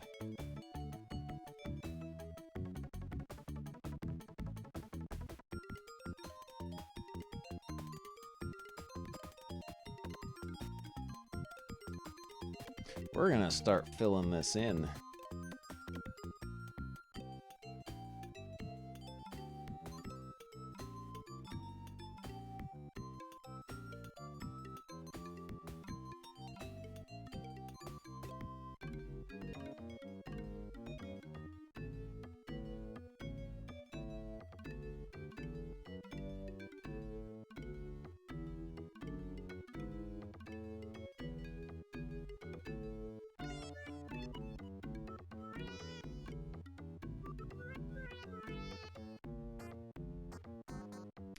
We're gonna spill this in.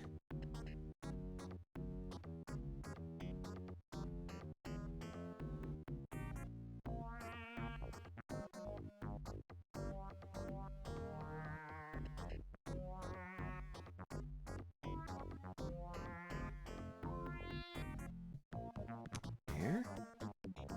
No! No! Which means when I go to sign this, I'm gonna have to bust out the white pen.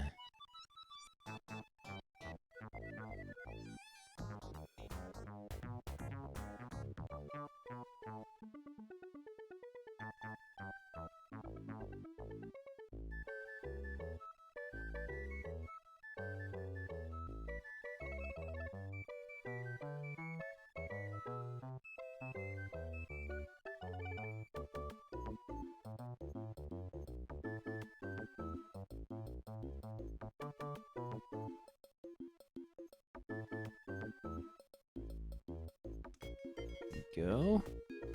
We're getting grot on the hands. You know, the original name I had thought about doing for my art streams. It's gonna call them Slingin' Ink and Pissin' in the Sink, but Twitch apparently does not like the word piss being in stream titles.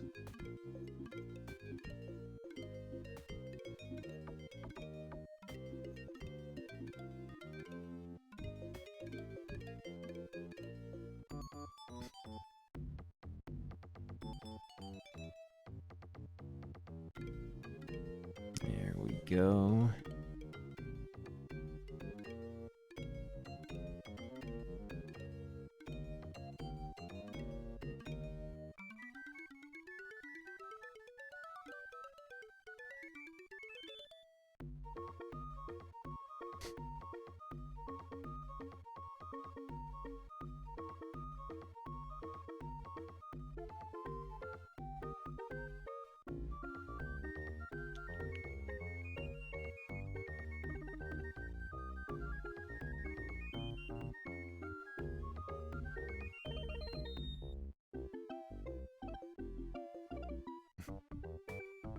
taking a wee in the sink. What we'll do, we'll go right up to the edge here, and then we'll take the white pen and we'll outline it.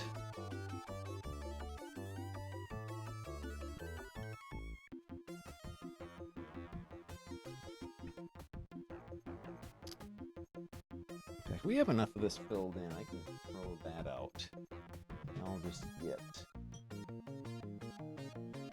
get one of my cheapy brushes here and use it to fill in, get a little bit more control over it.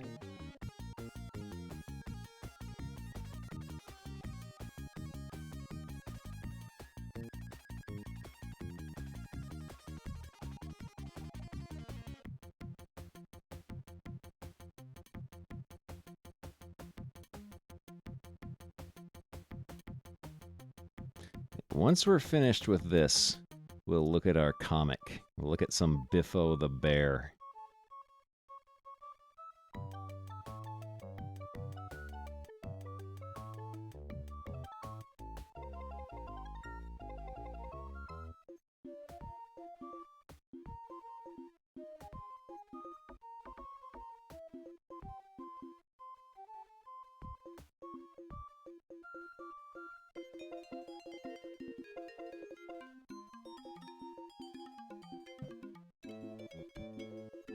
Mixed gratulence.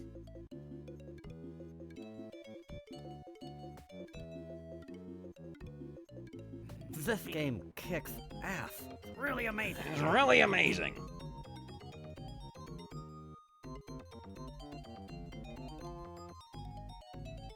There we go.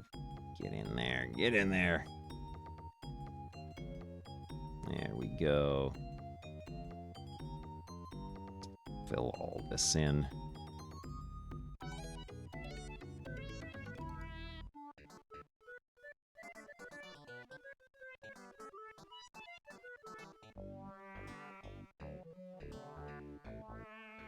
was thinking too if anyone would ever be interested in owning a piece of artwork made by me. I had been thinking about setting up a shop on my my coffee account, because I can do a storefront on there and selling some original pieces.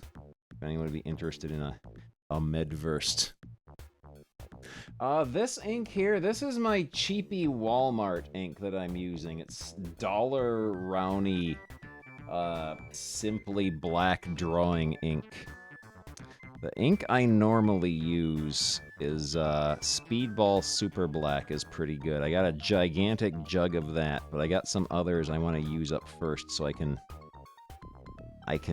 harvest their bottles that they came in.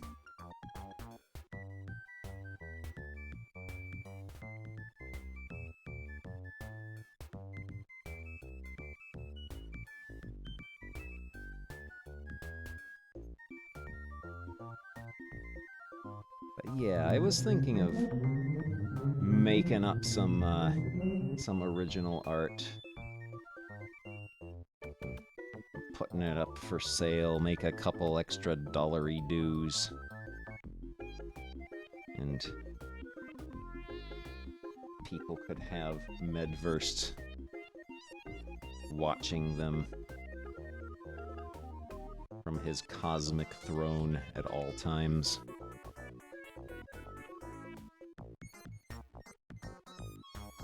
Oh yeah, I'm bad at like color theory, so I just do whatever I feel like doing.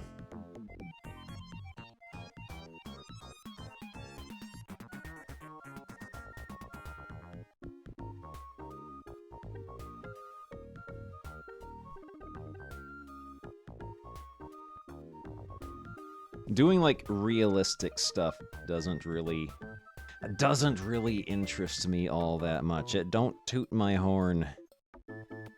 It don't float my boat.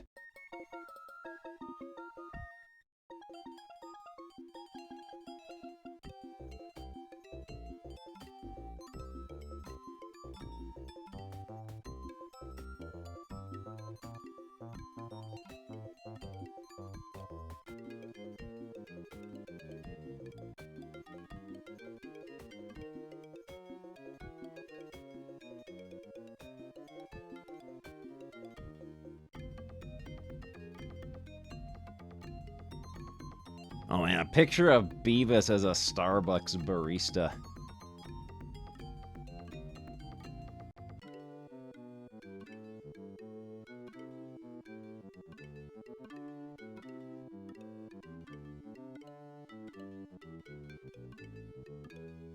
Also, this brush here that I'm using is one that came in a pack of like 12 for $7. So this is not a fancy brush in any way. You don't need anything fancy to make grotty artwork.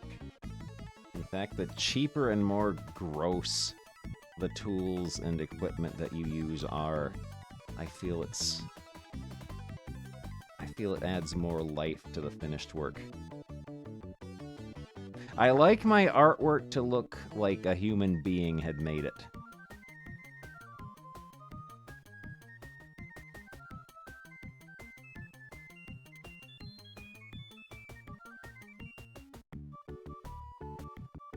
There we go.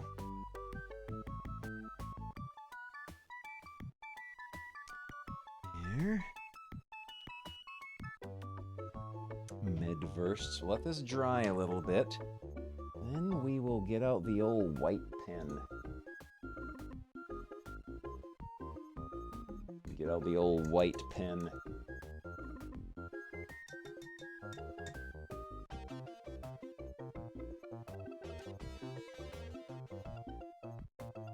Mid-versed. Go back in there.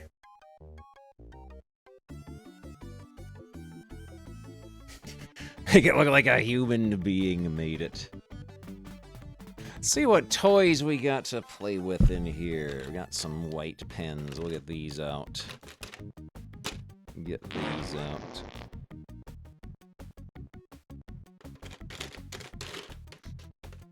Think I just dropped some more frames. Okay, well, let this dry a bit. Let this dry. There's still some little wet spots there. We don't want any wet spots.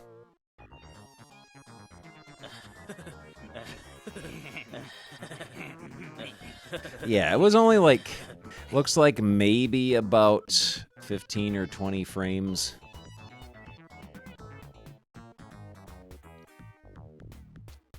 All right. Wet spots.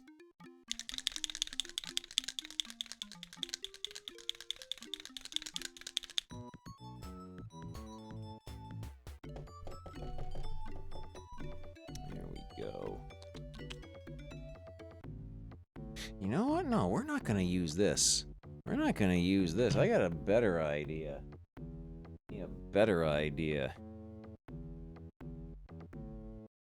We're going to use white ink. Gonna use white ink. Let's cover up the black ink so it doesn't spill everywhere. I keep my my ink in a little cardboard box with a paper towel on the bottom. Lose my control? It's not a matter of if you spill your ink, it's a matter of when. And so you want to keep it as contained as possible. Oh man, Playtone, thank you for 58 months.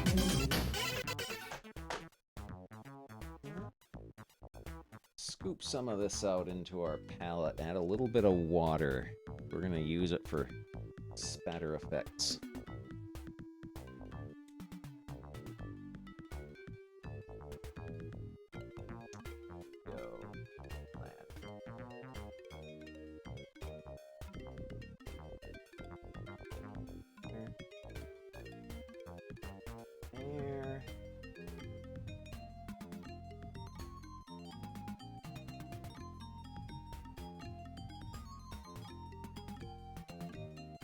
Go. Our wets are back out here. Give it a stir.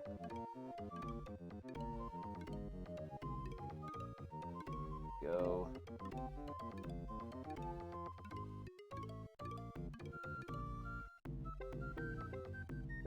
Oh yeah, you can use anything you want for inking. In fact, the using tool I enjoy here.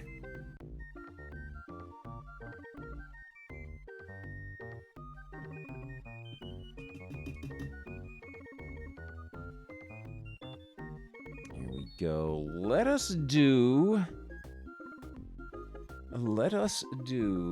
the poor man's masking fluid here.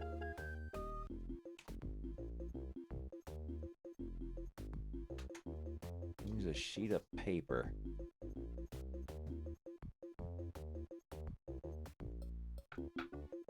Load up the old brushy doodle here. And we get to make a mess.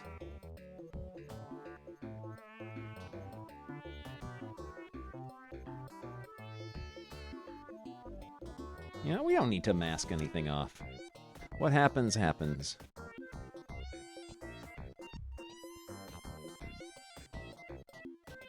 There we go.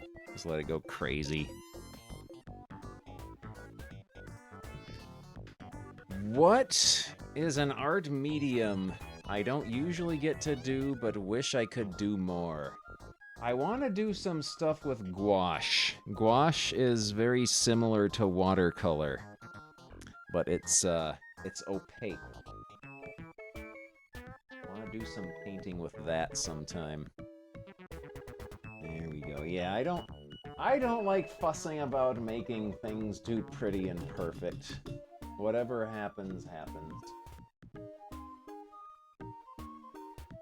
Acrylic paint I haven't done a lot of stuff with.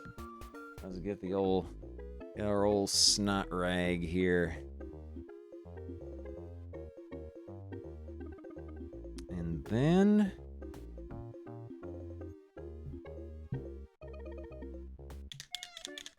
now we can get out our white marker.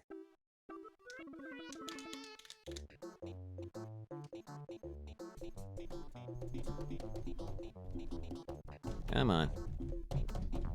You're not drying out on me, are you?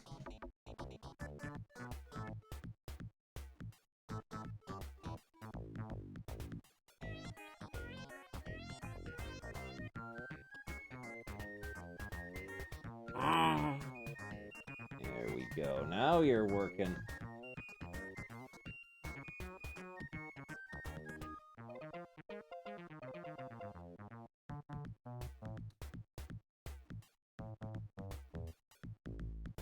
Oh man, Adventures ribs. of Lolo, you better have saved the receipt.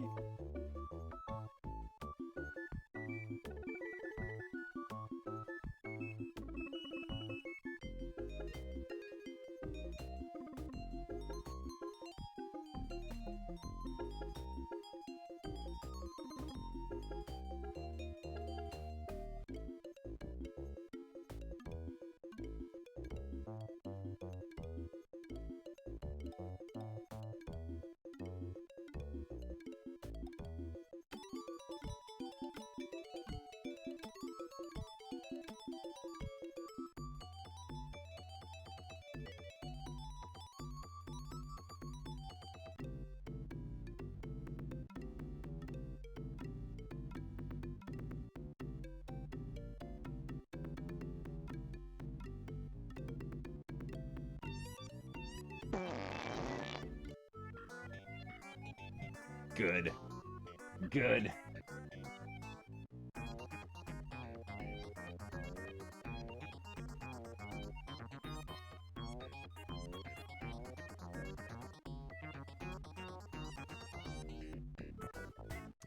Go and...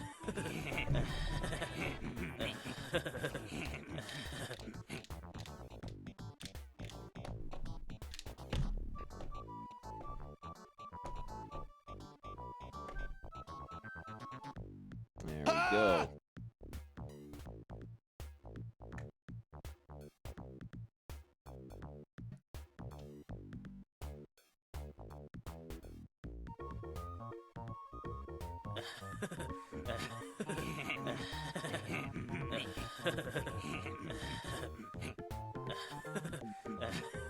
There.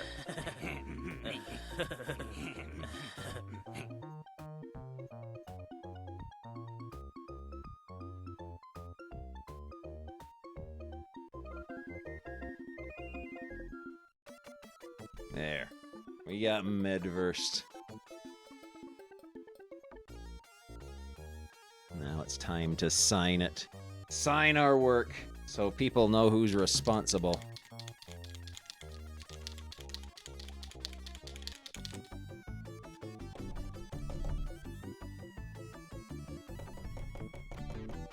There we go.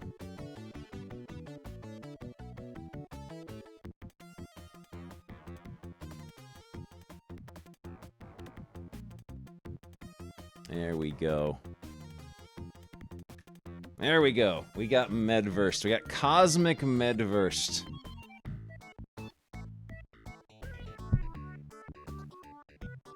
There we go. We have done our artwork. Now we can look at a comic. Now we can look at a comic. Let's put our toys away, and then we can look at a comic. We can look at some Biffo the Bear.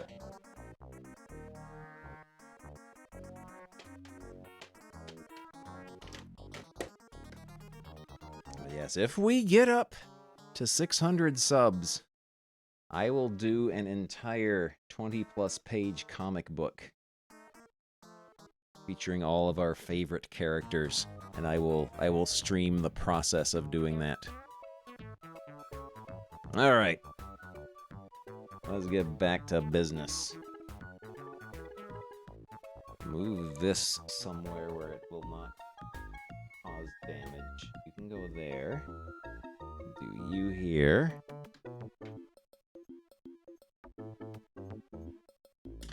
There we go. Already have a plot in mind?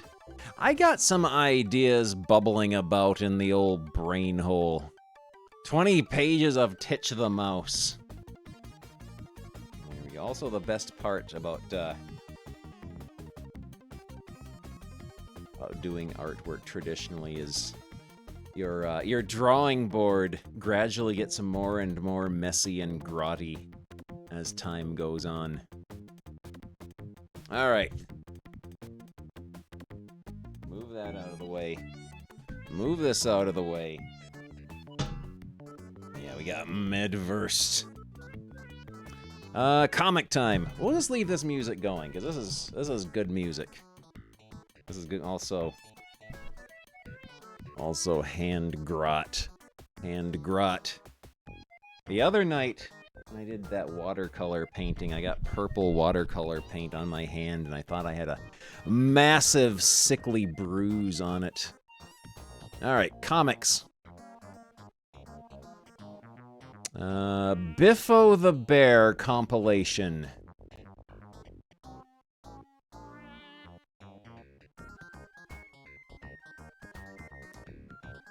Two grand stories in pictures, the horse that Jack built and the runaway Robinsons inside.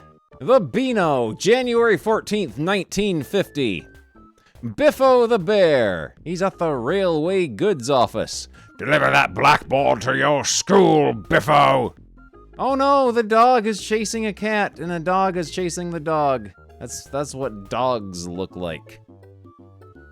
Oh no! The blackboard is heading for Brown's sawmill. Whirr. Oh no! Gosh, this end's too long now. I'll cut a bit off to make it even. Teacher will never know. Toes. Oh no, Biffo, what have you done? You've biffed it for sure that time. There it goes! Fire! Buh! Ping! Biffo's being shot at. Oh, he has to whittle it down with a knife.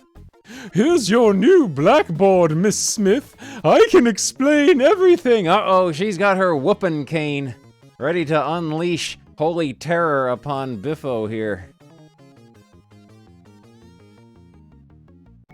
These children are laughing. They're excited at the prospect of seeing Biffo get beaten senseless by the teacher. Look for the clockwork dragon in The Horse That Jack Built. Biffo the Bear. Banging noise. It's most annoying. Oh, this hateful little man is taking away the warning thin ice sign. And they're putting skates on Biffo's feet while laughing. And they're also loading up his rucksack with bricks. Crackle! Crack! Possibly the ice breaking, possibly Biffo's ankles breaking. Oh no! Why you? I can't believe you've done that! They're having a good laugh at Biffo's expense as he dies of hypothermia. I can't believe you've done this. Next day, You've done this. here's Biffo. Also, Biffo's kind of wearing a bongo suit, except with long sleeves. Bongo winter wear. He goes to the Toys, Novelties, Balloons, and Inflated Toys store with a very suspicious look on his face. I can't believe you've done this. He has this horrible thing. Look, there's a baby elephant on the ice. It must be okay for skating. Fizz as the elephant deflates. Crack! Splash! They have fallen into the icy depths, never to be seen again. Fun inside, in large-sized doses, with Billy Barrel measuring noses. March 11th, 1950, Biffo the Bear. Gosh, I'll never finish this fence. I need help to finish my painting. He goes to Professor Screwtop, scientist and inventor. This is his workshop. Half an hour later, there you are, Biffo, a clockwork painter! I'll make the clockwork painter work faster. As he operates the lever sticking out of the clockwork painter's arse end. Oh no! It's angry! It attacks him! Chug, chug, creak. Biffo's really angry now. You got him. Mad now. Oh no, he's painted this portly man's bum. Clang! The portly man hits him with a pipe. Because he is 1950s British Hagar. Oh no! It's bent over, and it's drawing stripes on or lines on the road. This road is full of sharp bends. Stop! Stop! Oh, wow! And then this happens. Very undignified.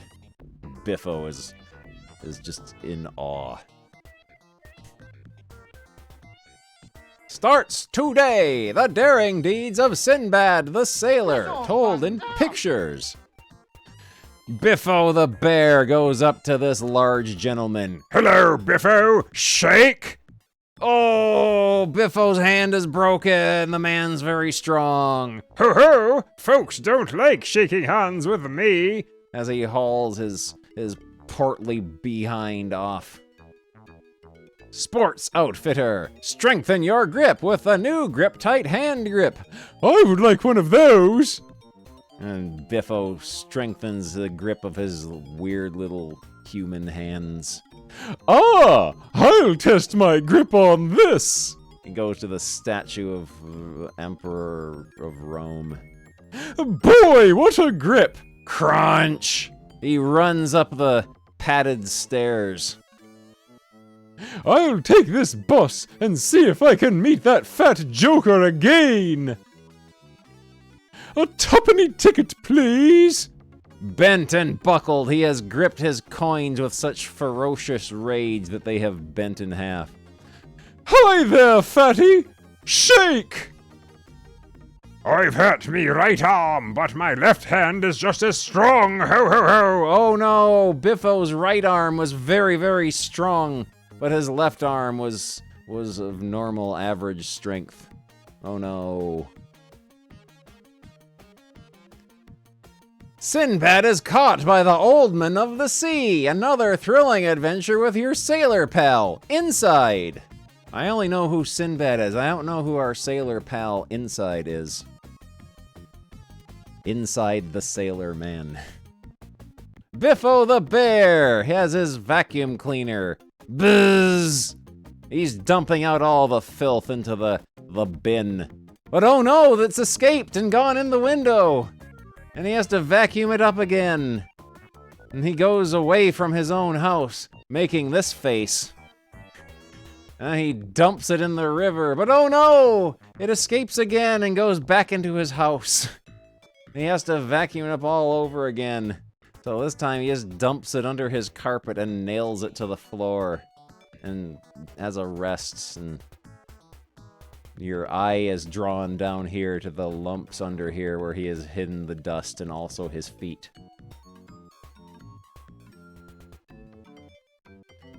Special April Fool fun number with a great new story inside. Deep Sea Danny's Iron Fish. April Fool, Biffo is running away before these lads beat him senseless.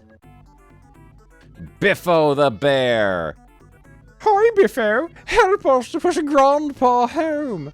Sure. Stand aside. Oh, thanks, Biffo. Puff. Pant. Biffo has to push the old man uphill. The kids have gone. Gah! A statue. April Fool. Later. Help, police! Let me go, you big bully! Take your hands off these kids at once! Statue erected by April Fool. Oh, he's been japed again. He follows them to the waxwork with his horrible wrinkly toes and feet. Please do not touch the waxworks, it says. They're hiding behind this waxwork of a copman. You can't fool me again, he says as he sumo slaps the fat cop right in the ribs. Gasp! Now then! Biffo is arrested and locked in solitary confinement. I'm staying in bed until it's April 2nd! Special Easter fun inside with the happy little Easter men. Biffo the Bear. Zoo noticed. Ostrich escaped from zoo. Oh no! Biffo is eating his Easter eggs. He's scratching his head while the secret ostrich devours them.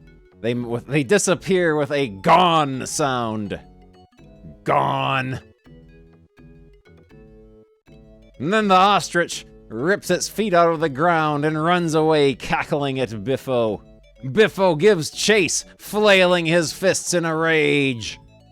He goes by J. Brown Florist and kicks over his ostrich plant. And J. Brown is mad, and the ostrich was actually hiding around the corner. Then Biffo gets an idea while he is forced to clean up the mess. It makes an idea sound, and the ostrich goes, ha ha ha. Biffo's got a gun, and he has loaded up a truck with a bunch of wild animals. Biffo's big game hunting expedition. The ostrich begins to run for its life. And heads right to the zoo. And oh, it was just a bunch of dead, decapitated animals, and the ostrich ran into the ostrich house, and the zoo man gives him a giant egg. Merry Easter, folks! Presumably the guns were real. The guns were real, just the animals were already killed. Get up and move about! The comic for laughs! We're up to April of 1950. We'll read this one and then get up and move. Biffo the Bear is reading a Frogs as Pets book. He wants to capture this frog and hold it in captivity, but oh no, the frog jumped away and Biffo, the idiot that he is, has fallen headfirst into the disgusting, disease and parasite-ridden swamp. Here he goes, tiptoeing on his toes with a frog-catching net to catch the frog. But oh no, he's caught an angry hobo, and the frog jumps away. Breaking this pavement is a tough job, says this man to the other man. Crack! And there goes the frog. Oh, Biffo is chasing after the frog with a gigantic hammer. He no longer wants to keep it as a pet. He wants to kill it. Thanks, Biffo! And he's killed his friend by hitting him on the head unknowingly. Oh, the fun of the fair! This way! The frog waits patiently for Biffo. Biffo making this face to arrive. Biffo swings his hammer with all his might. And the frog leaps away. Clang! Try your strength! Ring the bell and win a coconut! Biffo has won a coconut. And he eats it with his awful teeth and shares it with the frog. Let's get up and move, and then we'll read some more Biffo. Biffo is exciting.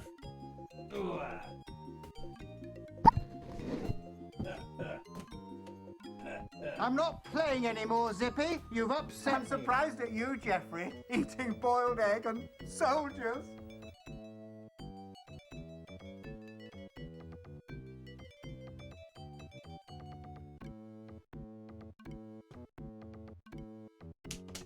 There we go. Let's read some more Biffo now. Is that a kitty on the couch? That back there? No, that's a pillow and like another pillow. And an old teddy bear back there too. Not a Biffo bear, not a Bungle bear, unfortunately. All right. What's Biffo doing next? Ho, ho, ho, and har, har, har. See Biffo with a trick cigar. That smarty smoke is just the thing to make our Biffo's eardrums ring. Bang! Biffo the bear is just leaving the tricks and novelties shop. I'll have some fun with this explosive cigar. And he taps this man on the back, but oh no, he's a mummy. In the museum, old pipes exhibit. This pipe has got a face on it, and so does this one. He's going to give the exploding cigar to this man. But oh no, he's put up a no smoking sign, and this pipe glares hatefully at Biffo. Now Biffo gives the exploding cigar to this gentleman. He walks away, puffing it happily, and Biffo plugs his awful, disgusting, unwashed ear holes. And then he is done smoking it and throws it on the ground. Biffo is shocked. He picks it up and stares angrily at it, scratching his flea-infested head. Bang! Bah! It has destroyed his clothing, and now he's showing us his feet. Thank you, D. Watkins, for drawing this. Oh, we got Bino, or Biffo is getting strong again. Biffo is working out. Follow the Bird Boy. His exciting adventures appear inside. We're up to December 1950. Biffo the bear working out with the Iron Sheik's Turkish clubs. And here he is lifting a safe. Or I guess that's a safe. Yeah, a safe with a teapot and a pan on it, and he's lifting it with a stick. And here he is flexing his muscles and admiring his physique in his bathroom mirror. And he's got soap in his eyes somehow. That part was not shown what happened to end in this situation here. Oh no, he's too strong. He's ripped the tap right off here and it's spraying water in his face. Oh no, he slipped on the soap and he's so strong he crashed through the floor. Oh no, he's tunneling under the carpet and he grabs onto the towel. Oh no, he's so strong he ripped a hole in the wall and it hit him on the head. Oh no! Good. Oh no! He's trying to grab a towel, but he's grabbed the Venetian or the blind instead. Oh no! He's ripped his window out. Oh no! There's water spraying out of the ceiling. I'm going to stay this way until I lose some of my strength, he says as he is tied himself up and has to eat his food with his disgusting little toes.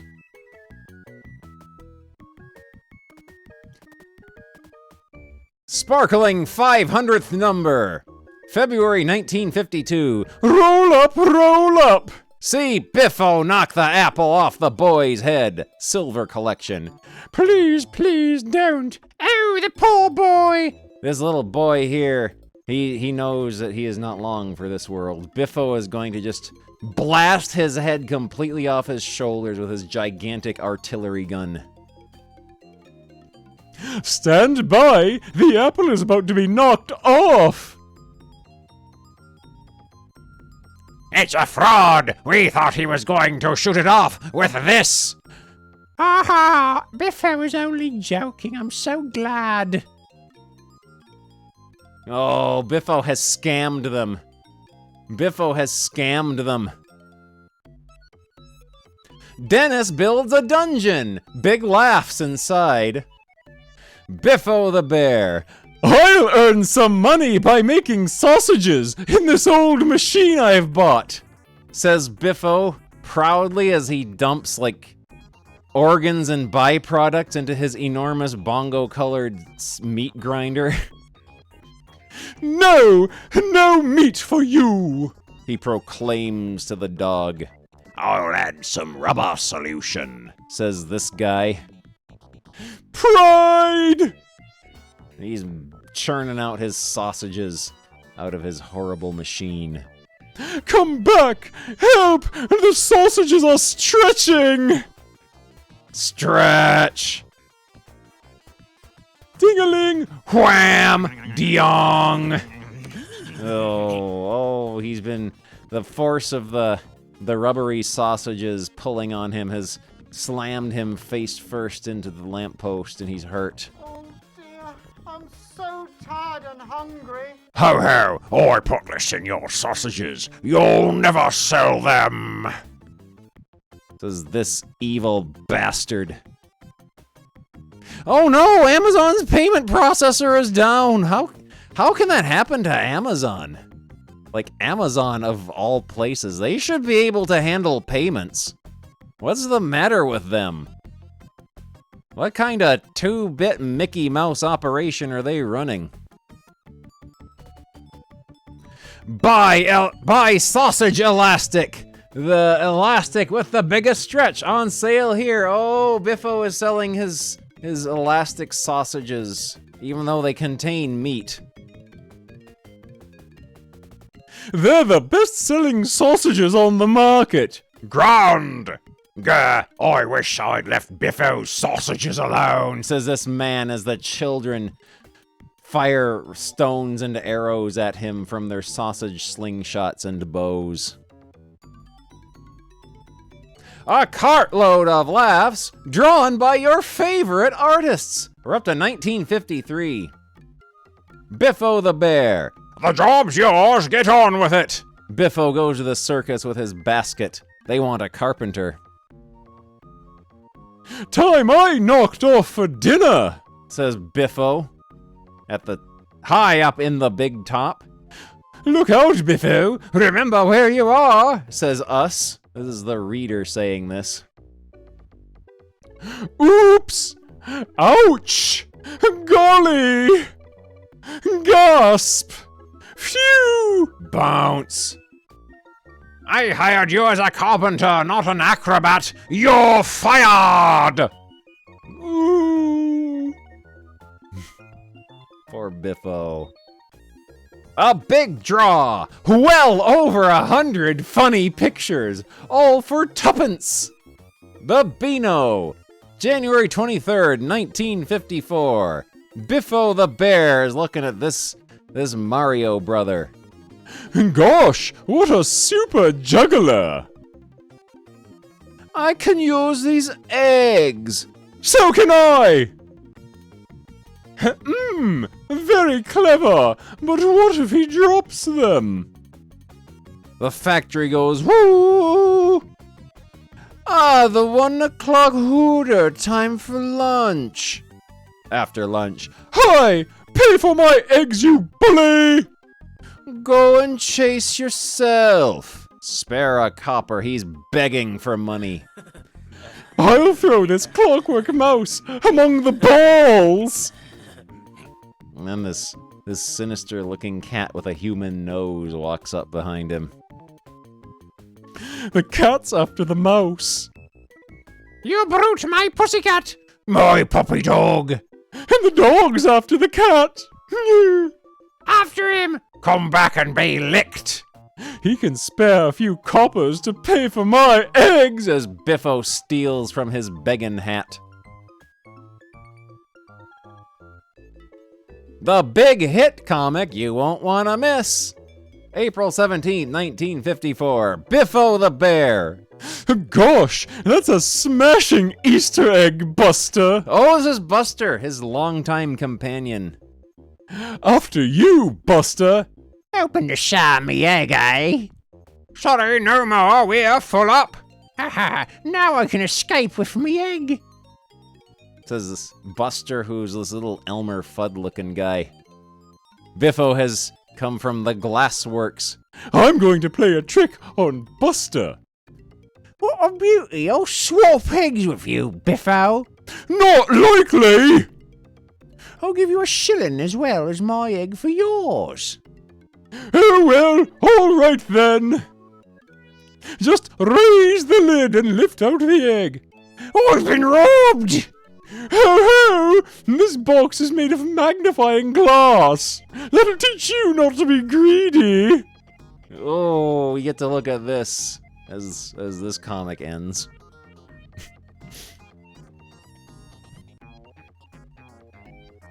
Fun, 2, 3, go! This is the start of a big laugh. Oh, there's Dennis the Menace. And, what's her name? I forget her name. And the Bash Street Kids. Biffo the Bear. I'll help you, mister. So will I. Help wanted at the circus again. You're both hired to go to the store and fetch the food for the animals. I'll get there quicker on roller skates. Hoy! What's the hurry, Buster? He goes to the circus food store with a whiz sound escaping from his bottom. There's Biffo with this gigantic, enormous slab of meat. The likes that Fred Flintstone would have on his car and it would tip it over. Buster got here first and got the easiest job to do. Yes, I got the food for the performing mice. Yours is for the lions. Greedy animals, lions, aren't they, Biffo? There's the performing mice. Later. Now get on with the circus washing! Buster's going to get there first and get the easiest job again. Ho ho, I've got the hankies. Oh dear, I've got the sheets. Oh dear, this is hard work. Ho ho, this is easy work. The sheets were for the performing mice. Says Biffo, very, very tiny word balloon because they ran out of room. Bah! The hankies were for the elephants. This is a good panel right here. I like this panel. It looks very gross. This is a good, disgusting-looking panel. Take a shortcut to a long laugh. Read the Beano. Biffo the Bear. I want to see the manager. He's out. Biffo is manning the complaints booth at the Fancy Goods Toys and Sweets store. These stink bombs I got from the toy department aren't strong enough. Look, he says as he throws one on the floor. Oh, what a smell. I'll kill the smell with perfume. Here's your money back. Never mind the money, I want to see the manager, he says, stomping on the floorboard, launching the tea set into the air, breaking it. That was a loose floorboard you stamped on. Come this way. Past the binoculars display. About time. I won't be satisfied till I've seen the manager. And they stomp up the stairs angrily. Where's the manager? Take these and climb that flagpole! Humph! The manager's out fishing today! What Buster sees is this. Now you've seen the manager, out! Ouch! He kicks, Buster right in the taint. We'll do a couple more. Laugh to your heart's content! We're up to 1956. Biffo the Bear. Ho ho! No dog's going to bother me on my round. I know how to fool them. Woof, woof. Oh no! He has gone to the museum and I guess they gave him a suit of armor to wear. Ho ho! Just the job! Yelp! The dogs are getting hurt and breaking their teeth because they cannot bite through his full plate mail. Yeah, Amazon ain't doing payments now. They have lost the ability to do that. Their entire payment system is down. Good job. Everything's fine, don't worry. Just Amazon not being able to accept any payments whatsoever. Phew! This'll be a tight squeeze. Wow, that's done it! Now I can't get my armor-plated hand out. Heave. Golly, I pulled the door off its hinges. Rip. Crash. The dog's home! This is where the dogs all live! Oh no! Just my luck that it had to be the dog's home! They're mauling him, they're tearing him limb from limb, ripping the flesh. He's going to be skeletonized soon. Beano has a website, yeah, but I think Biffo is among their discontinued characters. They have put him on ice. Take a Beano ho ho home! September 28th, 1957. Biffo the Bear! Yo! These trees aren't strong enough!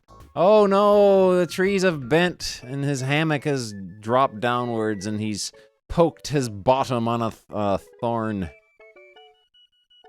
At the zoo! Ah, this is better. Idea! Yo! They've lowered me onto a porcupine! 5 attempts later. Stop! Thief!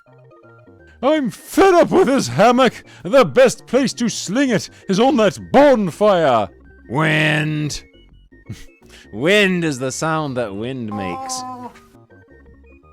Whee! Oh, the wind's wrapped it round that man's legs. Well done, Biffo. That crook was making off with me store's takens. Don't want a hammock, eh? All right, you can have one of my luxury air couches. There's Biffo. He has inflated the air couch and set it on the pavement and is just going to... It is just going to spring a leak and deflate. Family favorites! The Beano! October 19th, 1957. Biffo the Bear. Ooh! I've got pins and needles in my foot! I'll massage it. Ooh! I've got them in my other foot as well now! Ouch! Granny's knitting needles! So he's smiling as he's experienced pain in both his feet and his arse cheeks. Ow! Cactus! A sport of exercise will maybe cure my pins and needles. Yahoo! He says as he steps on a porcupine. A hedgehog!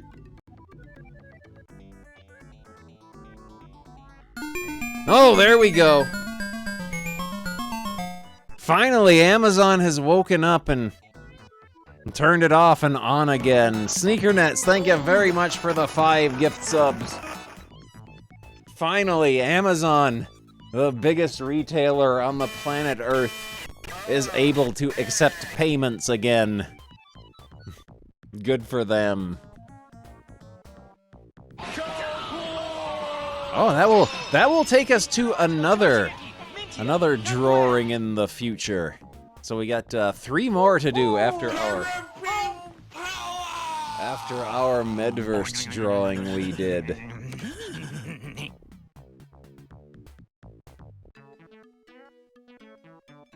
Yo, I would have to land in a holly bush. I'll be safer to sit down and let the pins and needles pass. Oh no! A pincushion! Pins and needles? I've got 'em all over me now. Also, did the alerts just stop because Amazon broke again?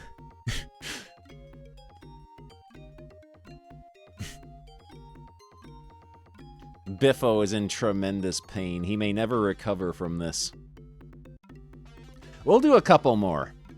The Beano is out to make you laugh. March 15th, 1958.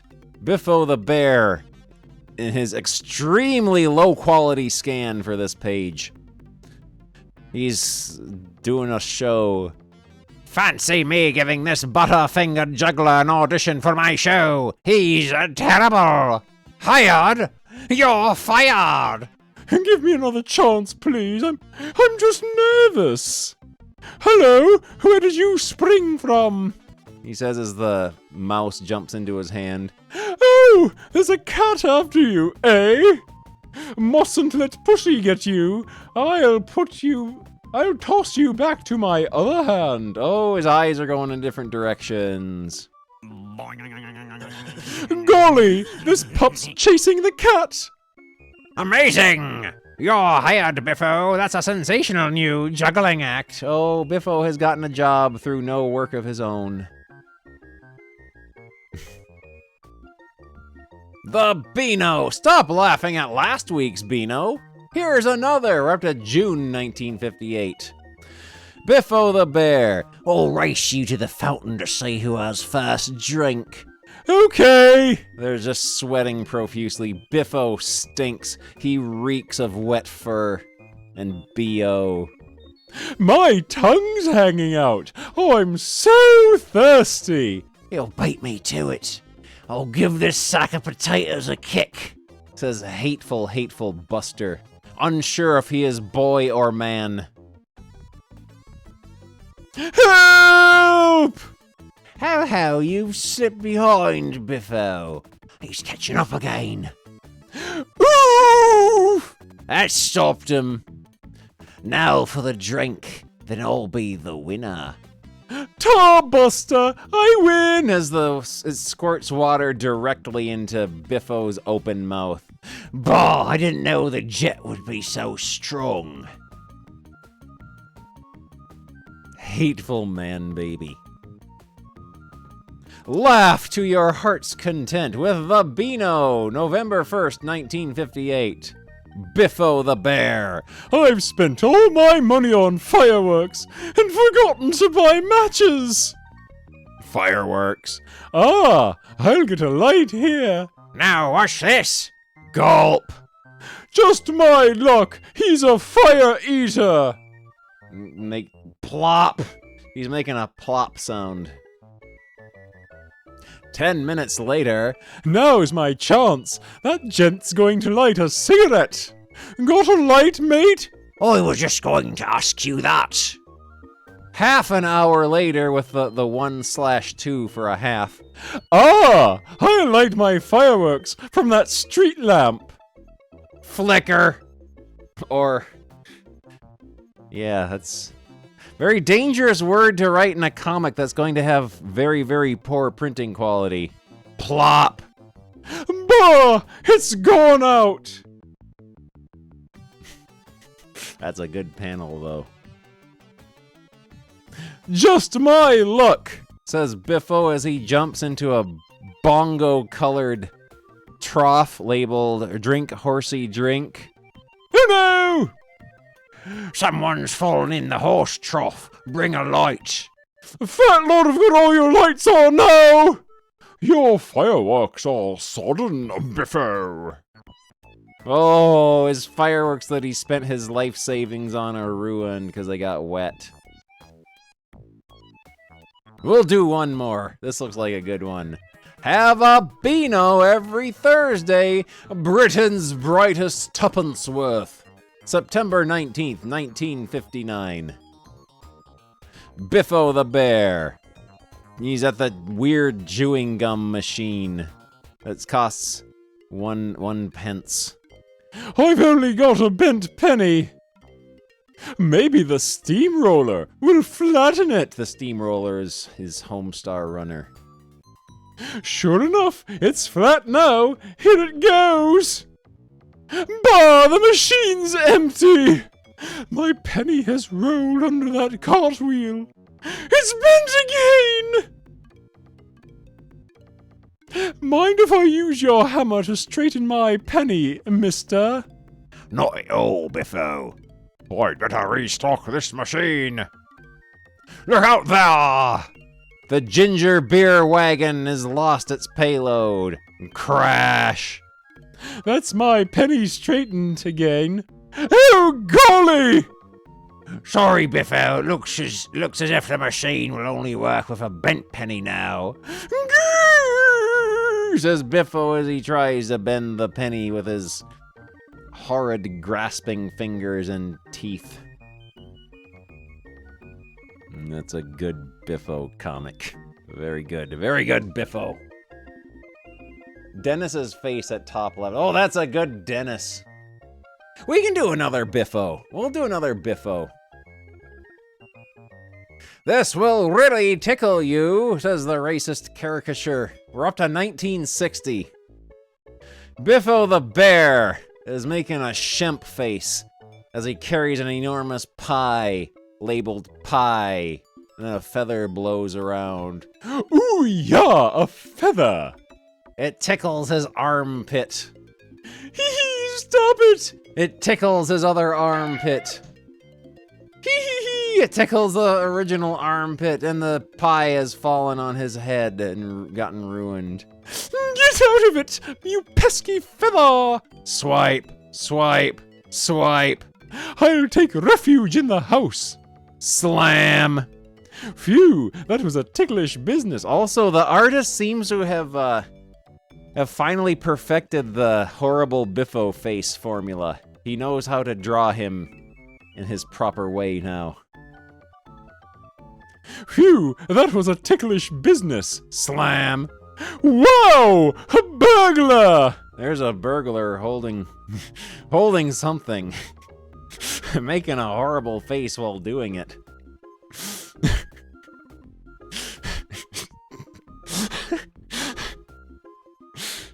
This is a really good panel. I like this panel here.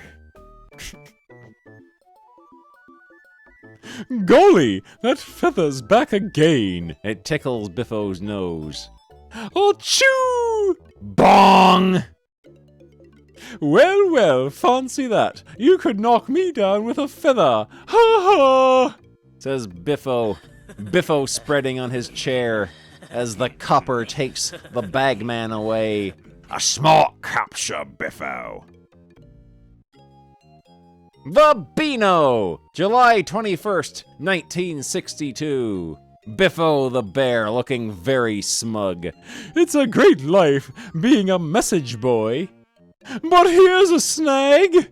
Beware of the dog. The dog is furious. Also, someone spilled grot and porridge all over here. Here, have a biscuit, good dog. Beware the dog. The dog is lumpy. He looks like mashed potatoes. You're a nice doggy, aren't you? I wonder if the artist was trying to show that the dog was very strong and muscular. Ha ha! He likes me! Lick! They're making the exact same face. His Biffo face has spread. There's no need to be scared of the dog here, eh? Solid knock! Lick! Get out of the gate, quick! Og! That's the dog I'm supposed to beware of! Eek! Roar! the Beano! September 1st, 1962. Biffo making a terrifying face here. I'm training for Saturday! He's caffeinated. Autumn sale. Boy wanted. Apply within. Will I do, sir?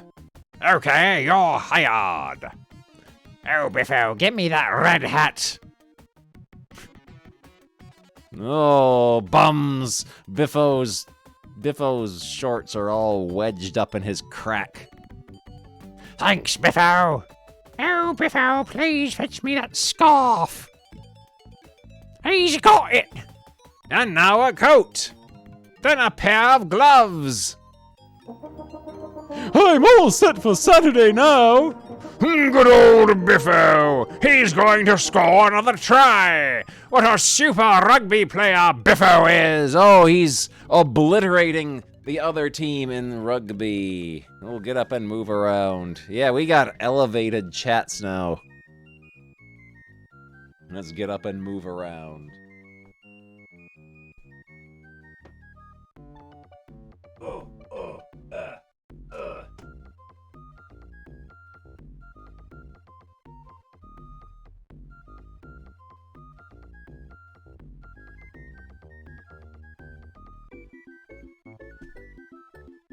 Make sure you blow, Jeffrey. You don't want to get paint in your mouth.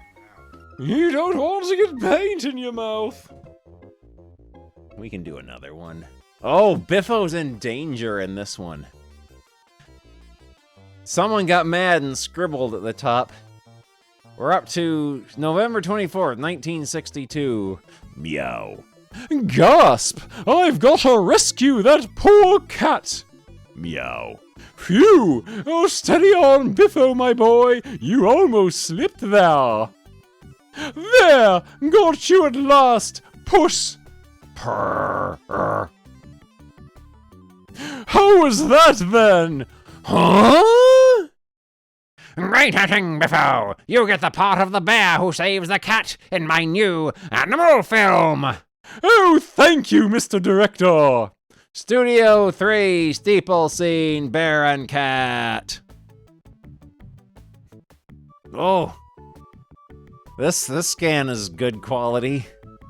December 1st, 1962, Biffo the bear. Gosh, look at Biffo trembling. Don't tell me he's scared of that kiddie's pop gun. Good grief, he's shaking at the sight of a mouse now. Ah, that's the reason for it. Oh, Biffo has to go to the dentist and get his teeth drilled. Golly, it couldn't have been the dentist he was scared of. He's still trembling. Hello, Buster. I'll give you a lift home in my car if you like. Okay. It's a bit of an old wreck, I'm afraid. Yes. Well, Biffo has a car. Biffo has a driver's license. It's a proper bone shaker, too. Cheerio, Buster. So long, Biffo. Now I know why you were trembling. Bang! Bang! His car's exploding. Biffo the bear, up to 1965. We'll go until 1969.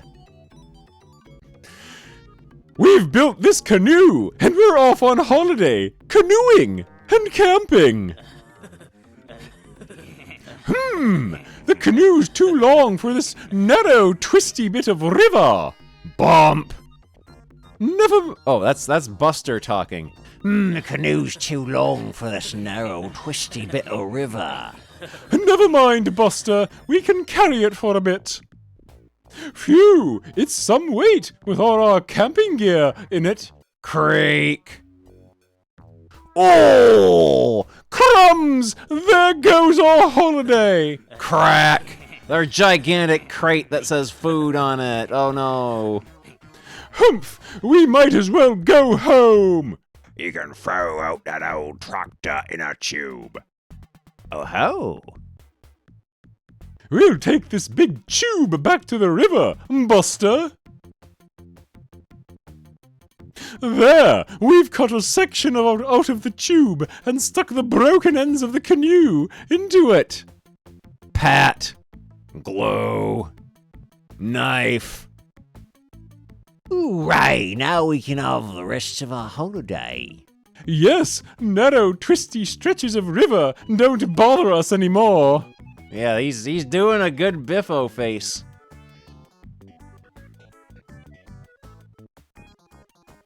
July 31st, 1965. Biffo the Bear. Oh, lost my house key. Fumble. Well, there's only one thing for it. Crash! He throws a brick through his own window. And climbs in. Later, going out again. I mustn't lose my key this time. Look at this. The joiner. To Biffo the Bear for one window pane. Incomprehensible. Shillings and pounds and pence. Ah, I've got a bright idea. I'll pop my key into this ornamental pot in Buster's garden. It'll be safe there. No need to worry about losing it. An hour later. Now to get my key, ho-ho! No more broken windows! Gosh, my hand's stuck! Huh, here we go again! Crash!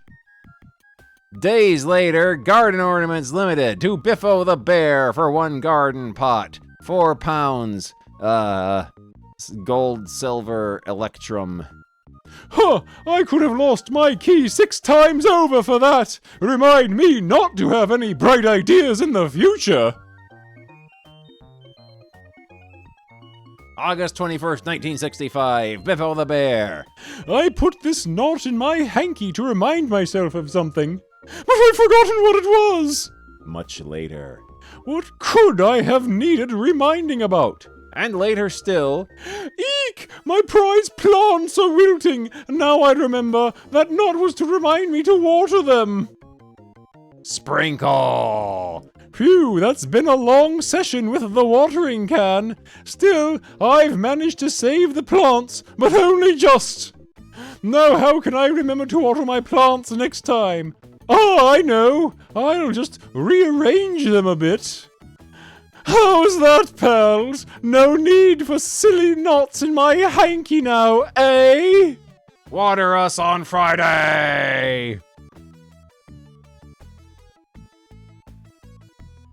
Biffo the Bear, November 6, 1965. Oh, look at that great big firework. Set it off, Dad. Right, Jimmy. Strike. Corks, it's moving off. After it, Dad. Oh, it's not a real firework, Jimmy. Fancy dress party. Prizes. A very good costume indeed, Biffo. Oh, this child is wearing a racist costume. This child's a pirate. You win the first prize of £5. Ooh, goody. I know what I'll buy with this. He's bought fireworks and this looks very dangerous. Guy Fawkes night. Flash. Bang. Crack. Moses, where's my car, man? Space 22, man. 22. 22? Oh, man. Good night, Sneaker Nets. Thank you for stopping by. We'll be finishing up here pretty soon. We'll finish up when we get to 1969 in Biffo. November 27, 1965. Biffo the Bear. Brr! It's frosty weather. I'll go out and get some coal. Skid. Ah! Grr! So it's my pesky nephews. They've made a slide on the path. Oh, Uncle Biffo, the slide will melt now. Later. The butter's frozen hard too. I'll leave it by the fire to soften it. Much later. I forgot about the butter here. Melted. Yow! The dish is red hot. He throws the butter all over the hallway. Golly. Yippee! Good old Uncle Biffo's giving us a new slide indoors. Oh, I might as well join them. Besides, sliding keeps you nice and warm in this cold weather. Oh, boy. Another funny comic. Whoa! We're up to January 8th, 1966. Tell us a story, Uncle Biffo. What would you like to hear, nephews? Talk. He has tucked them in so tight they cannot move. Tell us how you got your unusual name. Very well. Once upon a time when I was a cub. I wonder what that little bear's name is. Biff! Oh! Hear that? We'll call him Biffo. So that's how I got my unusual name. Drowsy! Gentle whisper. Night-night, nephews. Thud! Ooh-yah! Night-night, Uncle Thudooyah! Titter! Paw! They look like they're being cooked.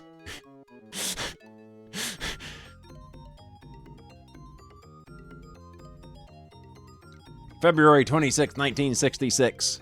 Biffo the Bear, Biffo's dog walking service. an hour. That's his pence. Take Hammond for a brisk walk, Biffo. Right, sir. Gasp! Hurry! Slow down, Herman! Pant! 10 minutes later. Humph, that's only a penny I owe you. So, Biffo's dog walking service. Six pence an hour. Small dogs only. He's got a scheme now. Oh, he's added small print. I'll have no trouble now. Oh dear! Stop, Ringo! Yap! Bah, this is the limit! Yap! Tut, you've only given my dog 5 minutes exercise, so that's only a halfpenny. I'm due you, Biffo. Then Biffo's dog walking service. 6 pence an hour. No dogs allowed. Tortoises only. This is more like it, pals. We're Biffo's pals.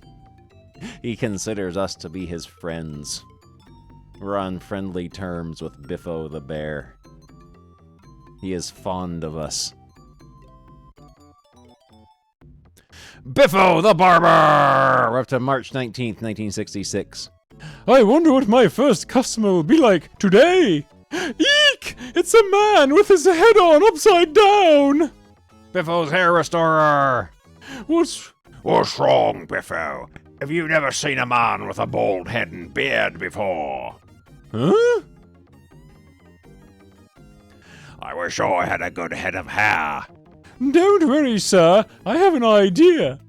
Watch this, readers. Oh, he's winking at us. He's winking at us as he puts toxic glue on this man's scalp. It's gonna absorb the chemicals into his bloodstream, and he's going to become terribly sick and maybe die. Tom-ty-tom sweeps up all the disgusting hairs and dumps them on the man's head. Tom-ty-tee! Then... That's just what I wanted, Biffo. Thank you, sir. I hope you can keep your hair on.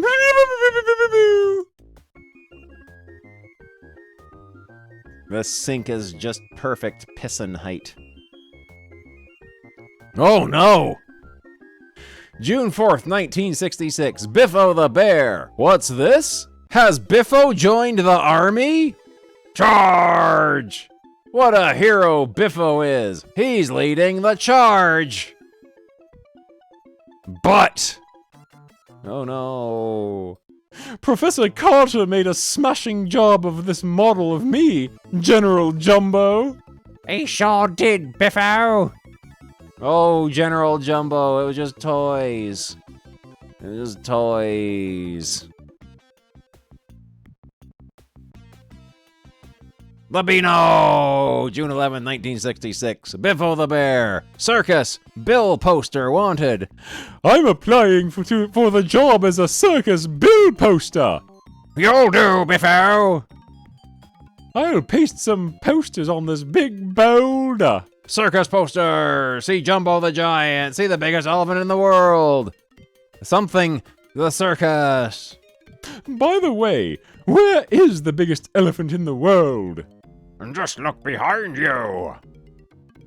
Gasp! Clowns, horses, monkeys, acrobats, keep off the grass, never be without a Beano, come to the circus, see Jumbo the Giant, Jumbo is the greatest. It's bigger than 10 horses! See the biggest elephant in the world, 20 tons of solid bone and muscle. Adults 5, children 2, 6, 2 performances a day. Eats 2 haystacks every day. You've just been slapping posters on him while he was sleeping, Biffo. Yawn. Great advertising stunt, Biffo. You'll get something extra in your pay packet this week. We're up to July 1966. Biffo the Bear. I'll hit this ball for miles. Swipe. Where did it go? Pang. Good afternoon, ma'am. Good job, Biffo. Meanwhile, another golfer is having a practice swing. I'll loosen up first before I hit a ball. Here's Biffo's ball. Crack. Ugh, where'd that ball come from? Into a rabbit hole. Out you get. Kick. Well, I must have hit that ball right out of sight. Here comes that ball again. Plop. Bah! I must have missed it after all.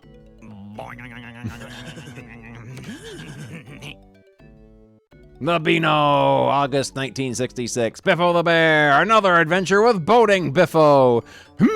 Looks like rough weather ahead, says Biffo with his realistic eyes. Storm approaching, all hands on deck to batten down the hatches. Steady as she goes, mind that big wave. Sploosh! Mayday! SOS!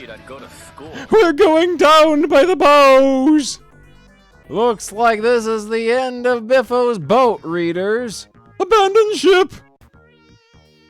Oh no. But no. 5 stars! Tee! I love to play with my toy boat in the bath. So, he's nude. Beneath his water are his genitals. September 1966. Biffo the Bear. Honey for tea tonight. Ooh, yeah, eek, ouch! Sting! They've stung his bum. I'll have to get rid of those stingy bees. Later, Buster is invited to tea again. What's for tea, Biffo? Buster has white hair in this one. Brown bread and honey. But Biffo, remember what happened last time? I can't bear to look. This empty hive makes a fine store for the honey I bought at the grocer's. Phew, you had me worried for a minute there, Biffo.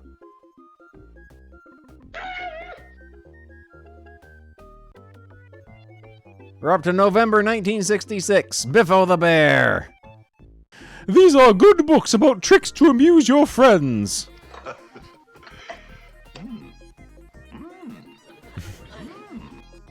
Then, what's this trick, Biffo?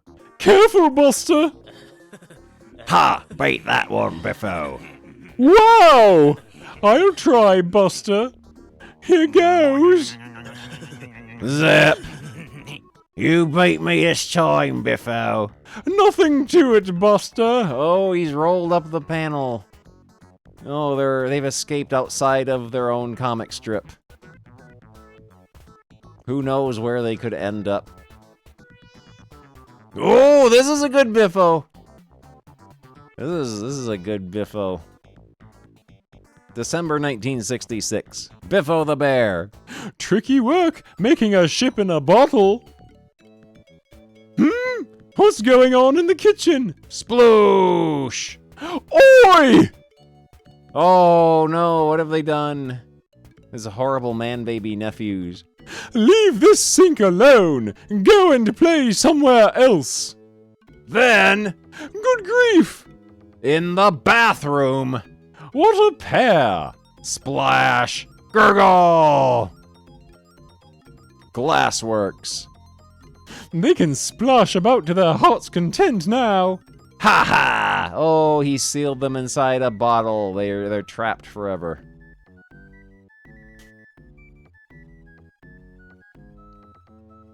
The Beano, December 1966. Biffo the Bear. May I watch the TV, Biffo? Mine's broken down. Certainly. Come in. There's an interesting program just coming on.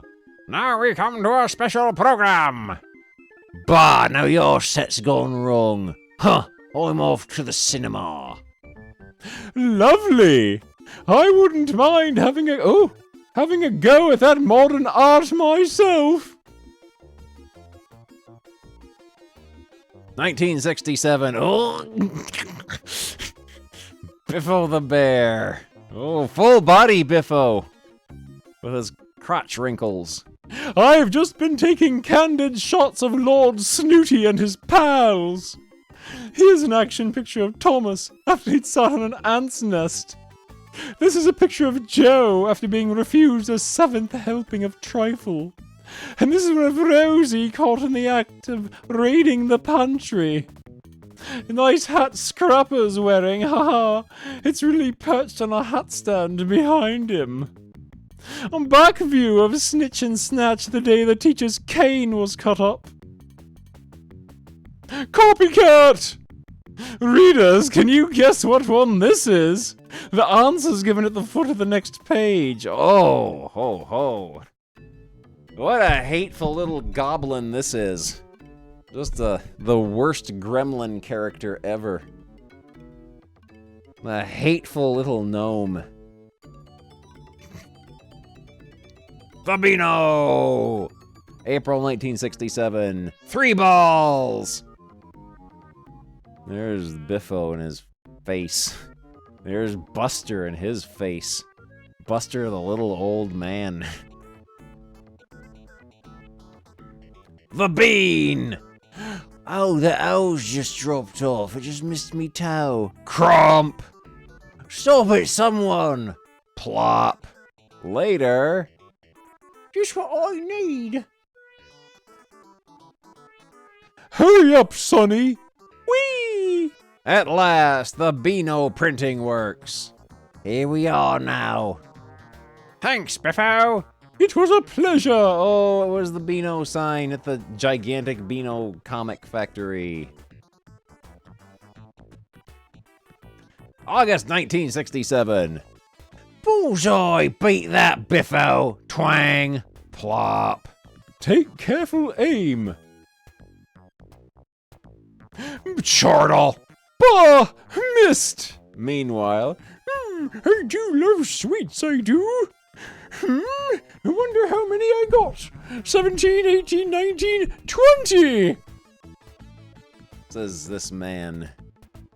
There you are, Buster. 20 bullseyes with one shot. Slurp. Oh, he's really upset about this.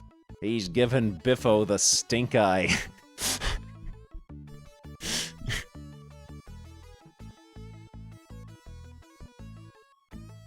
The Beano! Biffo's drawn differently in this one. August 12, 1967.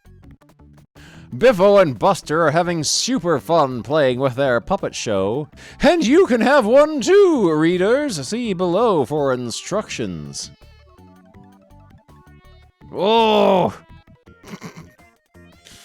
Stick picture on firm cardboard. We get the Biffo equivalent of the different grades of card. Thin card, thick card, firm cardboard.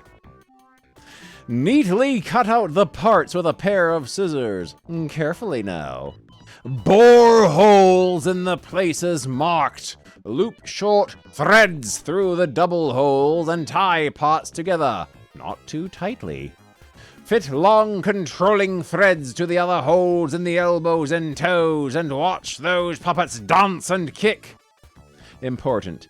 Don't cut this out till you've read the rest of your Beano.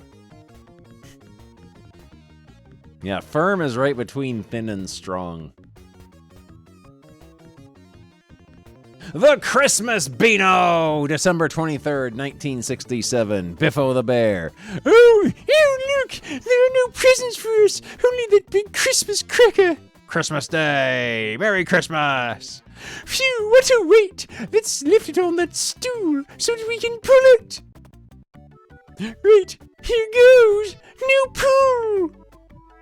Bang! Crack!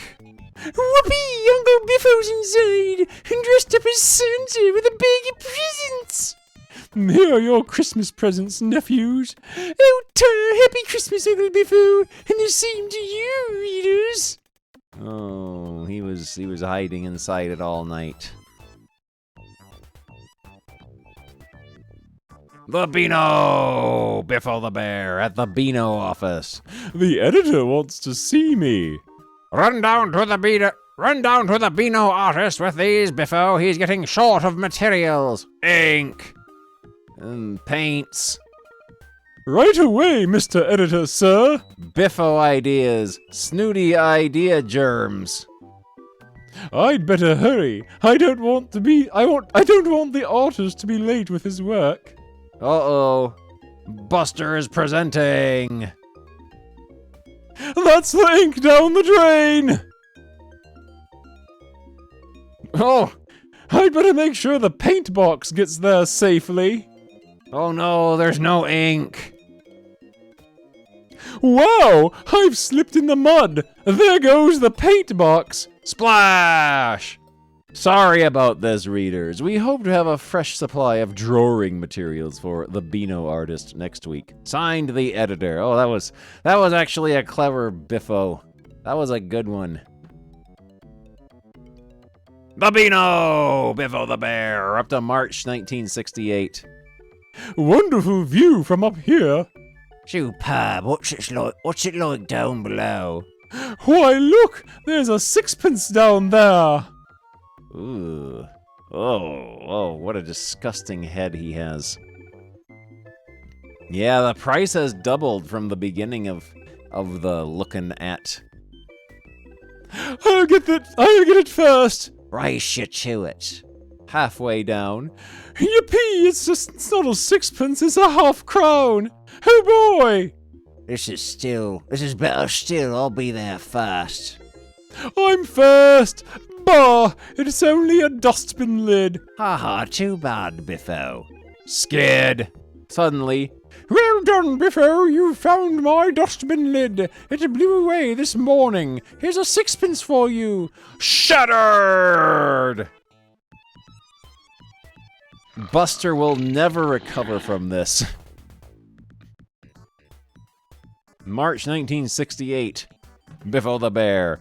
Bah! I can't find them anywhere. Humph! Not in the wardrobe. Not in here. Nor under the bed where he keeps his bongo shoes. Hello, Biffo. What are you looking for? My braces! Why don't you look behind you? Oops! Silly me! Oh, they were dangling behind him. The Beano, April 1968. Biffo the Bear. Hi, Biffo. You're looking hot.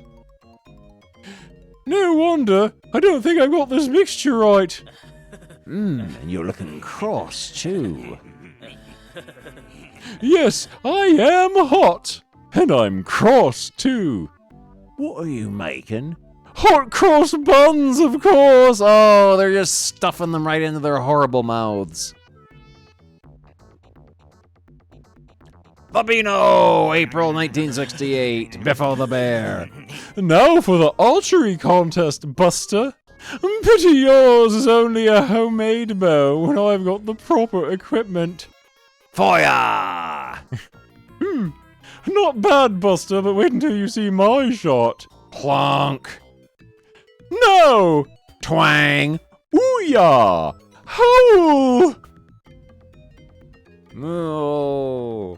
There you are, Buster. Do it again, Biffo. I missed it the first time. Funk. We're up to April 1968. Biffo's in danger. Biffo the Bear! Run for it, Biffo. Cool! Biffo must be bulletproof. Look out, Biffo! These are good Biffo faces. Biffo kind of looks like Ratfink here.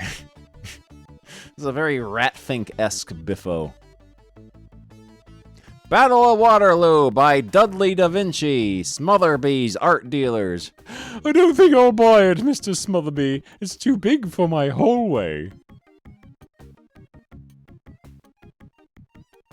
May 4th, 1968. Biffo the Bear. Now for a brisk spin in the country with my hoop. I've done about 5 miles already. Yum yum, the country air gives me an appetite. Ma Brown's Tea Shop. Park my hoop in the cycle rack. Hello, Buster. I didn't expect to find you here. Hi, Biffo. I'm out with the cycle club. Help! Someone's stolen my hoop. Gone! Never mind, Biffo. It wasn't worth much anyway. It's not that I'm worried about, Buster. You see, now I'll have to walk all the way home. Oh! Groan!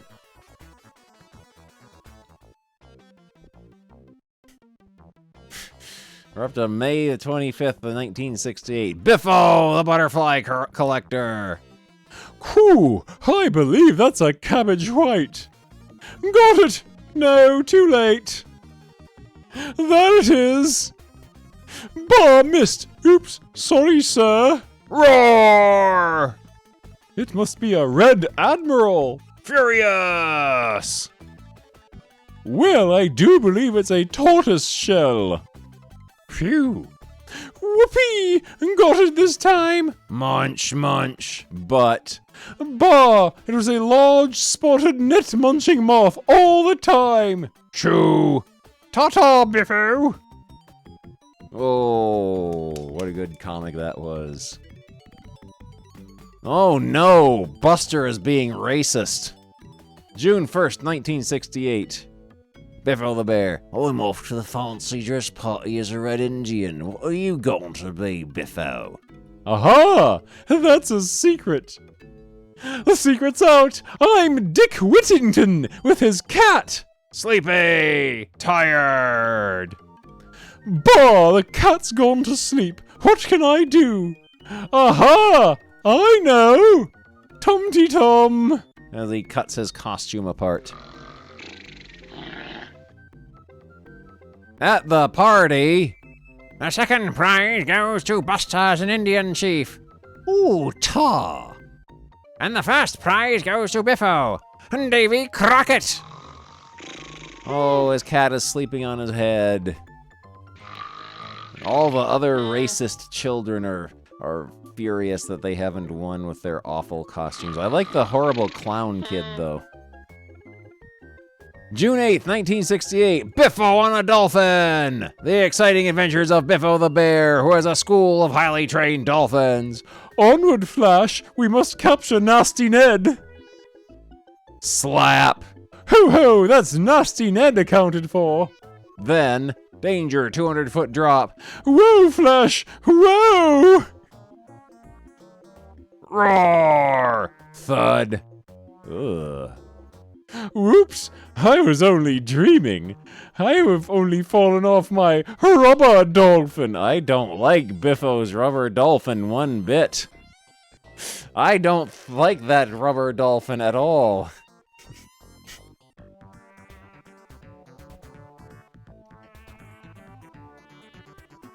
Babino, June 15th, 1968. Biffo silence.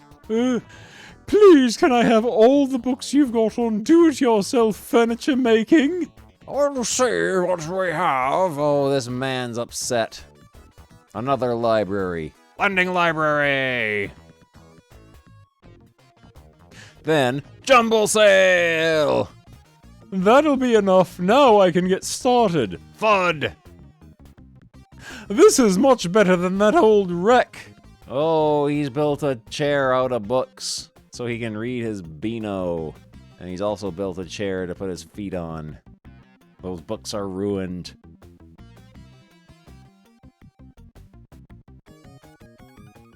We're up to June 22nd, 1968. Biffo the Bear.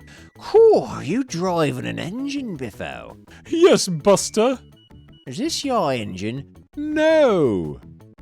This one, then? No. We're leaving the station. Children's Miniature Railway. This is my engine, Buster. Oh, baby, Biffo's arrived. Yippee, I've been taken on as God. There they go. The worst train ever. The Beano! July 13th, 1968. Biffo the Bear. Posh Hotel. Assistant wanted. You'll do. Me? Bah! I'm fed up of this. Boots! He has to shine all the shoes wearing his horrible Spirou outfit. Excuse me, sir. I would like a rise. I would like to go up in the world. And so you shall, Biffo. Left. And going up. They look like they might not want to get into the elevator with Biffo. We're up to July 20th, 1968. Biffo the Bear. I think I'll have a greenhouse. It's a good idea. Next day. Hello, Biffo. I've brought you something for your greenhouse. Oh, well, it's very kind of you, Buster, but come round to the front. It's not a greenhouse I'm having. It's a greenhouse. Oh, I see. Biffo. But your presents have helped to brighten up the place as well. Oh. Buster's looking horrible here. He's looking diseased. Well, August 24th, we're coming up on the end of 1968, which means we'll be coming to 1969, which is where we will leave off. Biffo the Bear. Time that thing was painted. This thing. He climbs up on boxes. Whoops! I can't hang on much longer. Aching! Hello, Biffo. You seem to be having a spot of trouble. Several spots, Buster. Excuse me one moment. Oh, why didn't I think of that? Whistle! Oh, Buster is easily able to paint Biffo's thing. August 31st, 1968. Biffo the Bear, plumber.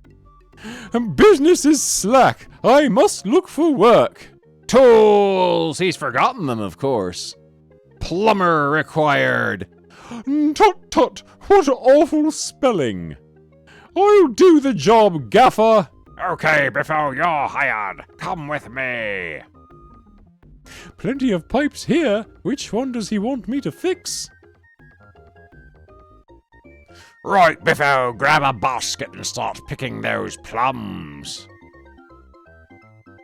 Oh, well, slurp! It's not too bad. He says I can eat as many as I like. Chomp! Biffo's going to get diarrhea from eating so many plums. September 7th, 1968. Oh, Biffo still got his plumbing service. This is a story arc. Come along to the park, Biffo. I've an important job for you. Start fixing these pipes together, Biffo. Later. A perfect job, Biffo. But what is it? You'll see in a minute. Stand back. Yeah, Biffo's wearing shoes. He must have gotten in trouble for public indecency. It's the latest thing for children's playgrounds. Beam!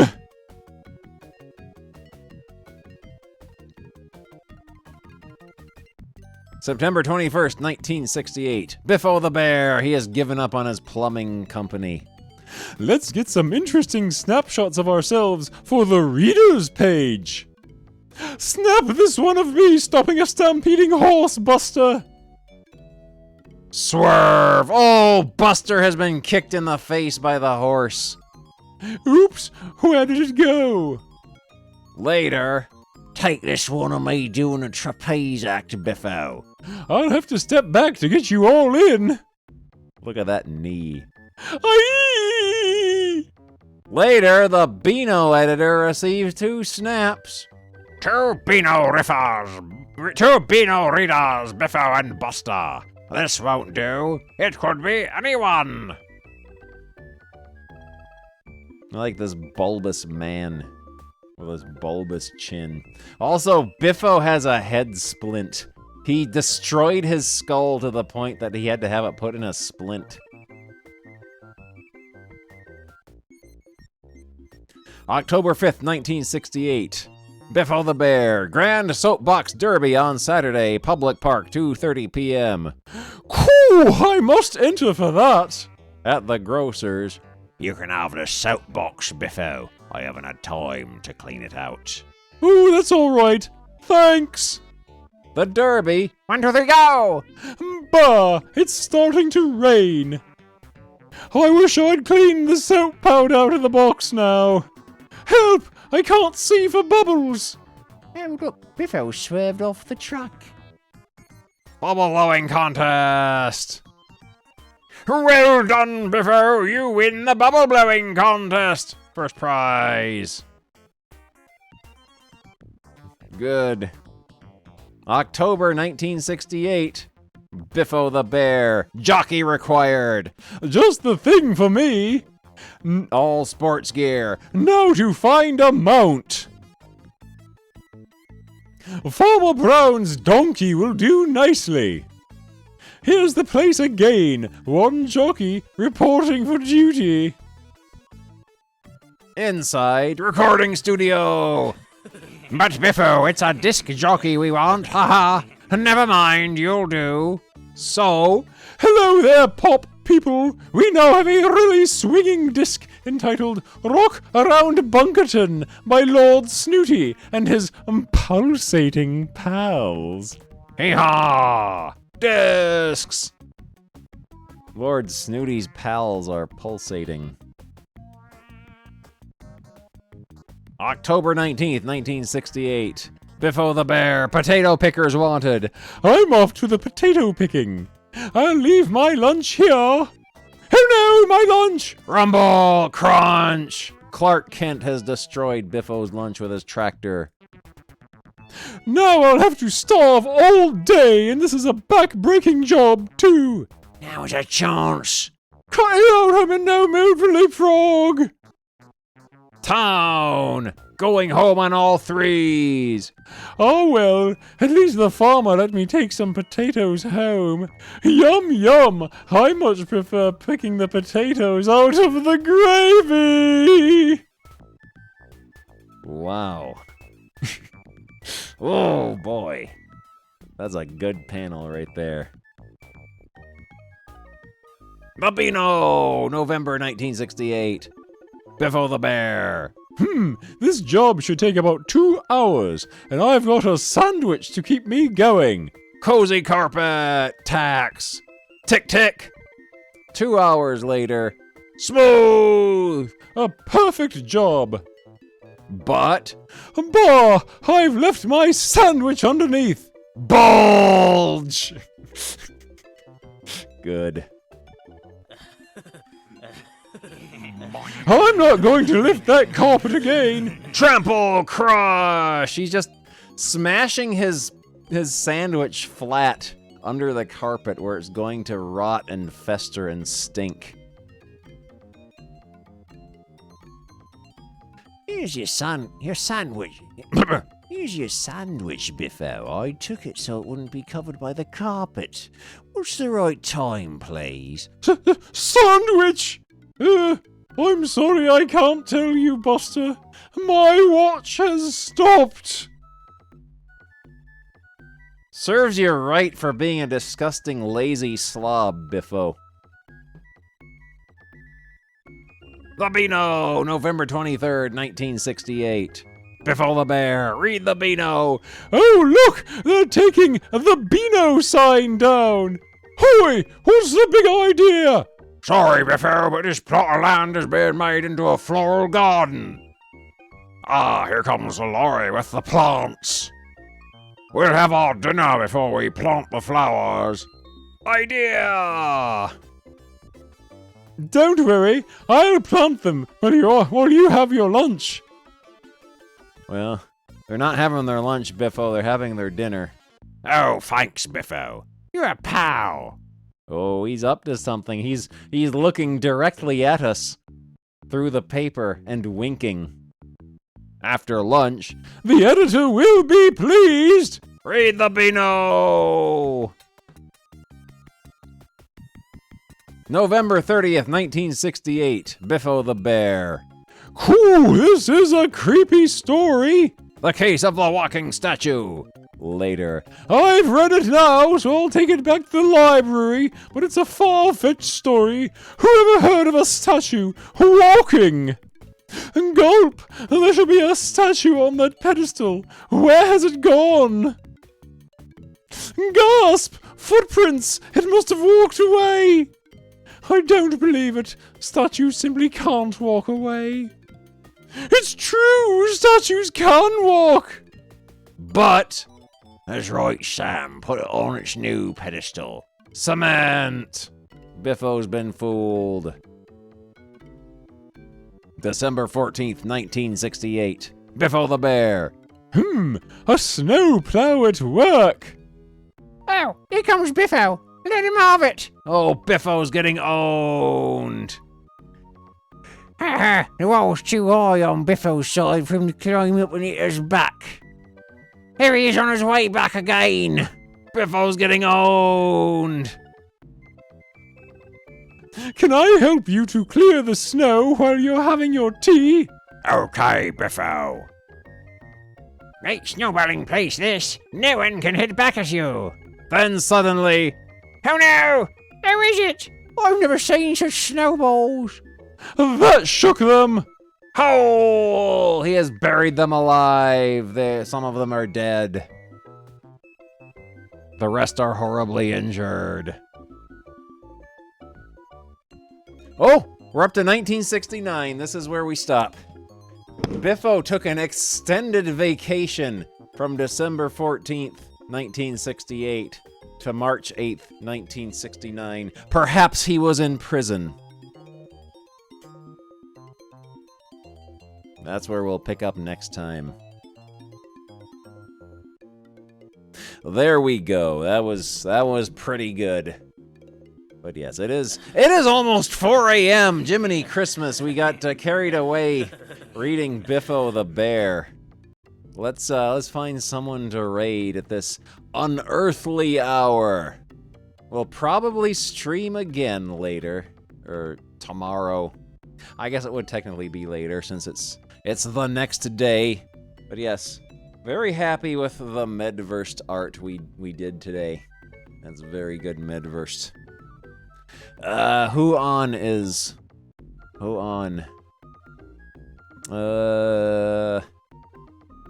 Old-timey computer show is always a good time. Yeah, let's go to old-timey computer show. Yeah, it's tomorrow already.